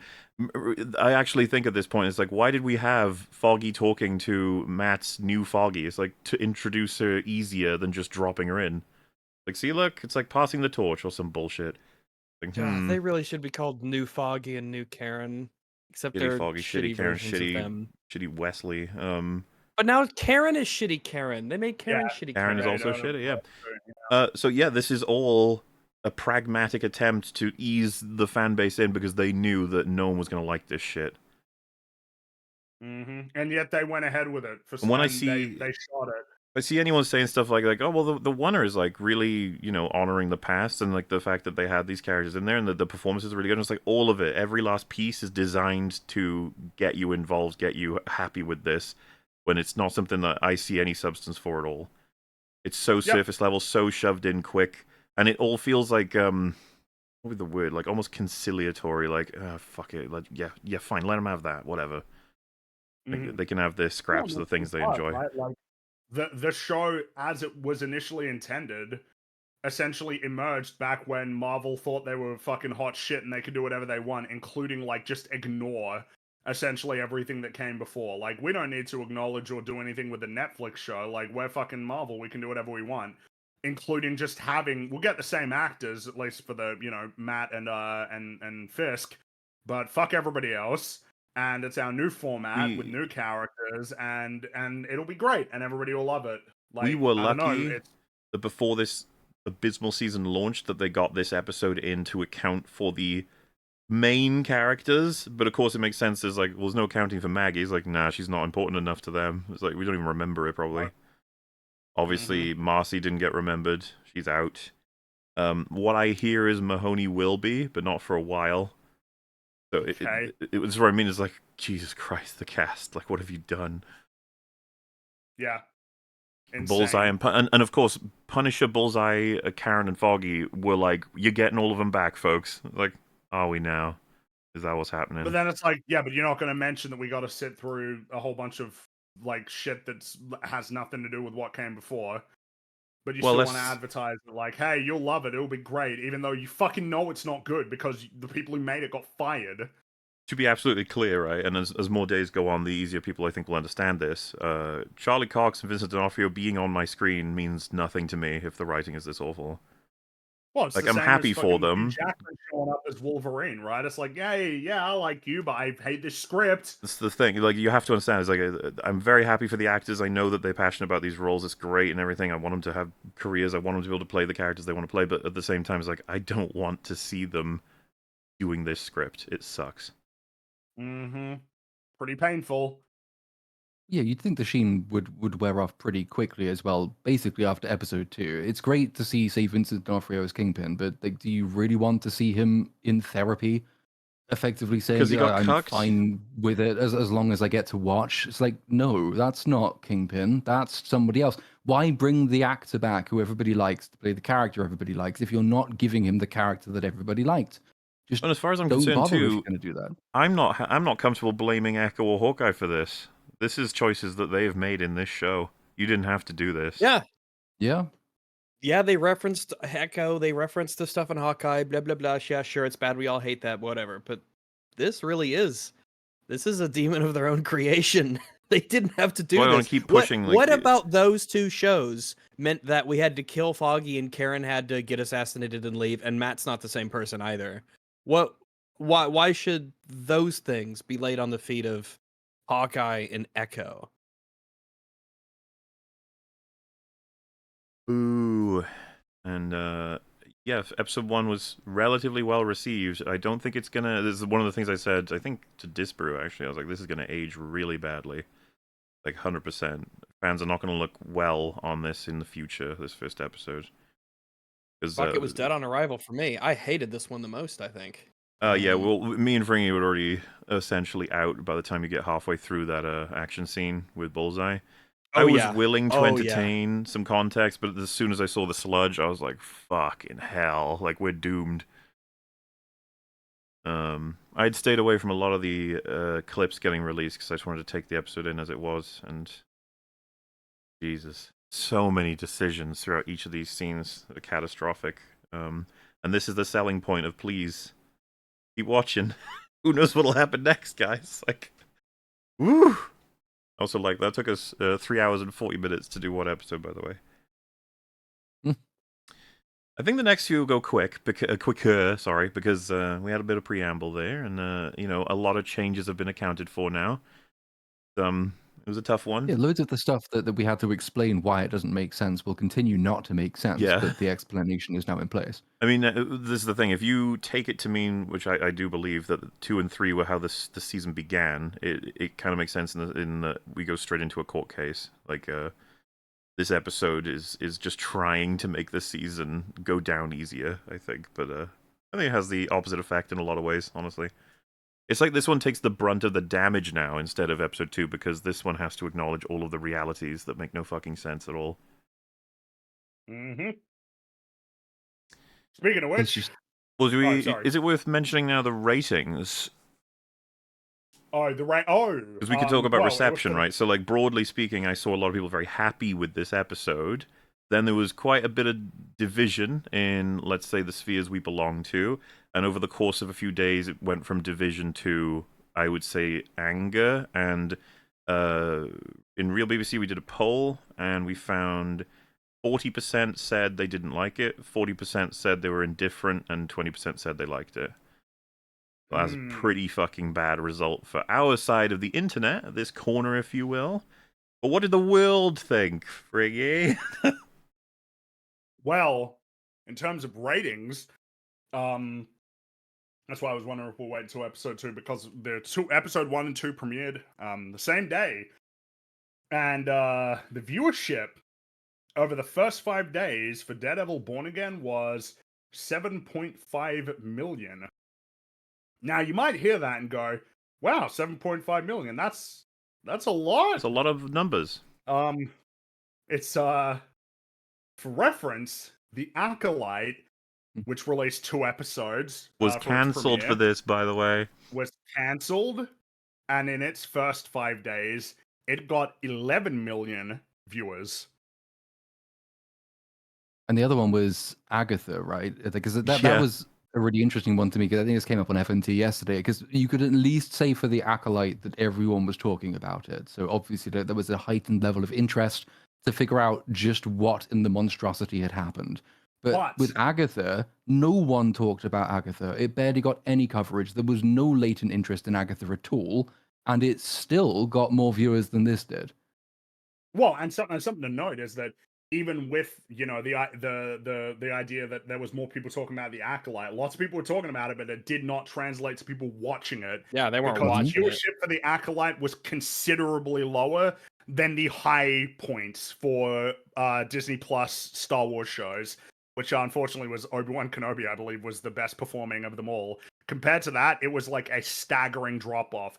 And this is less. It almost feels like people need to remember there used to be a time when television shows would get like 20 million viewers live when they aired on television.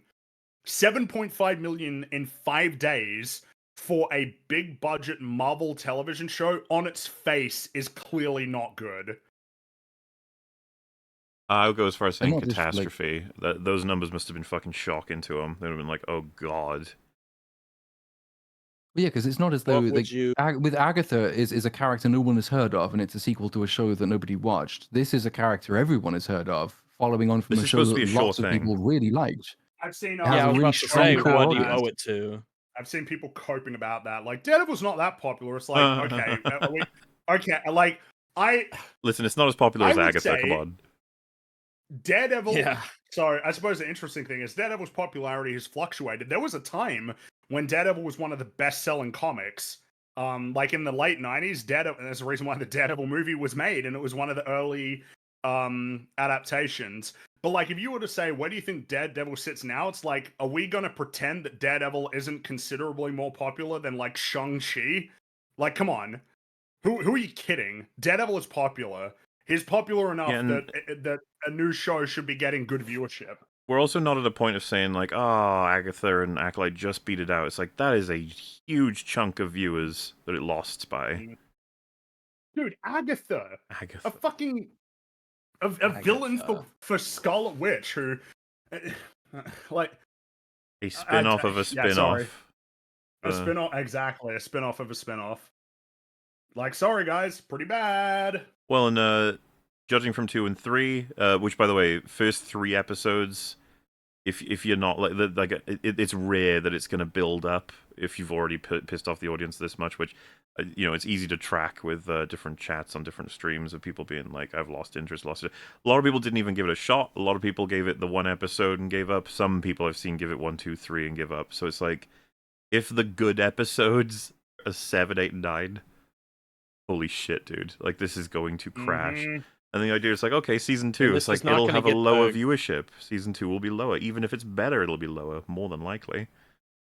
And this ain't no Andor where Well, the word yeah. of mouth is positive and it spreads and spreads and spreads. Well, and the it thing is, gains some traction over time. Andor's first, second, and third episode, you can call them boring. Totally fine with that. Everyone's got their own experiences. But writing-wise, they're rock solid in terms of foundations for the whole season. Establishing characters, showing the state of the world. All of the work for the special effects is good shit. Like, it's all important for the story going forward.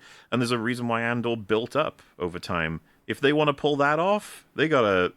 this is some rabbit out of a hat bullshit, okay? You gotta really change it up in these next set of episodes, which, as I've already implied, 2 and 3 are not that. Maybe 4, 5, 6 will be. Maybe 7, 8, 9 will be. We'll find out. Yes, we will. So I suppose we should get started on that second episode. Yes, we should. 2 and 3 are almost like a partnership in some ways. Yes, they actually are more connected than episodes 1 and 2 were. So it's New Year's Eve, and Fisk is sitting in his office about to give a speech to the city. And his assistants offer to apply makeup to the gunshot wound when Echo shot him in the head. He refuses. And Fisk Disney remarks, should want to cover that up, but they should. Yeah. But for some reason, they don't want to. And so then Fisk says New York doesn't need a gun-toting vigilante who wears a skull on his chest, or a man who dresses in a spider outfit, or a guy who wears devil horns to save us. And what, people are happy that he referenced Spider-Man? Yes, they are. People are I very happy hated about it. this. Stop drawing attention to how much this doesn't make any fucking sense. These people saved you from a universe killer. What are you talking about? Like, why? How could you ever reference Spider-Man being bad for the world? Are you insane? Well, wasn't didn't oh god, what's the most recent Spider-Man film? Because doesn't it end with James Jonah Jameson doing that sort of InfoWars skit, telling the world how bad Spider-Man really is? Is that how that one ended? It's been so long since I've seen it. Well, so Far From Home ends with him shitting on Spider-Man and praising Mysterio. Oh, that's probably what you were thinking about. Because I was just trying to remember. It happens in No Way Home. Well, J. Jonah Jameson shows up, but it ends with Spider-Man swinging around New York on Christmas. I can't remember if J. Jonah Jameson talks about him, though, in the end of that. What I was trying to remember was whether or not there's any possible way you can explain that Spider-Man and the invocation of Spider-Man would be seen as a negative. There's in no this way. universe. He's just probably out there helping people. The spell didn't erase Spider-Man's history, right? It was just Peter Parker's connection to him. Peter Parker's history. So everybody would still know that Spider-Man saved the universe. Yeah. That he was there with the Avengers. So, yeah, this wouldn't work. Yeah.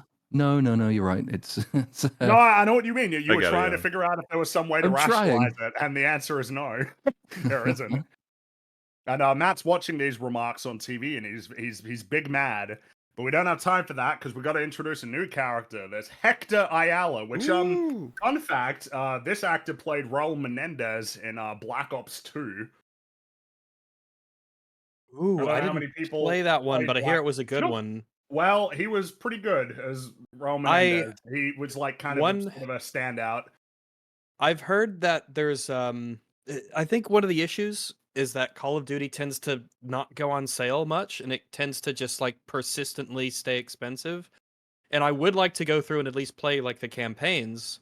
I heard that the recent one had a good campaign, but it's a big ask for me. But I would like to catch up on maybe some older ones because I hear good things about Black Ops 2. I like Black Ops 2. I do. I consistently hear good things about the story. People kind of fight over it, but Black Ops 2 was honestly kind of ambitious for a Call of Duty game. It's like got branching paths and choices that have like consequences for the story that are like reasonably significant. Like the choices will affect the ending in a big way at points, and it's like, yeah, that's cool. I appreciate that. And Raul Menendez was strong as an antagonist, notably so considering that Call of Duty games, I don't feel like they typically excel in that front when it comes to antagonists. I mean, basically the only ones that anybody remembers is Makarov and Menendez, and Makarov is like a bit of a clown, you know, like he's a wacky, crazy guy. But hey, what about Kevin Spacey? He was in that was Advanced Warfare, right? Advanced Warfare, yeah. Yeah. Press F. Man. Yeah, that's fucking. Who was it who didn't know the context for that? It was on Real BBC that I realized that Gary was saying press F to pay respects, and he had no clue that was its origin. That's how far and I think a powerful lot of that meme people. is. Yeah, I think a lot of people might not know the origin. It's become so commonplace. Yeah, Well, it's also, that didn't but like, surprise me at it's this become semi-sincere. When something actually Yeah, sad they happens, say chats F will when they say press they'll F. put F. Yeah. Yeah. Well, case in point, because the actor is dead, and Yes. there's lots of Fs in the chat. Well, and I was actually going to say, for what it's worth, I thought he was very good in this. I thought he was Just good He as was, well. yeah, he as was an good in the role. actor. Yeah, It was an uh, interesting story concept. I don't remember much about its execution. Well, but it's just it's an interesting story writing concept. is the thing that will let things down. But the performance was strong. There were times where it's like, man, he's really putting his all into this. Yeah. Which I suppose we can talk about where the story for this character ends then once we get there. In any case, he is he descends into the 168th Street station. And Hector sees two men roughing up a guy, and they say he's been trying to dodge them. And Hector intervenes to try and stop it, and a brawl ensues, and that provides the guy that was getting beaten an opportunity to run away. And amidst the chaos, one of the assailants trips over his friend on the ground and falls into the path of an oncoming train. You say it's an oncoming train. It's quite clearly a green screen. It's not Well, really like. It is a. it's- It is I a, don't it is blame a, him for it is that a, as much. Is a ninja train is my problem. It's Well, no, it's I don't not a blame you for the pigeon. fact that the It's train no has to move, pigeon. but like it looks really bad. Is you got to show it on screen. Yeah, and you can what the you train can looks like. CG the death, but it shouldn't be too hard to film a guy in front of a train like that. There's not really much danger there. No, I The- demand practical effects when people get thrown in front of trains. That should all be done practically. But it's like it's not so much. Yeah, They should the find moment some when he death actually row gets taken out, inmates and make them just kill him. But But yeah, it's like the lingering shot after, which just looks really very, very, very bad. mhm. Mm-hmm. Look at that, Yeah. Yeah. man. Also, Um, this is incredibly inconvenient, isn't it? That he I- trips right when the train's coming. I just had a thought, by the way. With everything we The find bloodshed. out, Oh, that's how it starts, smaller. does it not make no sense at all that this guy didn't immediately shoot him to death? Well, yeah. I mean, I suppose so, right? He Because absolutely he'd would. be able to- He's the kind of. Yeah. I mean, it's not a spoiler to say at this point he's a corrupt cop. He is a corrupt cop, and there's no witnesses, so. And he's yeah, why would definitely you the want- kind of cop that will kill witnesses if they get in the way. We find this out. So Mm-hmm. he would Yeah, so- obviously just kill this guy. He would just do that. That's so bit of plot armor that saves Hector here because he decides to arrest him. He reveals himself to be a cop and he arrests him, and this is going to be our story for the next 2 episodes, basically. But before we get to that, BB Urich, she asked New Yorkers Yes, for their BB. Yes, baby. disappearance Yes, of Daredevil. BB stands for beloved baby. And so one man calls Daredevil a clown who's more trouble than he's worth, and another guy suggests that people who feel obligated to help others are whiny losers who will eventually prey on the weak. What the fuck? That was a cloud. We don't need him. When did this happen? I don't Hey. know. Weirdo. I don't know. I just find it funny that the second guy's like, yeah, they help people, but then they're gonna hurt them. That's what happens. It's like, wow, you're smart. That's just You're a such smart guy. great insight. Yes, we needed that. Thank you, BB. Mm-hmm. And that's it. And then so we're with Fisk, and Sheila informs him of all of his forthcoming appointments and notes that Police Commissioner Gallo has yet to answer their calls. Mm. And so Fisk doesn't really care that much. He wants to talk to Sheila about how old the mayor's desk is, and he wonders if LaGuardia sat at this desk. And he tells Sheila that LaGuardia was his father's hero. And then the camera focuses on Fisk's bruised knuckles before he starts glazing LaGuardia more. He really likes LaGuardia. He loves him. Don't we all? I thought that it was going to take a different direction where he was asking how old the table was, as if the table, had seen so many mayors come through it. What kind of changes were signed on this desk? What does it mean that he's taken his place behind it now? Is the desk like a symbol of the institution? And if the desk could talk, what would it say about him? Something about that, but it was about But LaGuardia. instead, well, yeah, you're right, Rags. Because someone might be like, but that's what it was. It's like, no, he he pondered if the desk might have been old enough that LaGuardia was there, and then he started talking about LaGuardia specifically. It's like, that is kind of a weird angle to take it.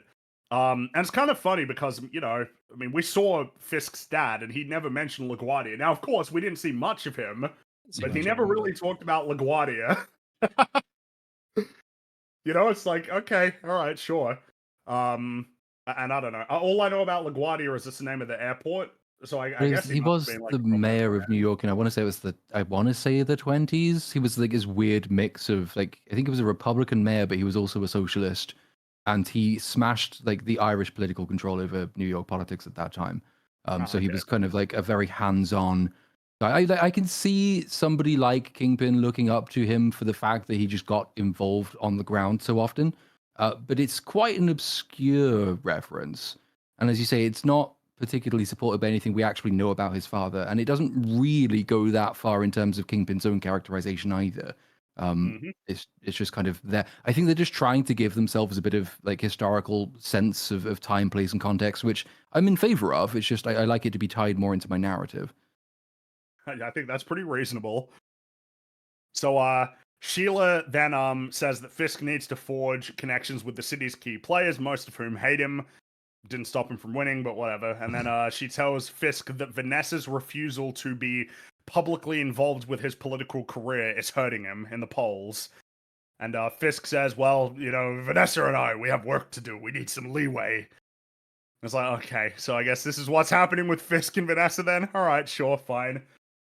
No word we'll get on more on that later. 'cause they mentioned the district attorney, and there's no mention of Tower at all in this, is there? No, because the new district attorney is Hochberg. Yeah. So Tower's gone. Which I guess, you know, could be the case after this much Oh, time. sure. But... It's not that it's impossible. No, it just again mention of feels it. to me like indicative of, do you even know who I'm talking about? Yeah, and then they're like, oh, I yeah, feel like Tower. Iron Man in Yeah, Civil Tower. War, where I grab the writers and say, do you even remember them? And then they say back, Yeah. I remember none of them.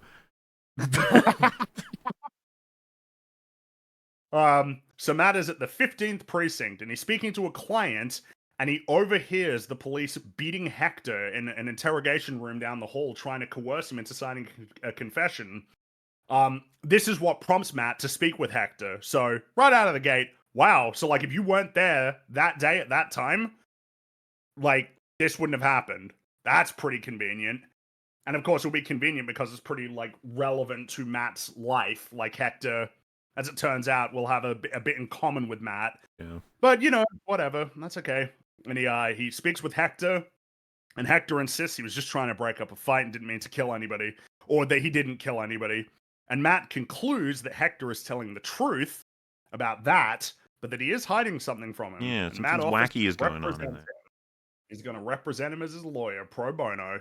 Mm-hmm. And I know you love this scene, Mauler. So Fisk, he's in the car with his staff, and they're held up by construction work. Big whole scene. I might just finish this scene and then we can talk about it. So Sheila insists that Fisk not do anything drastic and maintain the status quo, but Fisk and Discount Wesley, Buck, disagree with this conventional wisdom. And so Fisk steps out of the car, and he sees that there's a big hole in the road, which is causing the traffic jam. He approaches the foreman and tells him to fill the hole. The foreman says he's waiting on permit approval to fill the hole.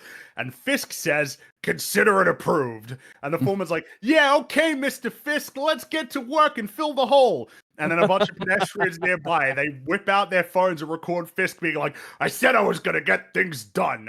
I'm getting things done. And then they fucking cheer for him. Fill that hole. They cheer for him. Hole. Everybody's literally cheered. like, it's how an 8-year-old thinks politics. 100% yes. This was written by an 8-year-old for 5-year-olds. Jesus Christ. See, he's getting shit done. He's getting things done. Fill that hole. I think the best summary of this scene is when they walk him back. Doesn't Chungo TikTok Man say something like, "Sir, great work on that hole filling. You have filled that hole so well," or something like that. Much. I remember just being like, That's "Oh my pretty god, kill me! Actually, kill me! This is pathetic." Look, I get stuff done because there was a hole, and then I filled the hole by doing stuff that it's like none of this works this way. And it's like, yeah, well, Yeah, so filled the hole. yeah, just in The case pathetic anybody though it doesn't is, though, understand. it's still Yeah. better than any of the other support shit we've got for why people like him. Because until this point, It's we've just had, actually- he smashed a guy's head once. It was cool. It was cool. At least he's doing something. He fills holes, man. It is pretty. Yeah, just to be clear on why this is shit. Like, the idea is like, whoa, just I approve the permit. It's like, oh, well, that's how it works. And why are there any problems ever in the world? How is it that politicians don't just achieve everything that they want to do?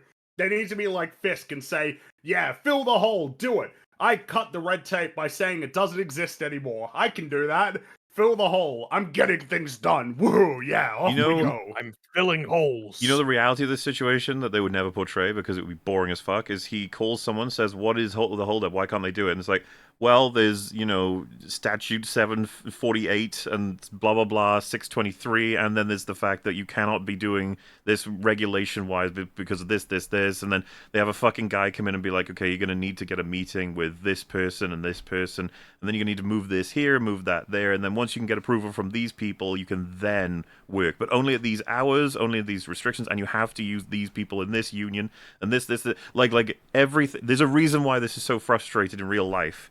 Like and the thing is that there are people who run on the notion that they will fix all this stuff better than the previous people, and then you get the story of they start to understand just how fucking hard it is to get all this stuff done because of the crazy regulations. And it's you can't just blunder it and go fill that hole, and then they go, we will fill that hole. It's like you need to explain to the writer there is a reason why bureaucracy exists. As much as everybody bitches about it, there's a reason why there is such a thing as bureaucracy. It didn't just happen for no fucking reason. I mean, this is borderline corrupt. You can't do this. You can't unilaterally decide as an individual what you want.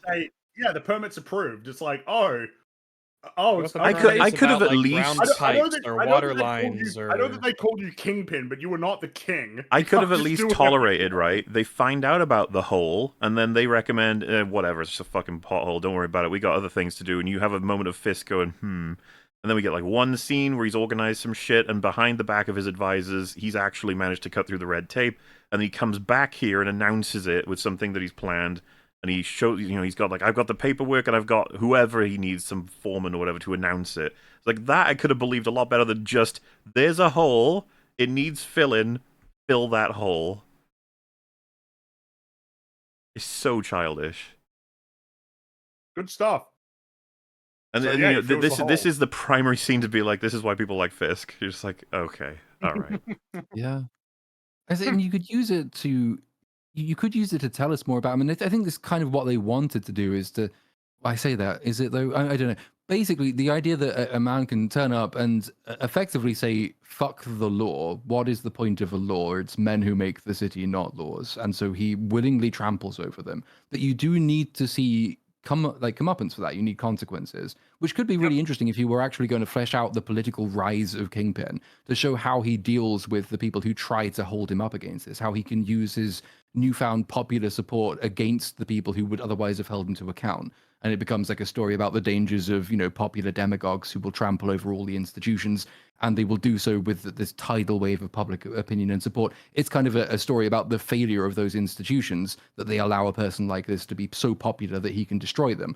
That's all interesting stuff, but we haven't had any of that really for the first 3 episodes. It is just, this is why he's popular, guys. He fills a hole. And the notion of a mayor who gets shit done, it's like, yeah, they still had to sign stuff and meet people. Like, even those mayors in history, even though the political leaders still have to sign things. That's how they get stuff done. There's nothing about this that's politically savvy. It's not like you've got, the whole idea of essentially like the savvy one who can get a whole bunch of shit done. It's like, well, why don't we see them essentially like forming these massive coalitions, reaching across the aisle and managing to negotiate deals, convince people to get on board, apply public pressure to get people, essentially the actual politics game, rather than fill this hole. You don't need a permit. Fill it. It's like, oh yeah, shit. That's some fucking compelling political drama there, huh? Also, be so much cooler for him to be finding these sorts of opportunities and then planning ahead of time. So, like, get everyone there, just get civilians there, get the press there, and make it seem spontaneous. I'm just going to arrive and I'm going to say, fill that hole. But in the reality of it all, he's done all of the work behind the scenes, signed everything, and that the one guy he speaks to about filling it is like a paid actor.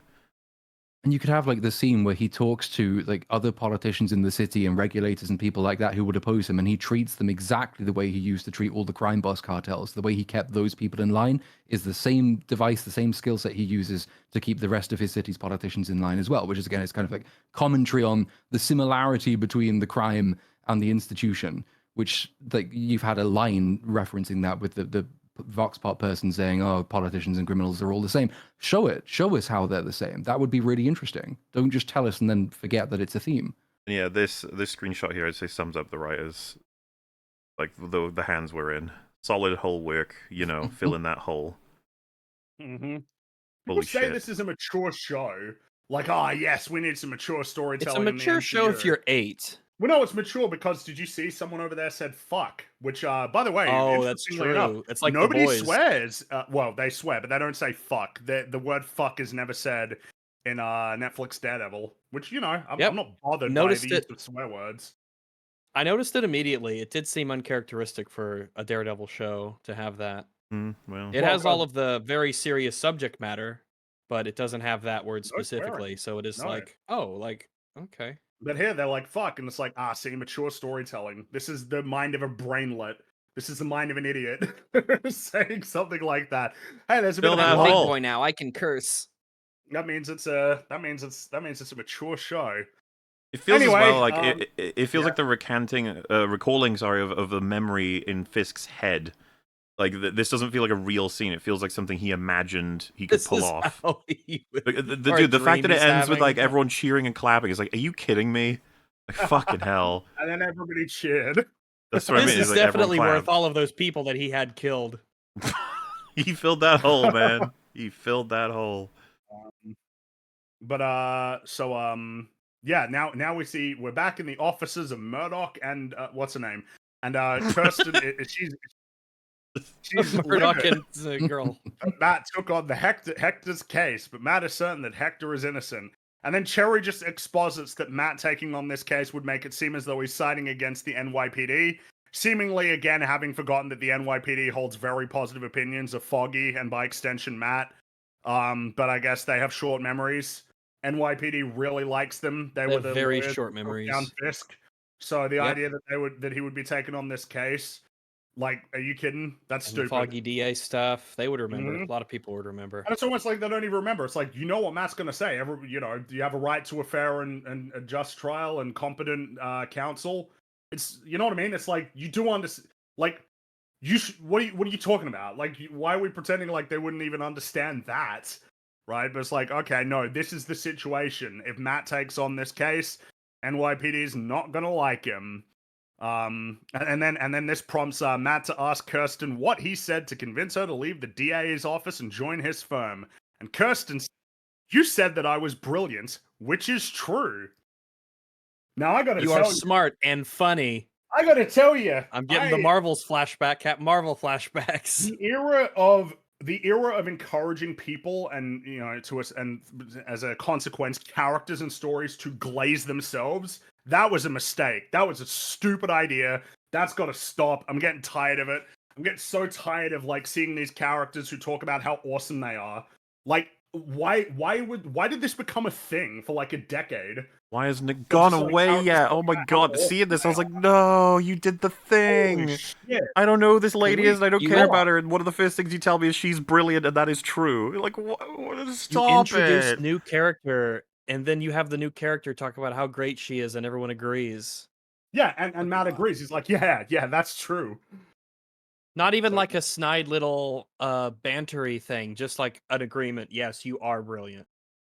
The thing is that you could push Foggy into situations where he would give himself the credit of being good at his job, but like not like this. It would have to be pushed to it. Well, it's just the earnest thing of I recognize now that this is something that I can do and that I should do it. There's a difference between that and just this sort of arrogant, like, oh yeah, I'm awesome. And it's like, you gotta understand, I've not seen her do anything yet. So like, I guess I just gotta take her word for it. But I don't know, man. I'm tired of this shit. I'm tired of seeing characters talk about how great they are. It's really annoying. It's so funny because you'd be like, well, what are we supposed to do? It's like, show us how brilliant they are. That they're good at their job. And at least have other characters compliment each other rather than saying it about themselves. No, annoying. It's annoying and stupid and dumb, and it's got to stop. But anyway, she then adds, and that we take on the hard cases, and so she relents and lets Matt take the Hector case. And so Matt says to Cherry that he needs to speak with Hector's wife, track down the witness Hector saved on the platform, and do some digging into Hector's background because he's hiding something. He's keeping something. And so next they're in court, and the gallery is filled with police officers on one side, and Hector notices that his wife isn't there. And so we meet the new DA, Hochberg, the Hawk. Then he enters the courtroom, and Kirsten's like, drat, it's the DA, damn. And Hochberg asks the judge, Judge Cooper, that Hector be denied bail. And before Matt can open his mouth, Judge Cooper denies bail. And Matt tries to make an argument again, and he's immediately shut down. And then he makes his argument, and then he's like, nah, sorry, no bail. It's like, oh, you're not even gonna let him speak? Okay, all right. All I gathered from this was I thought, like, cinematically, they were trying to tell me that this judge is poised heavily against the defendant and Matt. Yes. I was like, okay, I understand. You're saying that he may very well be corrupted as well, for all we can understand here. No, he is meant to be fair. No, he is fair. Yeah, he's a fair judge. That's what he's supposed to be. And then it's funny. Hector's like, oh, and safe hands, huh? It's like, dude, how's that Matt's fault? He fucking Matt didn't get to say interrupted him shit every all. time he gets to make an argument. He's just like, nah, sorry, bye. Bail denied. It's like, oh, okay, all right. This is the first court scene in the show. It's just like, oh, all right. That's a good start. Yeah, okay. Build up some momentum. But it's a really short scene, because that's it. Now we're over to Daniel. You remember Mayor Fisk, that's fucking awesome. He's escorting BB to Fisk's office for an interview.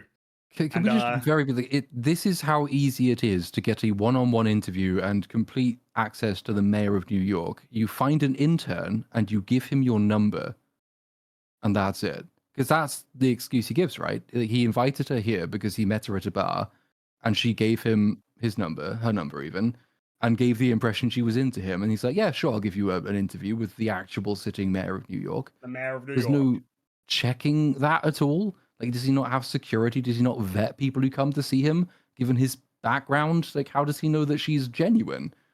But no, just fuck it. No, yeah, they did not. Intern. They needed BB in a room with Fisk immediately, and the justification was just, I don't know, TikTok guy. Daniel, yeah, he knows her, and so he gets her in. And so then Fisk compliments her work and asks for her name, and she says she's just BB. She was named after her uncle, Ben Urich. And Fisk, obviously, he knows that name because he fucking choked him to death in season 1. And but we're not going to dwell on that potential source of drama. We're just going to move on to essential. Basically, this scene is just for BB to exposit the current problems that Fisk has to deal with. Well, something you claims to have it noticed when you first watched it was that she is here to interview. She asks zero questions. She doesn't ask any questions. At the end, she tries to ask one question, but she gets told to leave. Yeah, the interview's over by the time she can ask a question. Yeah, so this is her interview. She tells Fisk that she has a source who says Gallo is going to resign as commissioner, and then exposits that Gallo has a good reputation, and the rank and file of the NYPD are going to stand behind him in protest of Fisk. And she continues to explain that the NYPD is understaffed, and vigilantes are picking up the slack. This is her interview. She just tells him these things. She's being antagonistic to the person that she wants to have an interview with. But she's not asking any questions. Yeah, you'd think they would have opened with something soft and simple, like any normal journalist would, and you build up. But it's so I don't even know how to put like nuts and bolts as a writer, being like, so in this scene, Fisk needs to find out about the Gallo stuff. Let's just make it from BB. How do we write that? It's like that. There you go. It's done. Like, oh, okay. She's not exactly. She ain't got the tact and the pragmatism of her old man. I'll say that. Very much. No. I miss Ben. The apple fell far from the tree and landed where Karen is, and now Karen's not a part of the show. The tree was on the edge of a cliff, Rags, and the apple just went wee. Maybe there's someone down here. After she tells him a bunch of things he should already know, he dismisses her, and then she's like, "Oh, I want to ask about Vanessa." And then she gets escorted out, and it's like, "Oh, okay, that's it." And then Fisk is like, "Oh, I think BB's used to being underestimated. Let's use that." It's like, that's the fucking... What the fuck was this scene? Who is She BB? comes- What the fuck is She comes happening? in to tell him things that he already knows and then leaves. It's And then he's so like, yeah, we annoying, can dude. use that. We We've learn all we need to know. We learn that she's very important because he says, "I have a feeling that woman is used to being underestimated." Yeah. Like, so we'll not say it tells us, it tells him the problems he should already be aware of, and then it tells the audience this is an important character who we will be seeing more of later. We got Pay attention to this conflict. Foggy's replacement, Karen's replacement, spending all this time with Daredevil, including his new girlfriend who he didn't know anything about. And then on Kingpin's side, it's like we've got fake Wesley, TikTok man, and BB Uric. Like, what the fuck is going on? Yeah. I The know. vigilante isn't the it hero crazy? definitely doesn't need. All these new goobers showing up. And she So goes on pause many. after this scene as well, by the way, which is another, don't like, see she's her, got this yeah. incredibly important story. She has everything she needs to publish. She probably should have published it already. She goes to meet Fisk and doesn't ask him any questions about it, doesn't get any comment from him about it. Then she leaves and doesn't publish the story, which gives him time to go and try and arrange things with the police chief. But that's not really how journalism works at all, or the mayor's office for that matter. She just like tells him shit and then doesn't do anything with it. Instead, she goes back and starts filming more irrelevant vox pops on the street with randomers who don't tell us anything interesting. Yep, that's what she does, because I don't think she gets another proper scene in this episode or the next one. Oh, what a shame. Yeah, no, I know. What a shame. So Heather, you remember Heather, Matt's girlfriend? You have to keep reminding people who these people are. Like, You know, it's weird for a split second. I was like, Who the hell is that? no. Oh, right. It's his That's girlfriend. kind of crazy. She's at a bookstore promoting a self-help book called Live Without Fear, which annoys me more than it should. yeah. It's like, oh, see? Daredevil, the man without fear. Fuck you. Assholes.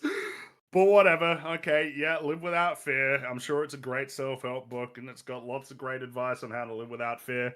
And the camera shows that somebody who's just obviously an unhinged guy sitting in attendance. And he perks up a little bit when Heather indicates her next book will be about personas. And it's like, oh, see? Because that guy's probably Muse, I guess. I'd say it's pretty much yeah. explicit, right? Like, we know this from meta information. He's Muse. Yeah.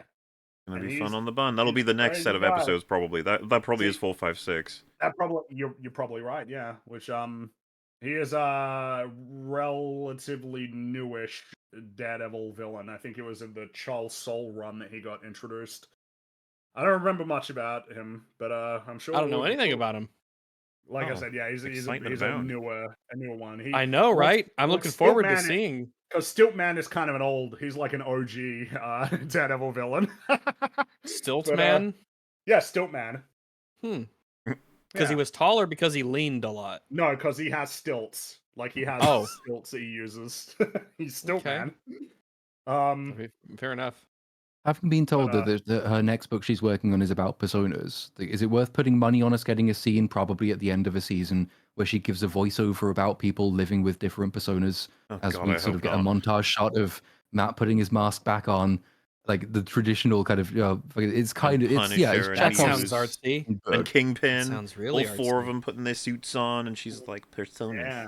Live with them. That's Oscars right. They live here with we us. come. Which is pretty funny to me, but when like now, of course, she can be talking about whatever she wants, but like as I understand it, the Jungian idea of personas is just the way that people present themselves in different social situations, not like This is deeper literally because of being, like, superheroes. an alternate.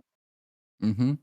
Okay, like I said, as I understand it, personas is just that people will sort of put on different social masks depending on the situation they're in. Move over, Not Carl. Here literally comes the people who wrote this. That's right. Yes, the real. When the you said real Jungian, I psychoanalyst. thought when you said Jungian, I thought you meant like like Gen Z or No. something. I was the duality of man. The Carl Jungian Jung, thing, yes. sir. Which side? Whose side are you on, son? Our side, sir. I love that scene. Sorry, thinking about a great film. We got to come back to this show. Never mind. So yeah. So the unhinged man approaches Heather and he asks for help, and she gives him like her card. We'll set up an appointment, and then fucking Buck Cashman is there to get his book signed. I find it funny Buck that this is even Cashman. happening when it's like, okay, Buck what are we Cash doing? Man. Yeah, Man of like, okay. cash. That's right, yeah. Whatever. So Fisk, he attends the funeral of the deceased officer, Shanahan. That was the officer that fell in front of the train. and he wants to speak with Gallo, who swiftly tears into Fisk. He just says declares all of himself the an things enemy of everyone Fisk. should be Yeah. saying. It's crazy. He just Yeah, lists like off all of the things that is public knowledge about Kingpin and He's like, public I'll make feeling. it my personal mission to ensure you have the shortest term of any mayor in New York's history. Yeah, like he just tears into him, and Fisk he's got nothing to say. He's just big mad. And this is the scene, basically. There's not really anything to be said about it. Gallo just says all the obvious true things about Fisk. Yeah, and then fuck you, you're a leaves. monster, you shouldn't be mayor, fuck you, fuck you, fuck you, fuck you. Bye. That's it. And then Fisk is like big mad, like, oh, see, oh no, the Kingpin's coming back out. His persona is taking over. Gonna get you. So, His we have another scene. persona. You have another scene that doesn't really achieve anything except for, strict plot advancement. Kirsten and Cherry meet with Hector's distant wife, and Cherry just uses this as an opportunity to search his bedroom and finds the white tiger costume and amulet. Very well hidden. Yeah, just in a box under his bed. In a box under his bed, yeah. And that's the scene. That's it. the scene. That's really that's all that there is to it. And so and now we got our next scene. Matt goes on another date with Heather, and it gets interrupted by a call from Cherry. And then that brings us to our next scene, when Matt talks to Hector in prison. It's like, dude, if we just had like 4 scenes in a minute, what the hell is going on? Why do we have all of these pointless scenes? The future is now, old man. Yep. So Matt meets Hector in prison. Oh, sorry. Yep. Well, no, I was just going to take how like remarkable it is, and it doesn't really hit home precisely because it is so quick. But his super suit is under his bed. It's just there. That's how the rest of this episode plays out. Yeah. They discovered a White suit Tiger under a is bed. known for his ferocity in battle and his bravery, not for his intelligence or cleverness. Okay. Yeah. It's just pretty funny. But then Matt goes to prison to talk to Hector about it, confronts him, and Hector basically rebuts all of Mac's accusations by saying he wasn't in his suit or wearing his amulet and had no extra powers, which means that him being the White Tiger is not relevant to this case. Matt vehemently and correctly disagrees with this before basically shitting on Hector for being a vigilante, which is like, well, okay. I mean, it could be that he's just lying and being bullshit, but it sounds like he's almost being sincere here. It's like, Matt, you were a vigilante for a decade. Like, people in glass houses. Matt's already been through the arcs. He knows all the arguments, and we're just going to have to do it all over again. Yes, we are. We're going to have to do it all over again. And Matt is certain that the DA's office will discover this information for themselves, which doesn't seem to bother Hector at this point, though he does eventually apologize for keeping this from Matt. And that's basically it. That's the scene. It's also questionable whether it should bother Matt, because again, it kind of entails jumping ahead a little bit, but we've just been told by BB that, it's cops are thin on the ground, so, vigilantes are picking up the slack, so they're clearly being placed on the side of law enforcement. Now we're being told that if it's public knowledge that you're a vigilante, people will assume that you go out looking for trouble, which will harm your case because vigilantes are bad. And we will pivot later to the only way we can get you off innocent is by telling everyone you're a vigilante because it means you're good people. It's insane. Which is how in the real world, if Peter Parker was on trial, everybody would hate him? Oh, well, I saw someone saying we're not going to talk about the amulet. Don't worry, we will. The Amulet of Kings. Very, very soon. So, next we have Gallo is meeting with Fisk to gleefully tender his resignation. And then Fisk just starts rambling about how much he loves Philly cheesesteaks. He's like, yes, Philly cheesesteaks. Yeah, they're great. I love them. They're really delicious. Nom, nom, nom. And then he just reveals that he has a picture of Gallo's secret family. And Gallo is big mad. And then Fisk just sort of like happily says, there will be no pay raise for the police or anything. Yeah, none of his demands or interests or whatever will be fulfilled. This was referred to by several people as a return to form excellent Kingpin scene. No. Why would Why? Tell me why. Why was it because he used very clever manipulation of power and information to get exactly what he wanted. What do you mean clever? He just got a picture of the dude's secret family. Well, first thing for me is like, what a lame way to write that. It's just like, Gallo has a secret kid he doesn't want anyone to know about, so there you go, done. It's just like, oh. I mean, it would have been more interesting, wouldn't it, if Gallo were clean and you had to find a way to do this. But then, of course, I started to think, why do you want Gallo as the police commissioner? He fucking hates you. You could have installed someone who's loyal to you. I guess the concern would be all the cops leaving, but like, who cares? I don't know. Yeah, get new ones. Isn't that what we just established had to be the reason to get him elected in the first place? Like, well, and also, like, I don't know, man, get rid of Gallo and then just bump up in benefits for the cops. That might help. You think that would be the way, because if his concern is cops leaving, then saying you're not going to get any pay rises, no extra training, no extra staff, that's going to drive more of them away. And it's also an incredible risk to take for a guy who hates you and has just said that he wants to make you the shortest mayor in New York's history, that he won't go to the press and say, I resign, and by the way, the mayor threatened my family. Yeah, he's an evil man. Sack him. As opposed to, you'd be like, I'm happy to accept your resignation, like, off you go. And then he can sell to the people with the new ones installed, give them all of the demands that Gallo was after, and be like, you understand, Gallo was the one standing in the way. His negotiations were insane. I've managed to push through all of your demands, all your needs. I believe in the police. I support them. Things done. Yeah, like I didn't understand this at all. It's like, why is he trying? Why are you using manipulations that will make him hate you even more? He already despises you, and you want to give him an extremely powerful position. It's like, yeah, but I have control over him. It's like, do you? Do you really? Really? And it's funny because, like, he walks out and Discount Wesley's like, well played. It's like, oh, shut up. It's so cringe. You're just there to say that your writing was good. Like, oh, yeah, good writing, That's what I mean. You can spot the patterns of the kind of person we're dealing with who's putting this together. They fucking pat themselves on the back for their own scenes. It's like, this is not impressive. This is stupid. Just like, okay, yeah, all right. Which brings us to a pretty important scene. So, Matt and Hochberg, the DA, are meeting with Judge Cooper to discuss the White Tiger revelation, which the DA's office this broke my brain. So, yeah, Matt seeks to suppress the information, which Hochberg once admitted, because he thinks it will benefit him. He calls Hector a vigilante, which prompts Matt to say that Hector wasn't in possession of his mystical amulet at the time of the incident. I lost it. These are words that come from his mouth.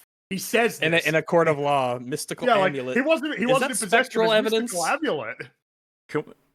Matt is supposed to be intelligent. Like, he's supposed to be pretty good when it comes to the law. He's not supposed to be a fucking clown who says shit like, nah, mate, his mystical amulet, you have to consider that. When we're talking about whether or not he's acting in a vigilante sense. Like, oh, he wasn't wearing his mystical amulet. So it's all good. There's so much wrong. Like, you need to go all the way back to, hang on, he's the White Tiger? That's crazy. Yeah, exactly. Like, if that's the revelation, are there not just new charges now as well? I don't even know if, like whether or not that gets admitted into this court case is one thing, but it's just like, we might actually need to do that case first. Like, this case is dependent on that being proven true or false, and to know the extent of it. That's what I mean. It's like it expands the scope of this incident significantly, because, like, unless the conclusion is that vigilantism isn't illegal in MCU New York, but like, if that's the case, then what exactly is Fisk's platform? Is it just like, I'm gonna pass a law that says that vigilantism is bad? Is that even within his purview, or is that something that the state would have to do, like the state of New York? But hey, don't worry, we're not going to talk about any of this. I don't even understand well, that's good, because that would raise a lot of issues. So remember, they found his costume, and then they put it back under his bed. Oh, that's nice. And then Matt says, like, if we found out, it's only a matter of time before the DA do. It's like, well, not really. Find out. If you just get rid of that evidence in the box or hide it, well, how does the DA find out? What's the information they detect? But they must have. Well, of course they did. They 100% did. I don't know what the fuck they found or how they did it. It would be that Matt brought it to them to suppress it. I was going to say, no way Matt tells them that. That would be insane. Yeah. Like, it's like, okay. So I don't know. I don't know if they found the same box through. Conveniently, they had their search of his house got approved through a warrant like the day after fucking Cherry did it. And then they found out. And the irony, of course, being if Cherry had just taken that box, then it would have been hidden forever. How would they not already searched his house? I don't know. I don't know how any of this fucking You tell me works, he was man. arrested for murder and they didn't search his house? Cherry got there before they did? And it's not hidden, it's under his bed. Like, it's the most obvious shit. That's, and it would be evident, and it'd be evidence. They would have taken it. They would have, taken the box, put it in the lockup. But no, it was there for them. So no, they didn't search it, which meant Cherry could find it, and then somehow the DA found it, and then it became a point of conflict.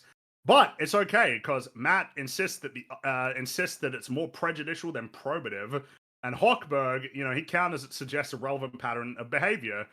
And then Matt's like, no, the jury needs to only be deliberating over what happened on the platform that night, and Judge Cooper agrees with Matt, which baffles me. Doesn't make any sense. Okay, how does it not demonstrate a relevant pattern of behavior? Like, This dude guy goes is a out vigilante, regularly at picks- night to pick fights.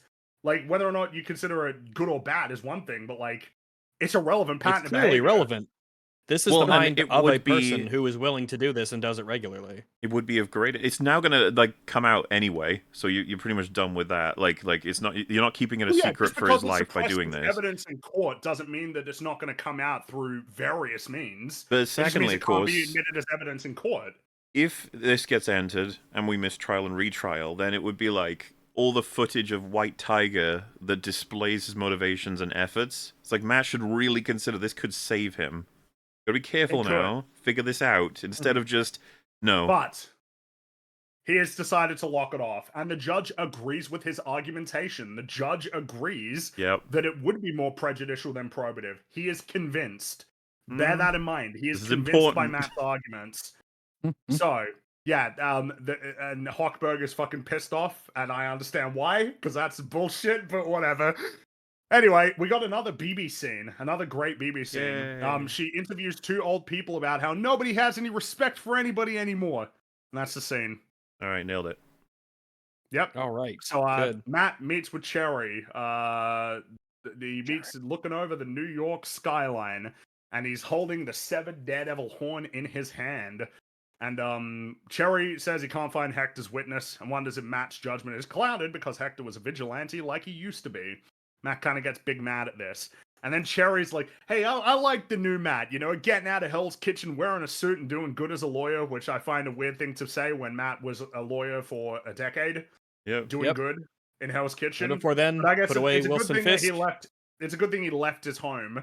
And it's not like he was wearing a suit and doing good work as a lawyer with Nelson, Murdoch, and Page. The implication is that his work as Daredevil wasn't good when it was actually objectively good. Like, in terms of all the information you would have as Cherry, you would know Daredevil was a fucking hero. Off.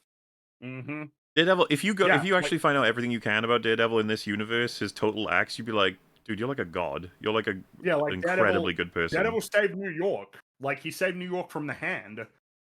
Like, why are we forgetting about all of the crazy? But it's treated as though Daredevil is like an indulgence in some angry vigilante who's not good. Now, of course, it's complicated because there is a question of how much Matt enjoys essentially beating people up. But like, the reality is that he does have a rationale for why he does what he does, and it's a fair one, and it yields good results pretty consistently. For all of the, the chaos and the bad outcomes and stuff, ultimately, Daredevil comes through and saves the day every time.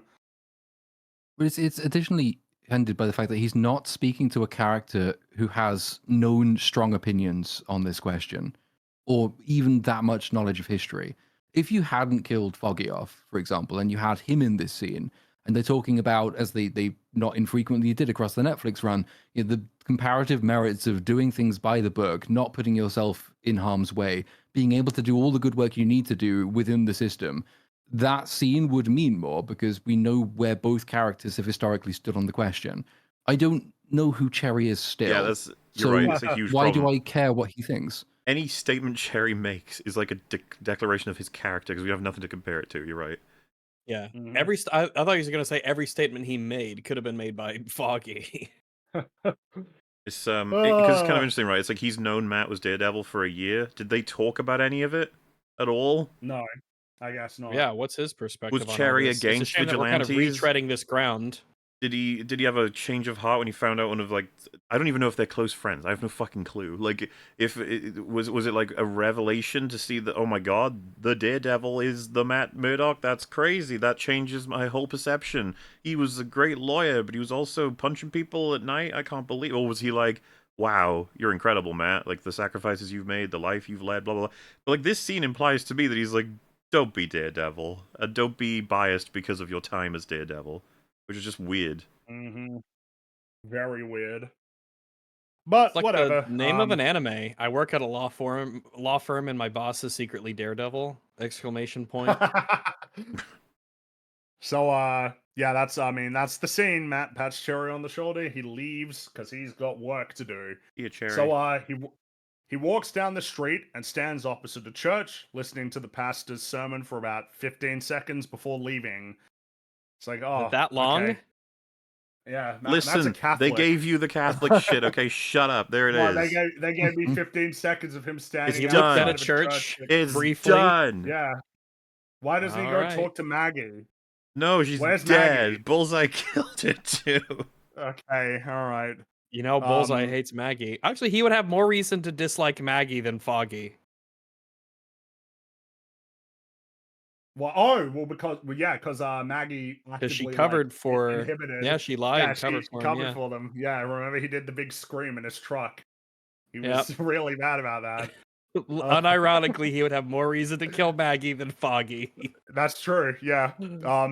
So Matt begins trailing Powell, who was the surviving officer. So there was Shanahan, he's the dead one. Powell's the living one, the corrupt. Then he's corrupt. And he follows him, he trails him, and then Matt receives a call from Heather. Remember Matt's girlfriend? This one's real funny. Like, we were going to have a scene together, we will not be having that scene. Okay. No, we won't be having a scene. I have a new client, so we can't have dinner. And her new client is Fisk. Ooh. Fisk is her new client, and he has come with Vanessa for couples counseling. What a huge mistake. So Vanessa is upset that Fisk disappeared, which prompts Fisk to explain that he was assaulted by Vigilante and the recovery process was difficult. Thus, he couldn't stay in touch with Vanessa. And Heather asks Vanessa if she believes that's for the best. And Fisk briefly talks over her, and then he falls silent. And so Vanessa then exposits that she took over the business and made it more profitable and stable than it had ever been. She made more money than Fisk and better handled the subordinates than Fisk. That's what she did. I hate it. I hate it. I hate it so much. Why did they this is do one of those this scenes that's like you all put the your fucking fingers time? in your ears and go la la la la la la la. Not listening. Not listening.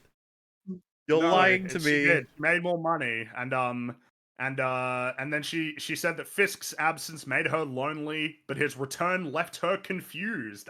See, because she kind of likes her life without, making money and being in charge. And now the cuck's back. Cuckpin has returned, and he's cramped. If you he's really ruining things for her.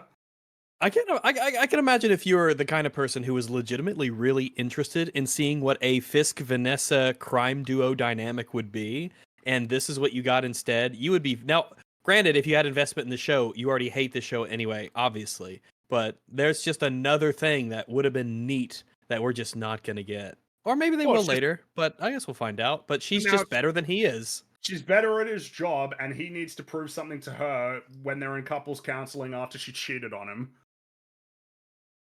Isn't that crazy? Okay, that's an angle to go down, but all right, sure. And then she says that she's come to counseling because she believes they don't have a choice, whereas Fisk says that he doesn't want to lose his wife. And that's the scene.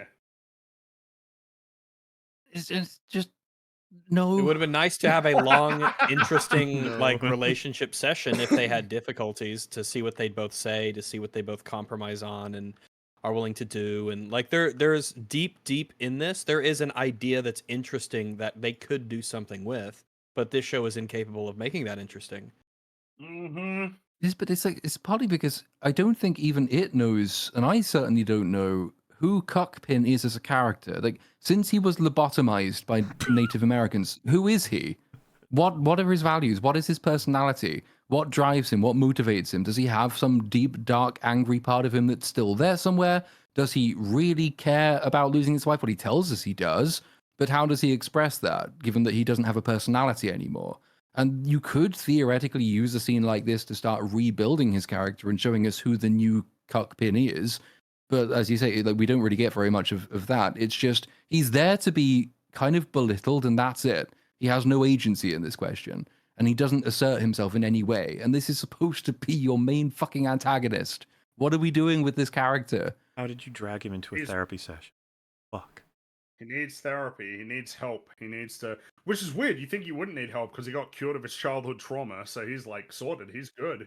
He's fixed. Isn't that the most disrespectful, embarrassing shit in the world? The idea of, like, whoa, don't worry about your childhood trauma. Let it go. I will help you. We just let magically it go fixed with it for my you. echo Boom, don't worry. powers. You're fixed. How is this useful to people? How is this in any way helpful?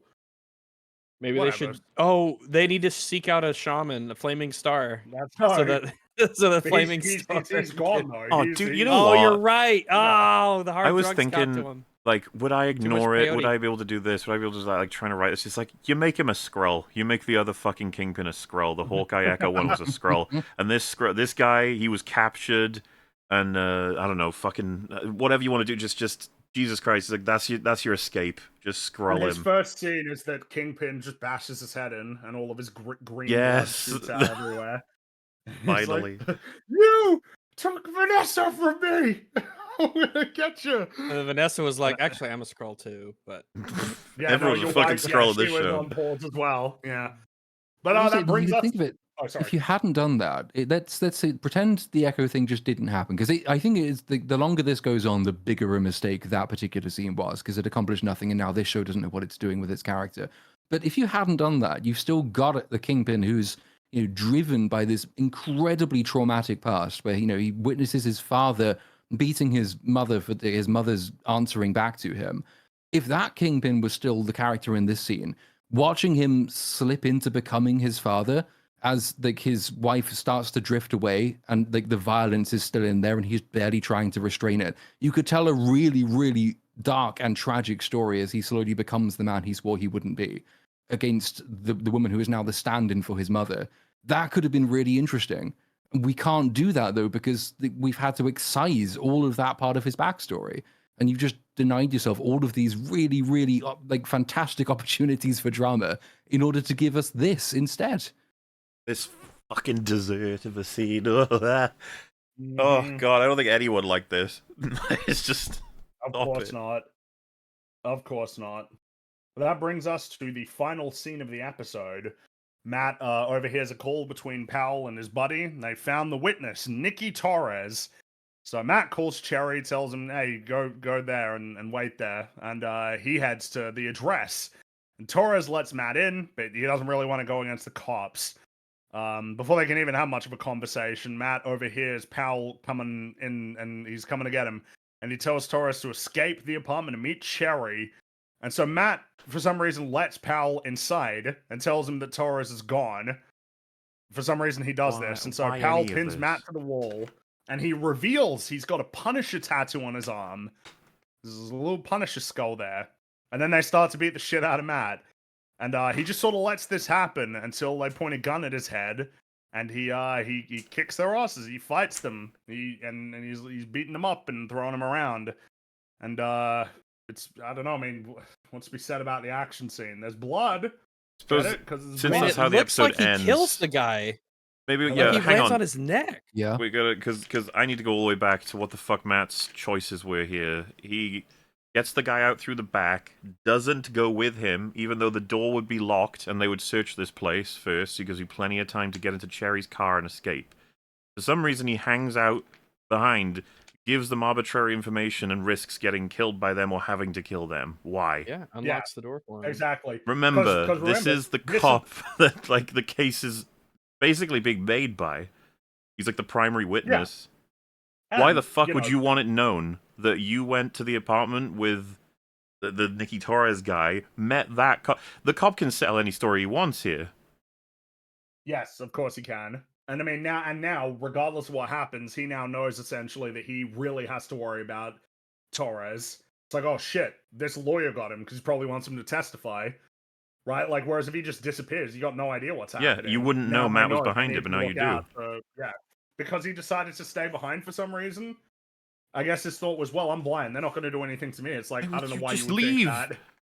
Just get out of there. The door was locked. They'd have to break it down before they can even get in to search the place, and then finally realize if you close the window behind you, that takes...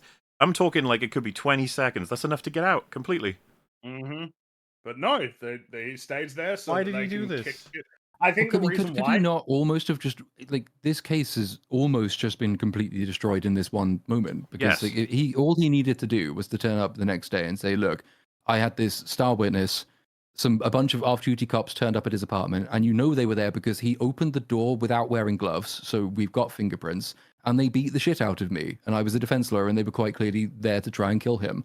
Might be worth mentioning that to the judge at some point, or indeed bring it up in the court case. Honestly, dude, this would take over. This is the more important case. Yeah. This whole scene, the two cops beaten to near death, I say near death, even though it's obviously fucking death, by the lawyer defending the person who's going to be made innocent by the witness who lived in this place. Like, what the fuck is going on? This is hyper-corruption everywhere.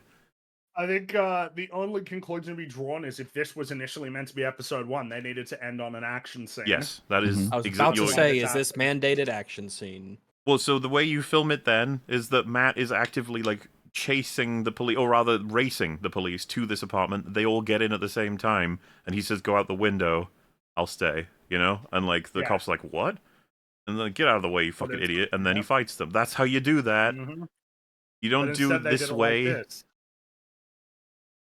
And he beats them, and then he does a scream, which, by the way, I consider this another instance of flanderization. Yeah.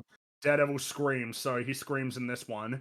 He does his primal scream, because remember, he did that when he was fighting when he fight Kingpin, Bullseye did the scream. That's what Daredevil is. One take action scenes and getting tired and screams. That's Daredevil. And could you really testing his own ability to, you know, be the upstanding man? Is he testing his like worthiness to be Daredevil again? But then like he realizes he can't withhold from like the violent impulses anymore, so it confirms something to himself about himself. Like I keep trying to read in some character motive for him doing what he's doing, but they kind of destroy it when one of them pulls a gun on him, because at that point it's not a moral choice anymore. He is fighting in self-defense because his life's in danger, as opposed to just well, and that's the question becomes like, why did you put yourself in this situation? You could have destroyed everything by doing this. Yeah I mean, for all you know, you have, because they saw you do this. So yeah, you're done. And just this is the now moment Matt Murdock is... This is the moment where it's like he clearly fucking kills this guy, and I just wanted to be clear, chat, this is how it sounds. I'm just gonna let it play with sound for a second.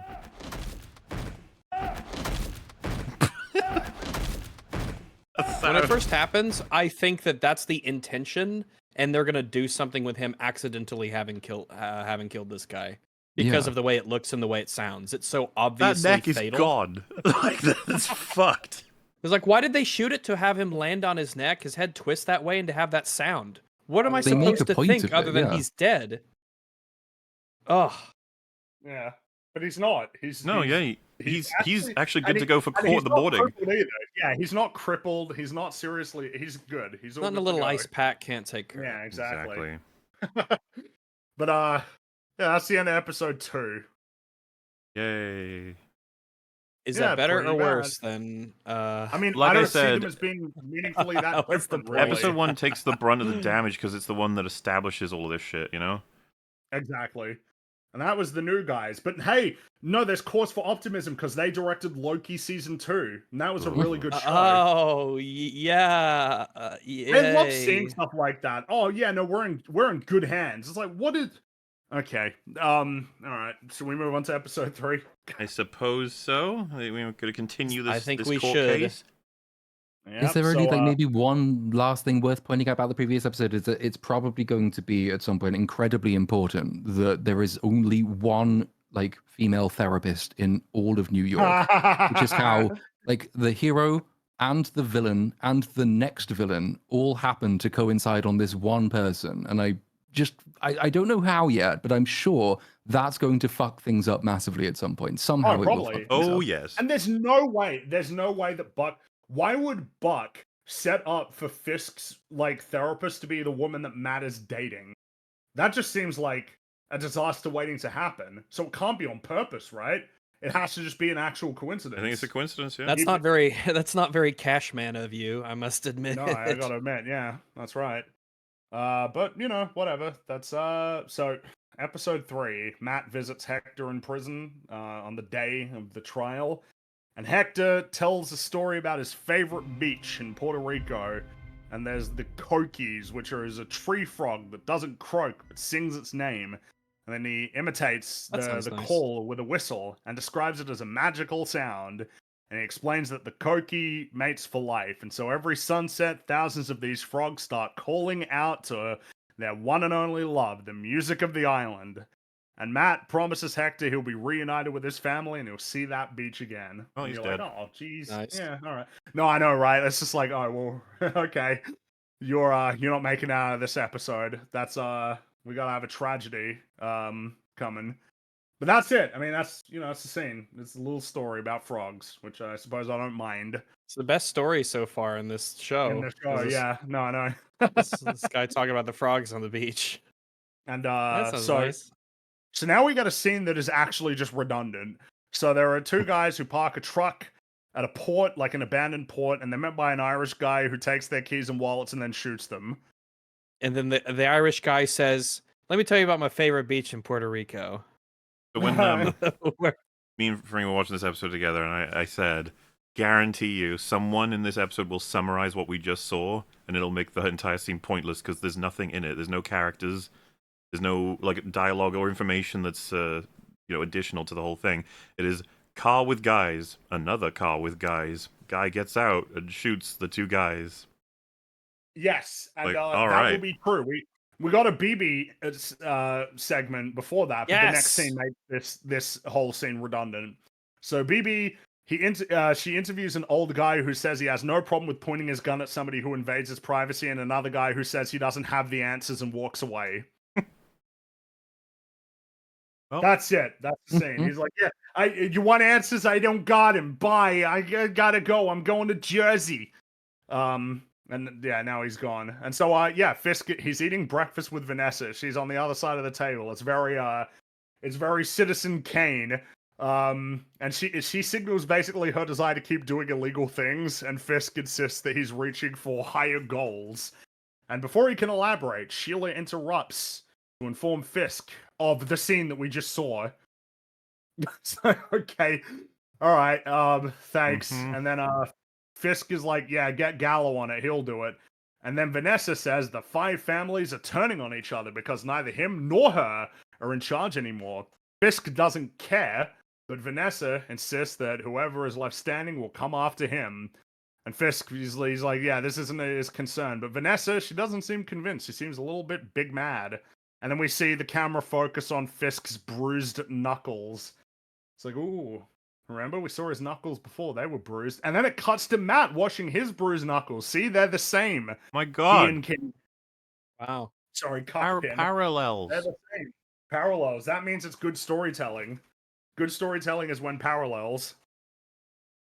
And then, Pal ambushes him in the bathroom, and he threatens to tell the judge that Matt was interfering with a police investigation, and then Matt just says he'll dob him in for tampering with a witness. And that's All right, that's essentially the answer that the show provides for why this won't have consequences. It's like, see, mutually assured destruction. That's the end of that. That's the whole point of this scene. It should just, like, end that as something that you'd be thinking about. Okay. Absolutely fucking I will keep insane. that in mind. Oh, crap.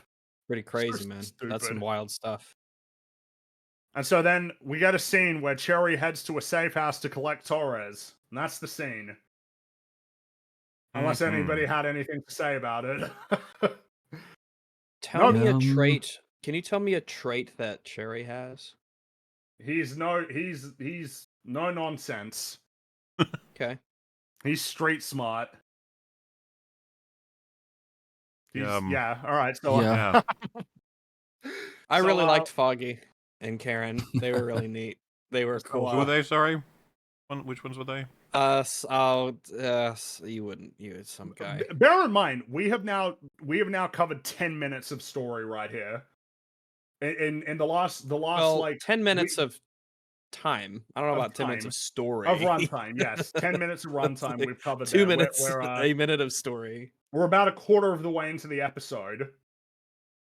Yeah, I know, right? Pretty crazy. Yeah, like all we've done is just reestablish that Kingpin is an idiot still. Like he neglects his wife, and that's kind of paralleled in that he neglects his criminal empire because they're the same thing. And also he's an idiot who doesn't understand how the power dynamics of the people he used to control play out. And he has bruises on his knuckles that never heal, even though he's a cuck and doesn't punch people anymore. So where did they come from? There's nothing really to work with here. Not yet, anyway. Not until essentially they lift until they lift the veil. They sort of actually provide answers. Kind of a good hallmark of bad writing when you just have to sort of sit there and wait until they actually tell you what you're meant to think. Love it. Good stuff. Anyway, they're in court now. Worth mentioning this. Punisher, yeah. That's that's cringe. Yeah, that's cringe. That's embarrassing. What do you even? I feel like this is one of those things where you just show it. You're like, yeah. All right. So the court case begins, and Powell, the corrupt cop, takes the stand. And Hochberg asks him to explain what happened the night of his partner's death. And Powell just relays a false story in which a deranged Hector attacked him for no reason and intentionally killed Shanahan. And that's it. And so Matt begins cross-examination. And he presses Powell on whether he and Shanahan were truly alone that night on the platform before Hector showed up. And then he asks Powell if he ever met a man named Nicky Torres, and Powell says no. And then Matt explains that Torres is a confidential informant who worked with Powell and Shanahan directly. But Powell again denies meeting Torres that night. And then, in the gallery, a cop who has a Punisher tattoo on his neck tells his partner that Torres cannot be allowed to testify, and Matt overhears this. That is a very conspicuous Punisher tattoo, like very a gang conspicuous. tattoo. Mm-hmm. But isn't it funny to think it's like, yeah, that's just like a whole scene, and all that's to be said about it is just the plot that is conveyed in it.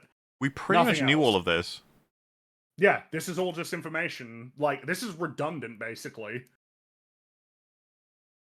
You know, maybe now would be too soon to. No, sorry, Platoon, go ahead. Well, I'm just trying to work out why New York cops would idolize the Punisher, given what he's done and how many of them he's killed. Like, how would that even come about? I understand what the show is trying to convey, but would it ever be like that? Could you imagine the New York cops sort of getting on board corrupt with... ones? I don't really get, because they Not must be aware. Ones. I can see why, because Punisher didn't kill cops unless I'm. Punisher went after. Drawing a blank here. He was a strict, pretty much evildoer. There was some collateral damage though. He injured cops like to get through to other people, but he like punch them and then disarm them. He wouldn't kill them.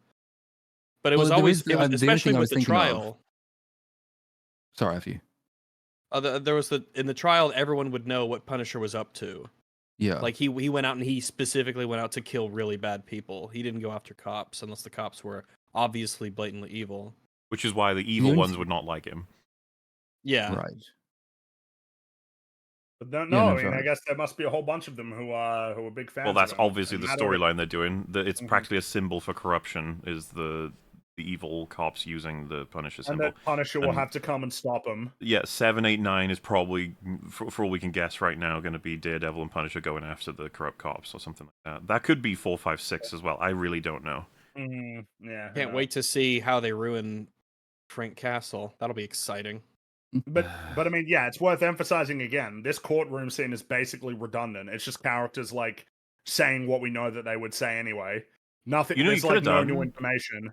Had a way more dramatic and interesting cross with Matt and this witness, right? Like really dig into him, get him to slip up in any way, shape, or form about the story. Mm-hmm. Mostly, exactly, just runs all the information we already had. Yep, but no, it's just conveying stuff we already knew. And so go back to the point that they have evidence that those corrupt cops were at the apartment of the guy he's just denied knowing. Like they have This that is evidence. something that the yeah, fingerprints he are would all have over the place. absolutely. Well, if this happened in the previous seasons, there would be a scene after that fight where Matt would be talking with Foggy and Karen, and they would discuss what the next plan of action would be, and you'd get their perspectives, and they'd set a plan and then execute that plan. But none of these people ever give you the sense that they're in control or in plans, because the cops' plan next, having said that Torres can't be allowed to testify, is they send a guy in uniform on a police bike to intercept a van with the plan to stop him. But if they've just said, no, we don't know him, and then Matt says, well, he's my witness and he's coming to court, and oh dear, he got killed mysteriously in a traffic accident involving a cop, how is that story going to play out? Not just a cop, it's Powell, the guy who was just on the stand. And he was being transferred by about a works with the law firm of Murdoch and whatever the other girl. Yeah. Like, it's just like, that's a disaster. It's all a disaster. Like, This whole court case is a fucking mess. No, it isn't. It's great. You can't get away with that. You're so blatant.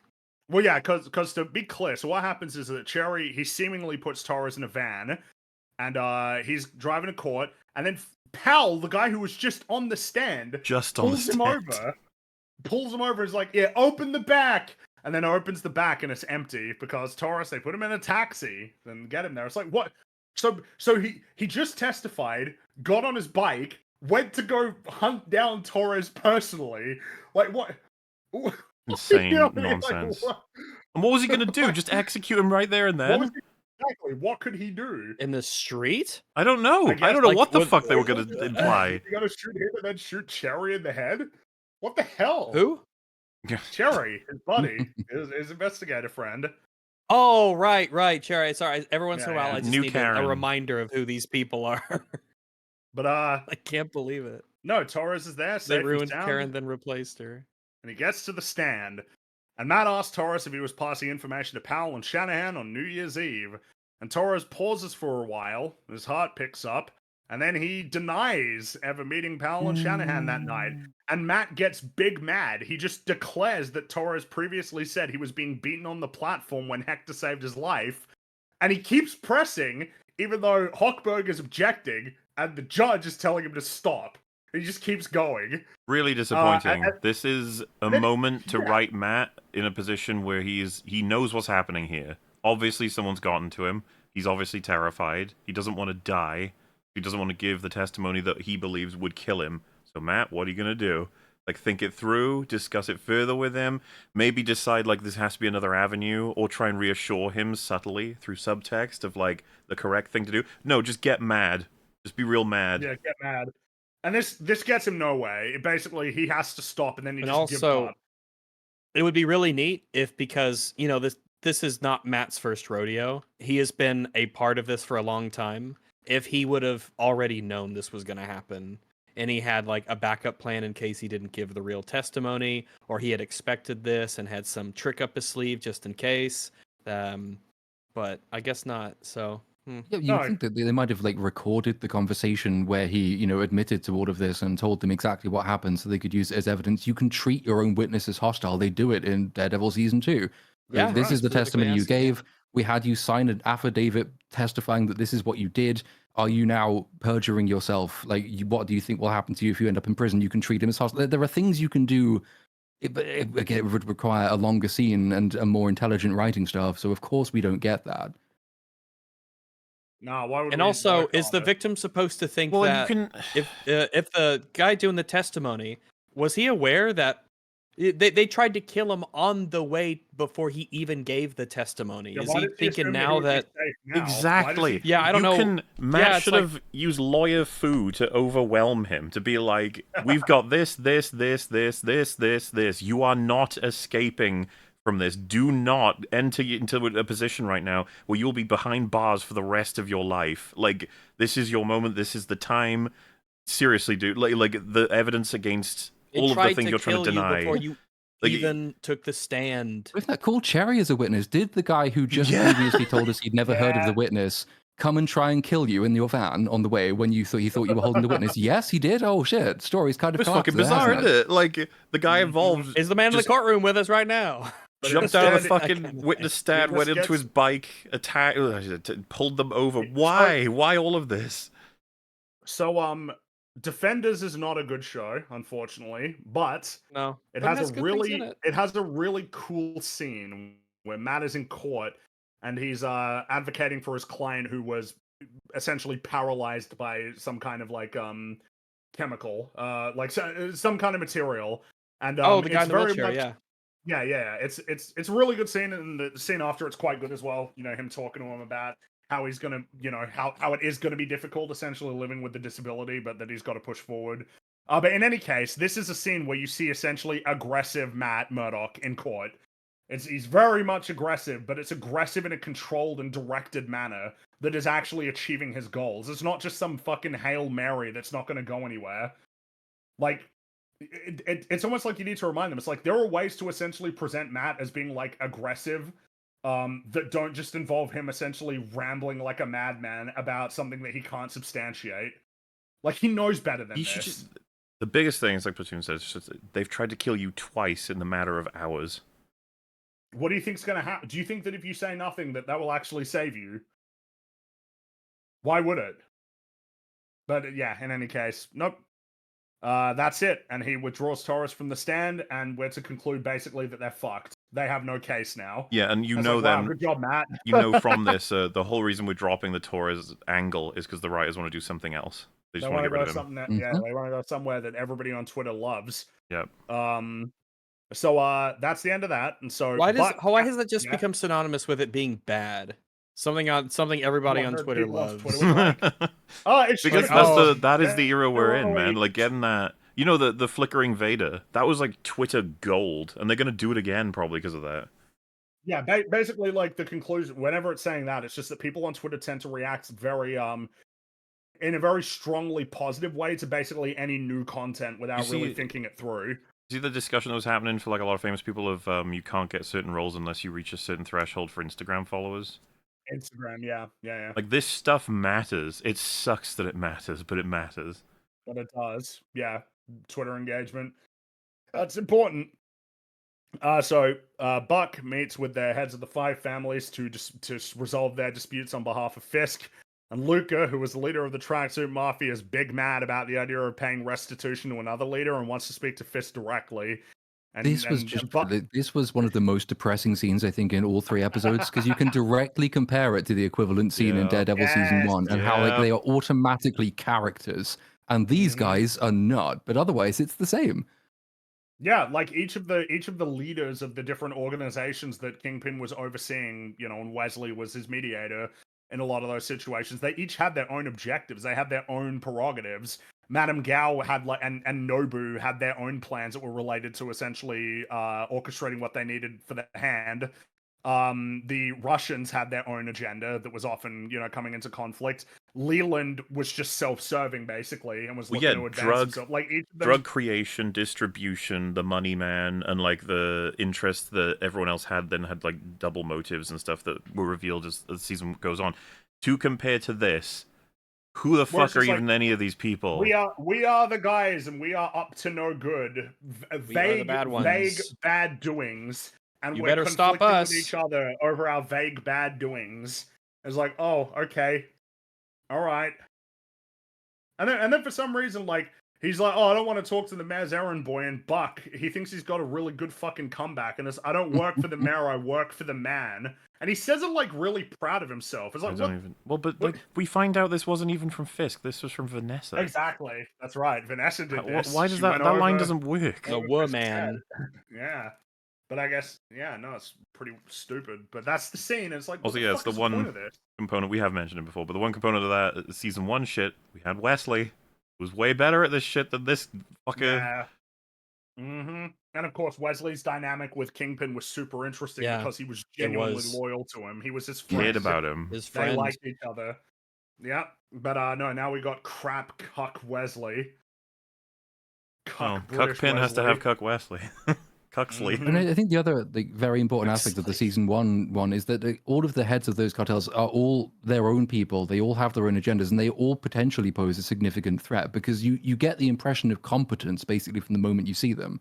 they're all rivals. They're not subordinates in that way to Kingpin. So like he has to politically manage them, but just by virtue of him not telling them exactly what to do, what to think, and paying them off simply like this does, you get a huge amount of sense of like there is a story which is going to involve these people. They all have their own stories as well, and they will all intersect in interesting and complicated ways going forward.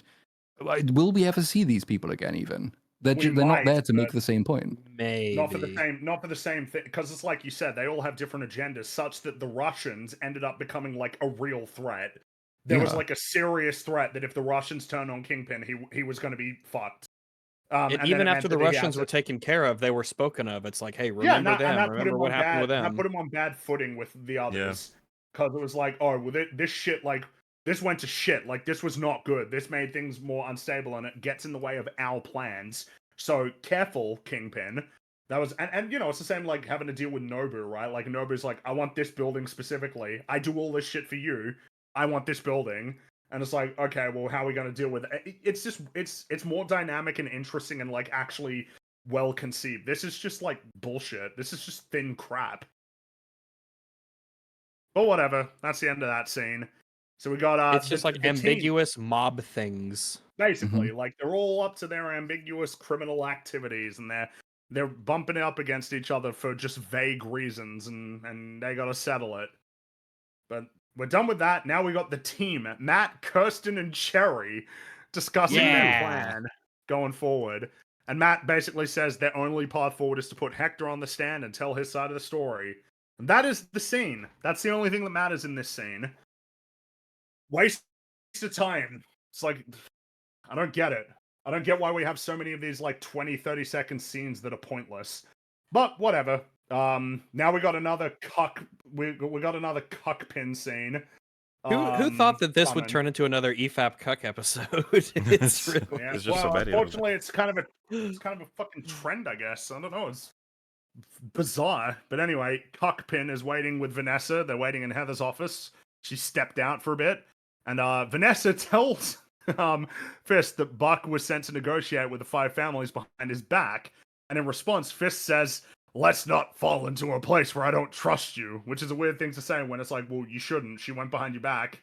So that's it. Yeah, it's already over. And neither of you are acting in character, but this is where you want to go. So I guess we're here now. Yay. Mm-hmm. You're actively working against each other. Woohoo. Vanessa leans forward, which prompts Fisk to kind of shrink back.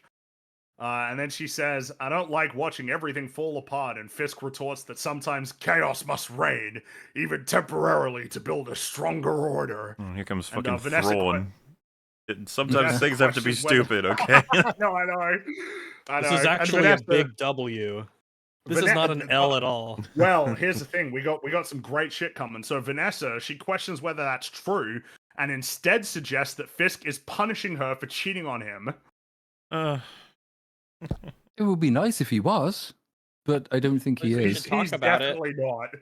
She's never cheated on him in the first place. Mm-hmm. But she did. She did. A tragedy. And he's like, I can't believe we could allow a tragedy to ruin everything. See, it's a parallel, like with Matt. But that's it. That's the end, because Heather enters, and it's like the conversation comes to an end. And Cuckman. Cuck. That's a different cuck. That's that. No. But no, we got the all right, so man, all right, so this is the scene. Yep. Hector takes the stand, and Matt invites him to tell his side of the story. Hector explains that he had finally saved up enough money to rent his own place, and on that night, on New Year's Eve, was going to place flowers there for his wife. And she's looking like, oh, geez, I was estranged from you, but now I won't be, because that's basically all that she is. She was estranged, and now she's not. And then he talks of how he intervened on the subway platform to protect Torres from the 2 men who did not identify themselves as police officers. And Hector claims he was just trying to help and that he didn't want to hurt anybody. And so Matt says, "You decided to risk your own safety to help a stranger. Wasn't the first time, was it?" Hector is perplexed, but Matt continues, "I'm just saying that you put yourself in harm's way before. Many times. The question is why?" Hector then explains it's simply because a man was in trouble. And Matt then says, You intervene that night because you're a hero. Kirsten, knowing where he's going with this, tells Matt to stop. But instead, he reaches into his bag, holds up the white tiger mask in court, and asks Hector, "Are you the vigilante known as the White Tiger?" This is a really great TV show, and I enjoy the legal aspect of it. It's like, what thought happened, do you even Matt? have first, you know? There's so many at once. Matt, Matt, more than anyone else, should know the dangers This- connection. As a single action, this might be the worst thing that happens in the 3 episodes. Mistrial. It might be. Maybe the end of your career. This is Certainly the end of his character. And nice job. Nice Little job there was just left. outing Hector when he didn't want you to do this without talking to him. Yes, when And he has a putting his family. family in the crosshairs when your Yep. explicit reason for using a mask was to protect your loved ones. But fuck Hector, And it has right? come Fuck up him. time and time again in the Daredevil show where Matt Murdock and the people that Matt Murdock loves will be in danger if Daredevil's identity is discovered. No, but fuck It is Hector. very blatant. This is our Is it only in- chance. It's the only way to get him out. We gotta just. Yeah, we And out I can't have couldn't him have going to possibly jail. discussed this with my client before. Even though declaring him as White Tiger is a whole case in and of itself that'll end with him going to jail. Mm-hmm. Yep. Nice. Yeah, Good job. we've already had the conversation where the judge accepted that this was all going to be inadmissible stuff, and Which means now you mistrial. pissed the judge off. And the whole aim here is to try and Mistrial. convince the jury that it doesn't really matter. The facts don't necessarily matter because he's good people. So we need to tell the jury he's good people, which kind of just put me in mind of is it even the first court scene in season 1? The one where he stands up and says, "I've been preoccupied with issues of morality." Yes, Like with morality has no morality place of in the life. courtroom. It's the facts that matter, and it convinces that jury, but not this one. Well, this one he just gives the fuck up and does something insane that we He should just gives destroy up and everything. essentially decides- Yeah, exactly.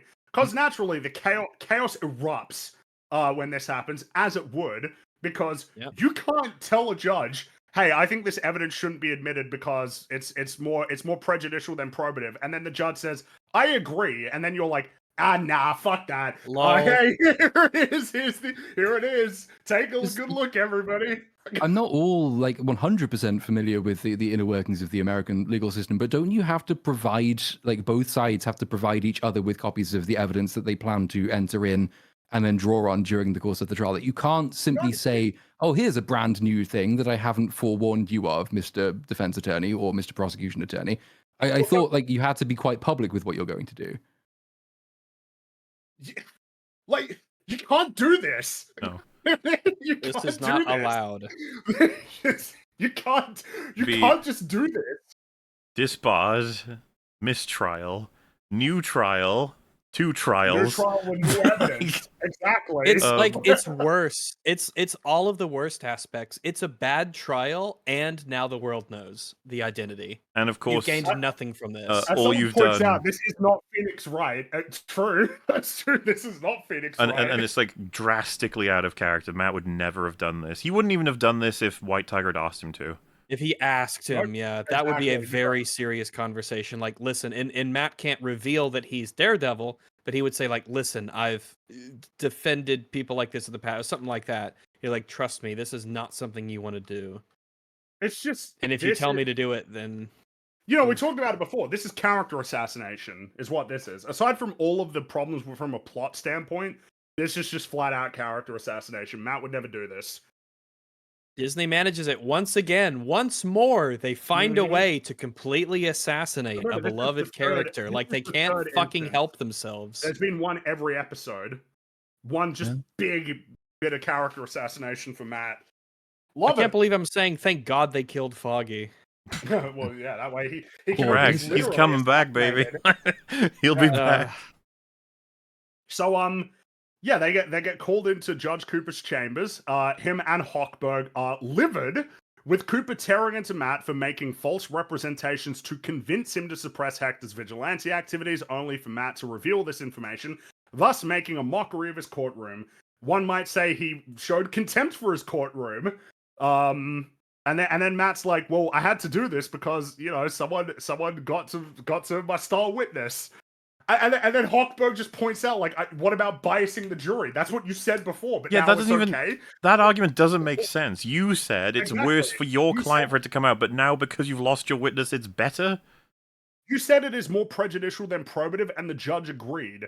You have now then He's just a gone liar. like, no, it's not actually. Yeah, exactly. It's just lying. It is. And then Matt starts arguing about why Hector's activities as a white tiger are relevant. It's like, dude, you argued that they weren't. What is going on? You can't do. What are you doing? It afflicts everyone because then Hawkman also has to flip his reasoning because he was in favor of this coming out, but now he's not in favor of this coming out. Yeah. And then the judge has to flip because he said, no, it's not admissible. But now, oh, well, I guess you've done it now. So we're just going to have to run with that it. argument, yeah. We can touch on this. So basically, Cooper says striking the revelation from the record would be pointless. And then he'd be like, oh, mistrial. And then he's like, declaring a mistrial would be pointless because everybody now knows Hector is the White Tiger. It's like, okay, you're forgetting the big part, which is that the prosecution made their argument without this evidence. Yep. So now they're fucked. Well, and Like, every they witness were up to this point, all of the arguments made up to this point from everyone didn't include the fucking White Tiger. The idea that, like, there's no point in doing a mistrial because it's going to be relevant going forward. It's like, that's kind of why you got to do it. Like, you need to start over. It's fucked. You got to do it again. But instead they're like, nah, cat's out of the bag, so no mistrial. It's like, okay. Okay, sure.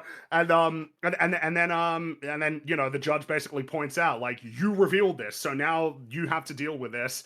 And before they go to court, Hochberg tells Matt that he's basically an enemy of the DA's office at this point. It's like, man, he should count himself lucky. Yeah. Like, that's the worst thing that It's happened bad. here. That's what would happen. This is so beyond unacceptable. It's just that's the end of his career. He's done. He is absolutely done. Remember when it was faintly scandalous that the writers of She-Hulk said that they had no experience writing courtroom dramas and everyone thought that's a bad thing? But at least Daredevil does. There's some good court scenes in Daredevil. Like, yeah, no, I know. That's again, it feels, you know, you mentioned the scene of him talking about, you know, those ladies and gentlemen of the jury are the facts, and it's like, oh shit, that's some good shit. I love that one. Yeah. And then of course, you call me the Punisher, right? The big bad Punisher. Where I am? You want me? Come get me. I like the Punisher. I'm right here. From this point, it ceases to be a court scene. All the arguments from this point onwards are, isn't it great that he's a vigilante? Don't you love him because he's so good? Yeah, this he gets did the right stupider. thing. Look, he even did the right thing for the police, so the police should like him too. You like him, so you should acquit him. Like, as if that's a good counter to the reality that he was there, somebody died, and he fought them.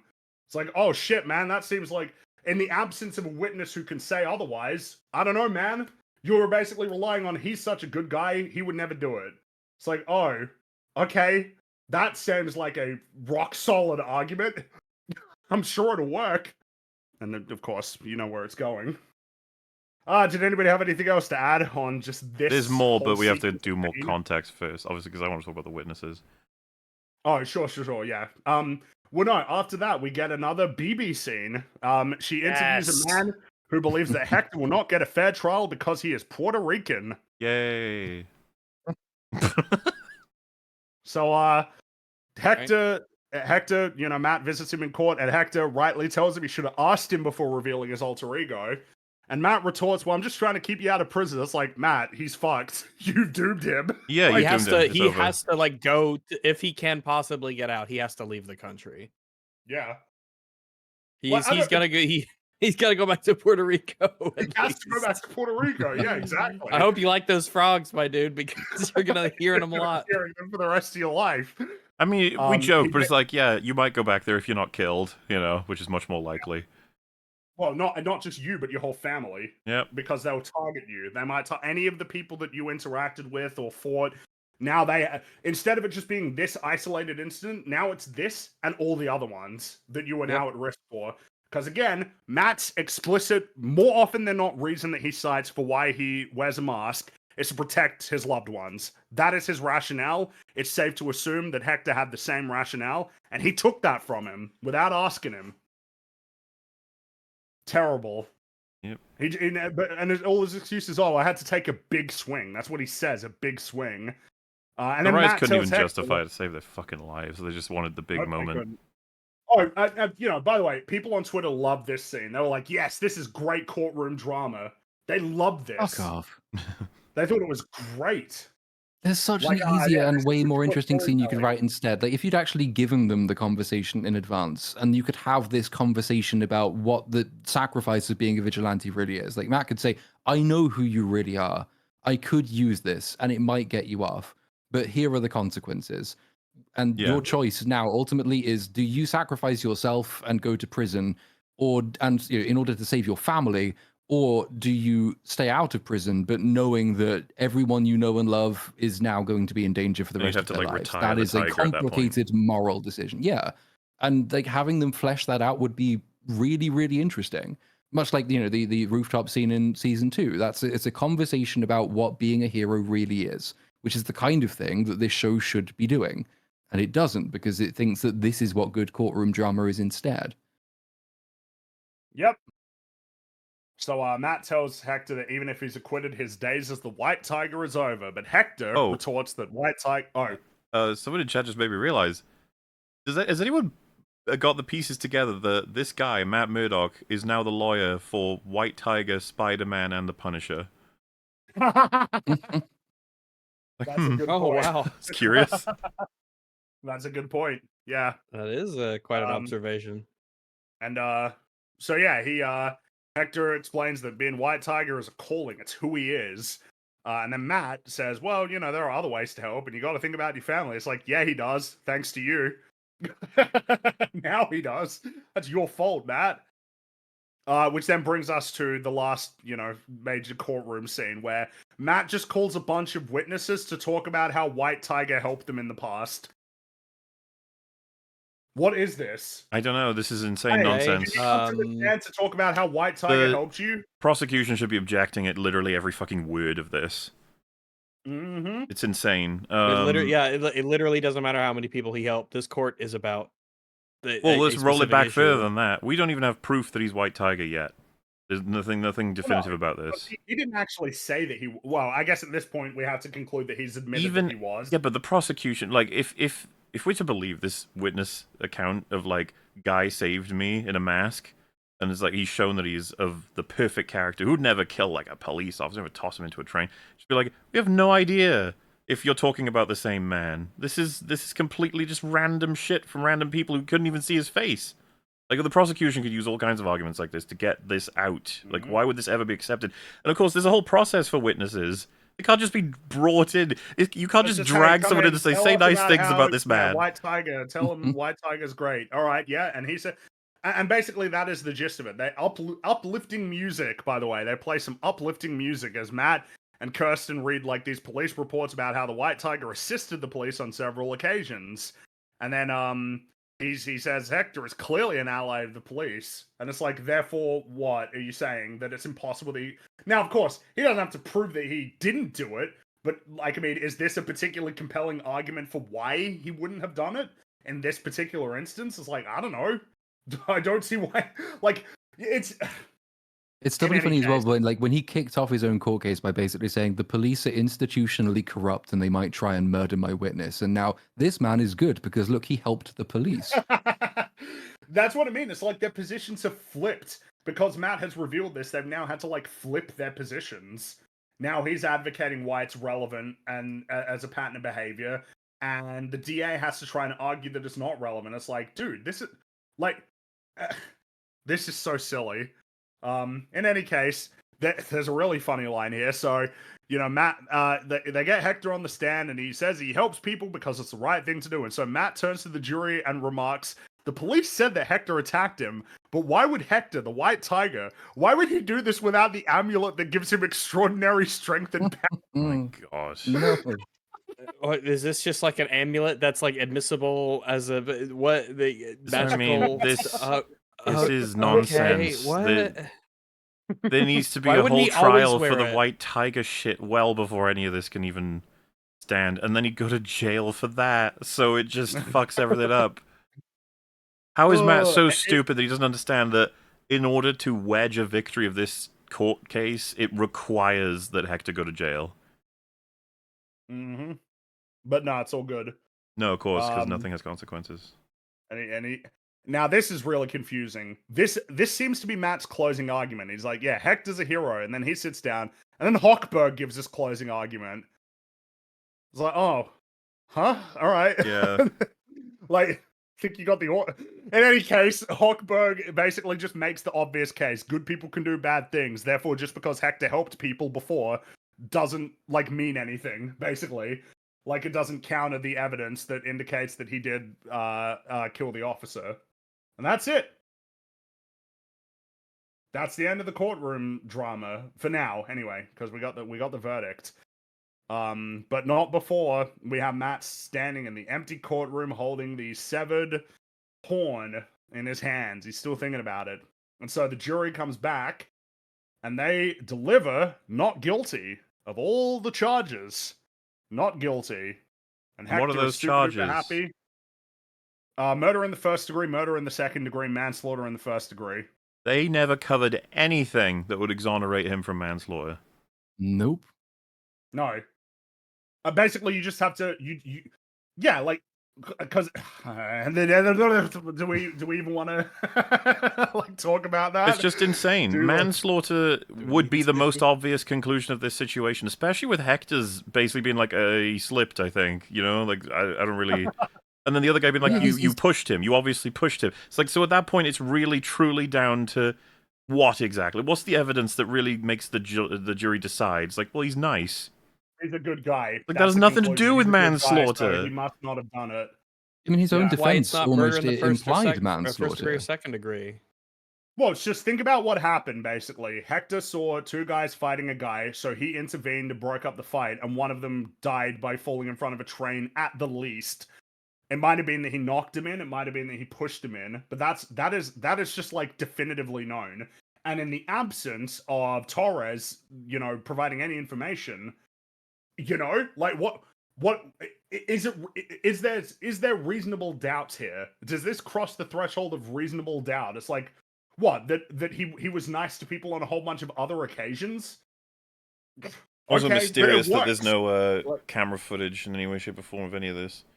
Yeah, of course. You'd think there would even be but camera no, footage of the guy leaving the Oh, subway as and well. of course, people pointed this out and it almost felt pointless not to mention it. Yes, this trial would have taken weeks or months. It wouldn't have happened over the course of a few days. It would have taken a lot longer to even get to court in the first place, and it would have taken a long time. But like, the show seems to think, yeah, someone takes a stand for like a minute, not like, oh, someone takes a stand for hours or potentially multiple days.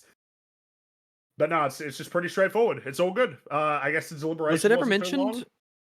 What, Was it ever the amount mentioned of that he time? was on that he was on a phone call right before this happened? Was that ever brought in court or mentioned? Like the nature of his phone call right before the event happened? The problem is people talk about it as if it's like a robust and compelling legal drama, but like there's really not any delving into the facts of the case at all. No. Like that's They didn't not even mentioned. cover one of the charges at all. Basically, the gist of the courtroom scene is Pal says, Pal tells a false story. Daredevil fails to breach that false story. Matt brings Torres to the stand. He doesn't tell the story. Then he says Hector is White Tiger. Then he gets witnesses who say White Tiger is great, and then he's found not guilty. That is what happened in this trial. That's it.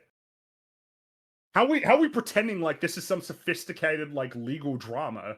This is stupid. It's childish. Basically, this is She-Hulk level. Yeah, except that this show is ostensibly pretending that it's more of a legal drama than She-Hulk did. Because She-Hulk could rely on, haha, we're comedy, so who gives a shit if we don't take it seriously? Like, for instance, the guy who they made fun of, you remember, where the shape-shifting, like, elf lady? Yeah. And they just completely glossed over, it's like, oh, that's not informed consent. That is bad. But it's like, oh, but he drives a Cybertruck, so it's funny. In any case, that's the end of this courtroom scene. And, Matt, you know, Hector does some acting. He's doing some acting. I appreciate the effort that's going into it, but man, the writing. And so but the thing is that while this is happening, you got a whole bunch of the police officers there glaring. They're glaring at Hector from the gallery. And Fisk, he's big mad watching this on TV, and he asked Daniel to contact BB Urich to arrange another interview. Why? So we haven't seen her sit. Because dude, he was trending. He was blowing up. Even the BB report was talking about him. All right. Okay. Yeah. It's like, she trends. she's one of the most popular shows.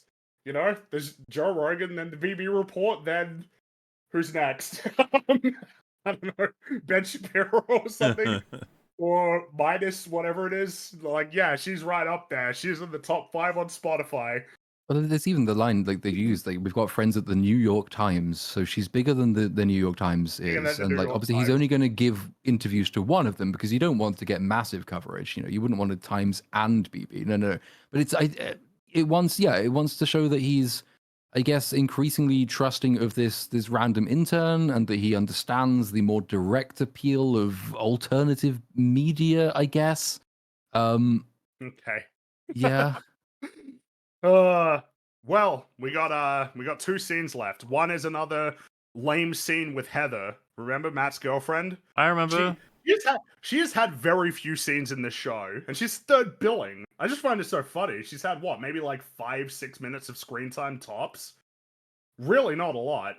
But yeah, he's cooking dinner, and he starts talking about Foggy, and Heather decides to pry a little bit, and Matt remarks that Foggy knew how to enjoy the good moments when they came.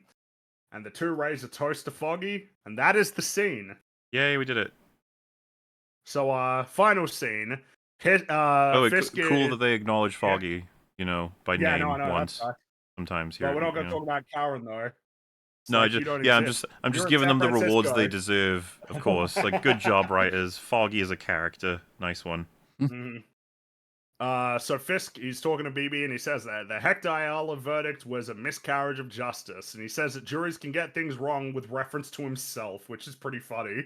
Yeah. It's like they could get things wrong when it was on television, like you getting bailed out of a police convoy by a bunch of armed soldiers. May as well just say like, Doctor Strange actually took care of it because he threatened his family or some shit. And so, it is funny that they've actually written it in such a way that the Kingpin is right. Like, they've actually made him correct. That trial was a travesty of justice. That was, yeah, that's true. Get it wrong. That was bullshit. And so he's like, vigilantes are a threat to any society based on the rule of law. And while he's saying this, Hector suits up as the White Tiger. He's got his amulet on too, right? He's got his mystical amulet that imbues him with supernatural powers. Yes. And he walks down the street and is shot in the head.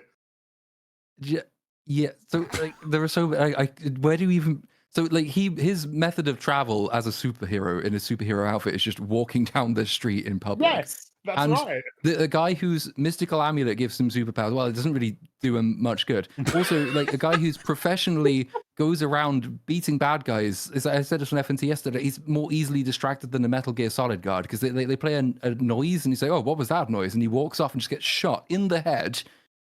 Did nobody think of trying to distract him before, ever? How did he get this far without being killed? Just to be clear, apparently this is a reshoot, by the way, because they needed to redo it to more prominently show the Punisher icon on the guy who shoots him.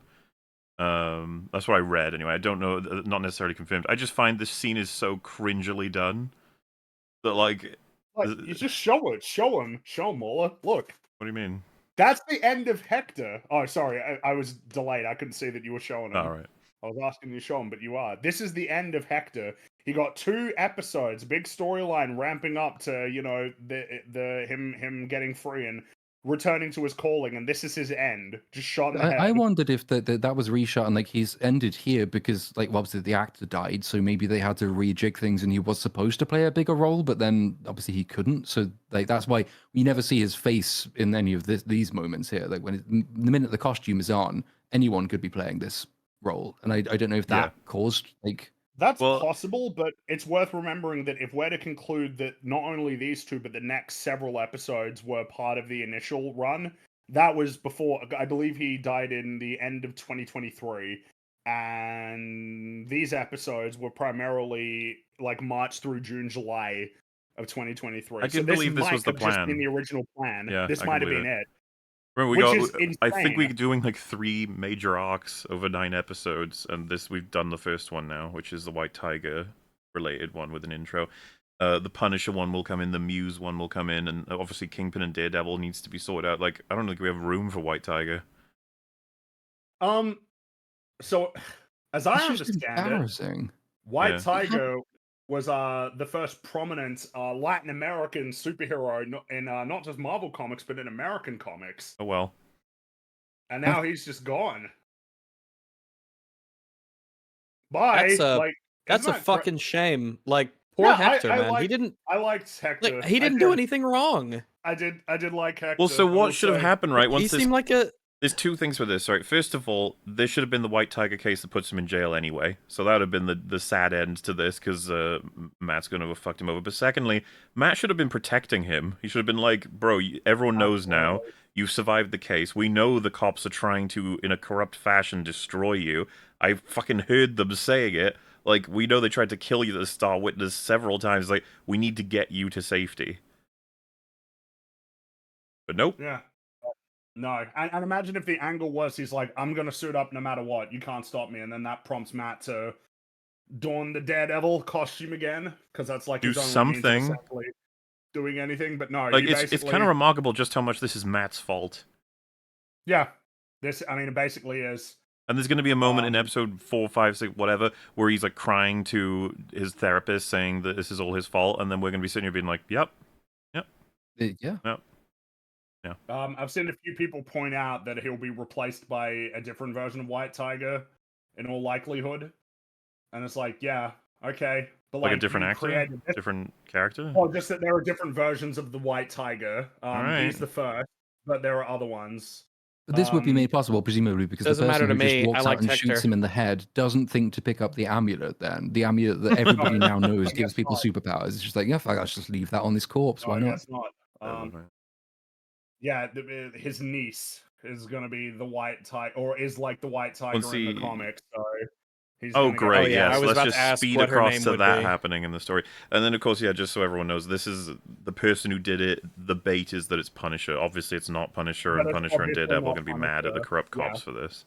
Obviously, it's kind of a bit awkward because everybody, even on Twitter, seems to have immediately identified this. It's like, well, so this isn't really working as intended, then, right? No one would ever You're thought meant to Punisher think would this shoot is him. That'd be Punisher, insane. But literally, everybody's like, well, yeah, but he wouldn't though. So like now, you just have to wait until that essentially gets revealed. Well, yeah, I just find it crazy. Matt is going to be mad at Frank, and he's probably going to go after him Have a and then fight shout with at him him for or doing this. yeah. And then Frank will be like, "You're insane. Why the fuck would I do that?" And we're just going to have to wait for all of that to get done before we can move on, because it's like, obviously not. I will say, I am just a little bit struck by the fact that you dedicate 2 episodes to establishing the character, and his storyline hits a dead end to advance. Like, that's it. He's done. How is this not? This is fridging. I know that we know that This fridging. sucks. By the way, I hate fridging it. is cringe, and I'm not saying that it's bad because it's fridging, but I do find that funny. He was fridged for Matt, like he was fridged for Matt's story. Kind of. I mean, nothing about his story but, made any you know, fucking sense. He was just getting pinballed by the riots until we can but make moral his part like would be- corpse define what's going to happen next. You spend 2 episodes building up this character, and his story just hits a dead end. What's the point of that? Literally. What was the point of this other than pure shock value? Why establish Hector and give indications of his motivations to be a vigilante, and even give indications of like the nature of how he attains power, for just to hit a dead end if he gets shot in the head? Or make him choose between what life he has to commit to, or leave him alive and in prison so that maybe he can come back later, or something. Like, he seemed like I get that feeling like I get with characters that they're the victim of a story, and it ain't their fault, and it ain't fair, and I don't like it. And I'm like, well, Hector is on that list now. He seemed like a cool dude. I like him, and it feels like he's being thrown away, basically. Yep. Like, tossed it into He's the bin. been crumpled away and I mean, he can discarded. join and I fucking Foggy really and don't Karen in the appreciate bin, that. can't he? With Yeah, of Marcy course. and Maggie. Maggie. Blight. Our Mahoney. Yeah, so that's the end of episode 3. And that is all that is we are a currently third of the out. way. We are a third of the way through. As you can tell, we love the show. Yeah, I'm so thrilled that Daredevil's back. I'm so happy. Yep. Man, I am to be serious. This is like fucking grim. Like, this is really fucking hate it. This really sucks, man. I went from this- knowing nothing about Daredevil to really liking Daredevil to watching Yes. these 3 episodes, and I'm like, well, this isn't canon. Yeah, pretty much. This is just some made up bullshit that is not in any way, shape, or form going to be considered whenever I think about the original Daredevil series. I hate it. It's probably not going to get more than 2 seasons because they're shooting the second one, but the viewership's bad and the perception of the show is only going to decline. It will not improve. It will only get worse from here. It will get worse because it always basically gets worse. It basically always does. I'm curious to Um, see and- this and it- switch over and how blatant or not that it is. But I assume the next 3 episodes are just going to be par for the course bad. I mean, I assume the whole thing's going to be shit. I don't think it's going to improve. I just assume it's going to be bad, and whatever the correction is, whatever the course correction is, it's just going to be what, like, bad writers think that the course correction should be, which doesn't necessarily make for good story. And if they're responsible in large part for that first episode, like, I know that a lot of the challenges that they needed to deal with, in a sense, were not ideal, but they did a pretty bad job of dealing with them anyway. So, like, why would I expect that anything's going to improve? It's probably going to suck. The next season's probably going to suck because Marvel can't make good shows and movies. Why would we act like any of the upcoming projects are going to be good when for the last 4 years they've released like 15 films and TV shows that are all terrible? Like, the best one is No Way Home, and it's not great. Like, it's got lots It's of a 5. problems. Yeah. Like, Got at great best. stuff, terrible stuff. Yeah. Meanwhile, the average is like a 2. Everything is oscillating between 1, 2, and 3. Why would anything change? Why would I expect anything to change? This is why. Like, the longer that time went on, the more that I didn't want this to happen. I didn't want there to be a Daredevil continuation in the MCU because it was going to be shit. It was going to be shit. It was going to get dragged through the dirt. It wasn't going to have, like, much artistic direction or creativity or just good, like, plot structures for a season of television, since they seem to have a chronic inability to write television shows. And then of course just like shit CGI, like I character assassination. I like what a fuck up this was, really. Like, the idea of bringing back Daredevil was so, like, that was just an easy win. Yeah. If you just maintain, even if it was a little bit worse than, like, you know, the lesser parts of season 2, that probably would have been enough to get you, like, a lot of positive reactions from people. Like, it would have been enough to make people happy. And it's not even close to that. And I don't know. I'm almost like bored of like having a like. Can we pick up the pace and essentially like all get on the same page that this was bad? Like, No, you gotta that wait. like, yeah, I guess I've so. seen people have turned gotta on it wait already until- though. Like, it's not doing well. That's true. Maybe Yeah, it'll the be by lag the time end, is but, shortening. you know, a week or 2 after, it's like, oh, it actually wasn't that good. It's like, oh, really? Yeah, no shit. Hmm. But now they're already getting their second season that's probably going to incorporate, like, the feedback so far has told them, like, hey, no, it's not too bad, you know, like, you're taking it in the right direction. But I don't know. Why would it? I'm probably not going to get a third, though. Because if the viewership is as low as it is for these first 2 episodes, I don't see that it No, will yeah, I improve can't. It because- would make no sense to continue Doomed. this shit further if season 2 is even lower viewed than 1. 1's already bad enough. And it will be lower. And how do you Yeah. fumble that bag? It's Daredevil. People How do were you just screw that up? rearing for it. But then I guess you ask that for a lot of things, right? How do you screw up Blade? How do you screw up? Yeah. You ask how you screw up Daredevil, and then you look at like, oh, well, we're 15 minutes in, and oh shit, yeah, that's how. Okay, it's like you hit all of the things that you should do to ruin Daredevil. You just boom, you did. Terrible CGI fights. So much of like The lore is made a most mockery. antithesis as can be. Terrible courtroom drama. Desecration of beloved characters. Mhm. Bringing in these new people no one cares about that have no character, essentially. All the things that the first 3.5 seasons were building up towards are just not discarded totally. It comes across as calculated. Like, you don't almost does, accidentally, but it like wasn't. like you know how like what would a good example be? Like, you'd think that a fanboy, you know, who is bad at writing would they'd write something bad, but it wouldn't be like insulting and like No, it if wouldn't you- no, destroy. you're right, It wouldn't right, you're kill totally Foggy. right. They wouldn't. if a fan wrote Daredevil, there would just be a lot more action scenes. It would be a There'd whole lot more bunch of scenes, and there'd um be more Punisher, which I wouldn't mind. There'd be, Yeah. there'd be, you know, and you know, there'd be more fights with the ninjas like in the hand, but just like cool ninja fights. It would be more like that, probably. yeah. You wouldn't you'd have the, Nelson Murdoch and Paige, and they would be having their fun adventures and talks and everything. They wouldn't want to get rid of them or desecrate them. And if it happened, it would happen almost by like complete accident. And it probably In a way wouldn't. that's It would different than be, they'd this. all be friends and they'd be working together, and that they'd keep coming back together and helping each other. That would be Yeah. what would happen. You'd have Um, Daredevil and Paige like actually be in a relationship, and that would be the thing that they'd want to see, and the thing that would, be carried forward. But no, It would be this. Like, you no. know what I like about Daredevil? Like, I don't like Foggy. Kill him. I don't like Paige. Get her, or Karen. I don't want her to. Send her off to the other side of the country. We want to get rid of them. Like, no one would do that. Mm-hmm. But I don't know. It's like We'll introduce White Tiger and fucking kill him. This show is simultaneously the byproduct of Marvel thinking that they were so great that they didn't have to incorporate any of the aspects of Daredevil that people liked, yet at the same time feeling compelled to integrate those elements without understanding why people liked them in the first place and what made them so good in the first place. It's a Like, really begrudgingly. it's a I would say that this, for as much as I hate it, in a sense it is a more fascinating kind of bad than Marvel has typically made recently, where it's just been like Kind of. plainly shit, whereas it's like this is like the product of a variety of bizarre creative choices and, essentially It's like meta a reasons. algorithm gone haywire for how to make a show. Something like that. There was an algorithm and they rewrote it halfway through, but they didn't like write that well either. And so now you're left with this sort of tangled mess that essentially maybe right at the start is going to coast by because it's the actors that people like.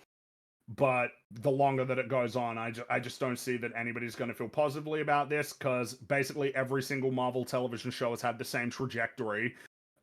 Various degrees of, how long that timeline was extended out. But you remember how much people were glazing Moon Knight? That fucking ended real quick. You remember how many people were glazing Falcon and the Winter Soldier? They got quiet eventually.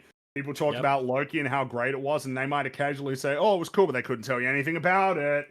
Nope, no one talks about these shows anymore. They have people disappeared still talk about into Breaking history. Bad, and The Wire, and The Sopranos, and Buffy, and the first 3.5 seasons of Daredevil. And the first three, yeah, that's right. The first 3 seasons of Daredevil.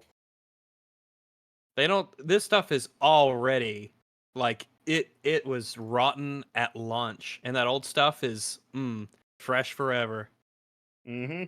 I will say, if this has bummed you out a bit and you haven't read it, you should read Daredevil Born Again, the original graphic novel. That is very much a recommendation. You should read that instead. You should. Hey man, I fucking recommend the director's cut of 2003 movie. The director's cut of Daredevil 2003. That is solid. That is solid. If you've heard people say like, "No, it's shit and goofy," watch the director's cut. And there's parts of it that are goofy, but like that's a sound script right there. Like it actually is. There's just several scenes where you just had to be like, "That was just good, man. That was good. Yeah, that was good." Exactly. And talk about a film that actually manages to balance, you could say, 2.5 antagonists decently well. The thing that everybody said was impossible for years, and they did it before Spider-Man 3, because you got Kingpin, Bullseye, and, for a time, Elektra as an antagonist. And they, Bullseye's like a fucking goofball wacky. I love him. But Kingpin's cool in that movie. And what have we got next week? Snow White. And the week after that is Snow White's Daredevil. next week, and then I think next week is Daredevil. After that, and then after that is the Minecraft movie. Oh my god! I'm ready for quality, man. Oh, this is gonna be oh man, what a rancid month or so we have ahead of us. Oh boy. Yeah. Yeah. Well, that's episodes 1, 2, and 3. Woohoo! It's going great. We wouldn't recommend it in a million years. No, don't. Stay away. No, just watch the original. Just watch the original series and then stop at season 3. Watch the Netflix stuff. Stop. It's just a slow burn, okay? It'll get It's better. a- All of these things, it'll all be fixed. Definitely. Well, suppose before we head out, how about everyone here gives a little update on what they may or may not be up to, if you so please. Oh well, I will say I've been quite distracted by Daredevil Mhm. recently. Still working away, but that's the main thing that's been occupying. Rewatching, rereading graphic novels, you know, getting prepped and everything. But yeah, just working away. That's my update. Sort Right. of same for me. Daredevil has kind of consumed my life, but kind of in a positive way. I've been really busy with IRL things, and now that I'm caught up on Daredevil, I'll be able to work on some other stuff. So yeah, hopefully some stuff soon, and then Golem streams. Hooray! Yeah, basically exactly the same. Very busy. Daredevil has been a nice little break. Captain America 4 video might one day be done, and then more Gollum one day in More the Gollum. future. More Gollum. Like everyone's just on the Give and me- then more Gollum. That's how it goes. I think has Golem Random will done be a better second? than Daredevil. I think he Yeah, did a Random second did one. number 2 the other day, I think. I don't know how far he got through it, though. Horrifying, but also necessary. Yeah, myself, you know, did all the Daredevil setup and payoff here, and more setting up to do different things in future. But work continues as expected on multiple projects, and still, yet, who knows what may or may not happen. The comedy arc's progressing somewhat. I hope Yeah. maybe 3 weeks I could begin to imply a date on when that'll start releasing. So that's the best update I can give on that for now. You know how it goes, fellas. You know how it goes. And at the same time, we've done like I think there's 16 super chat catch-ups to be released, as in they are done. We're still got a few more to get done, but they'll start probably releasing faster at some point if we figure out how that's going to work exactly. Mhm. Yeah, and you know, bits and bobs coming. I mean, as you just heard, the oh my gosh, you know, so many great things are on the way, fellas. Oh, yes. Breaking down media, that's what we do. So, yeah, you know, we'll see you next week, folks, or the next thing that you may be watching. But for now, we're going to Yeah, say everybody. goodbye. So, See y'all later. doodle See pip. you later, Here we everybody. go. Bye, Bye, bye, bye, bye.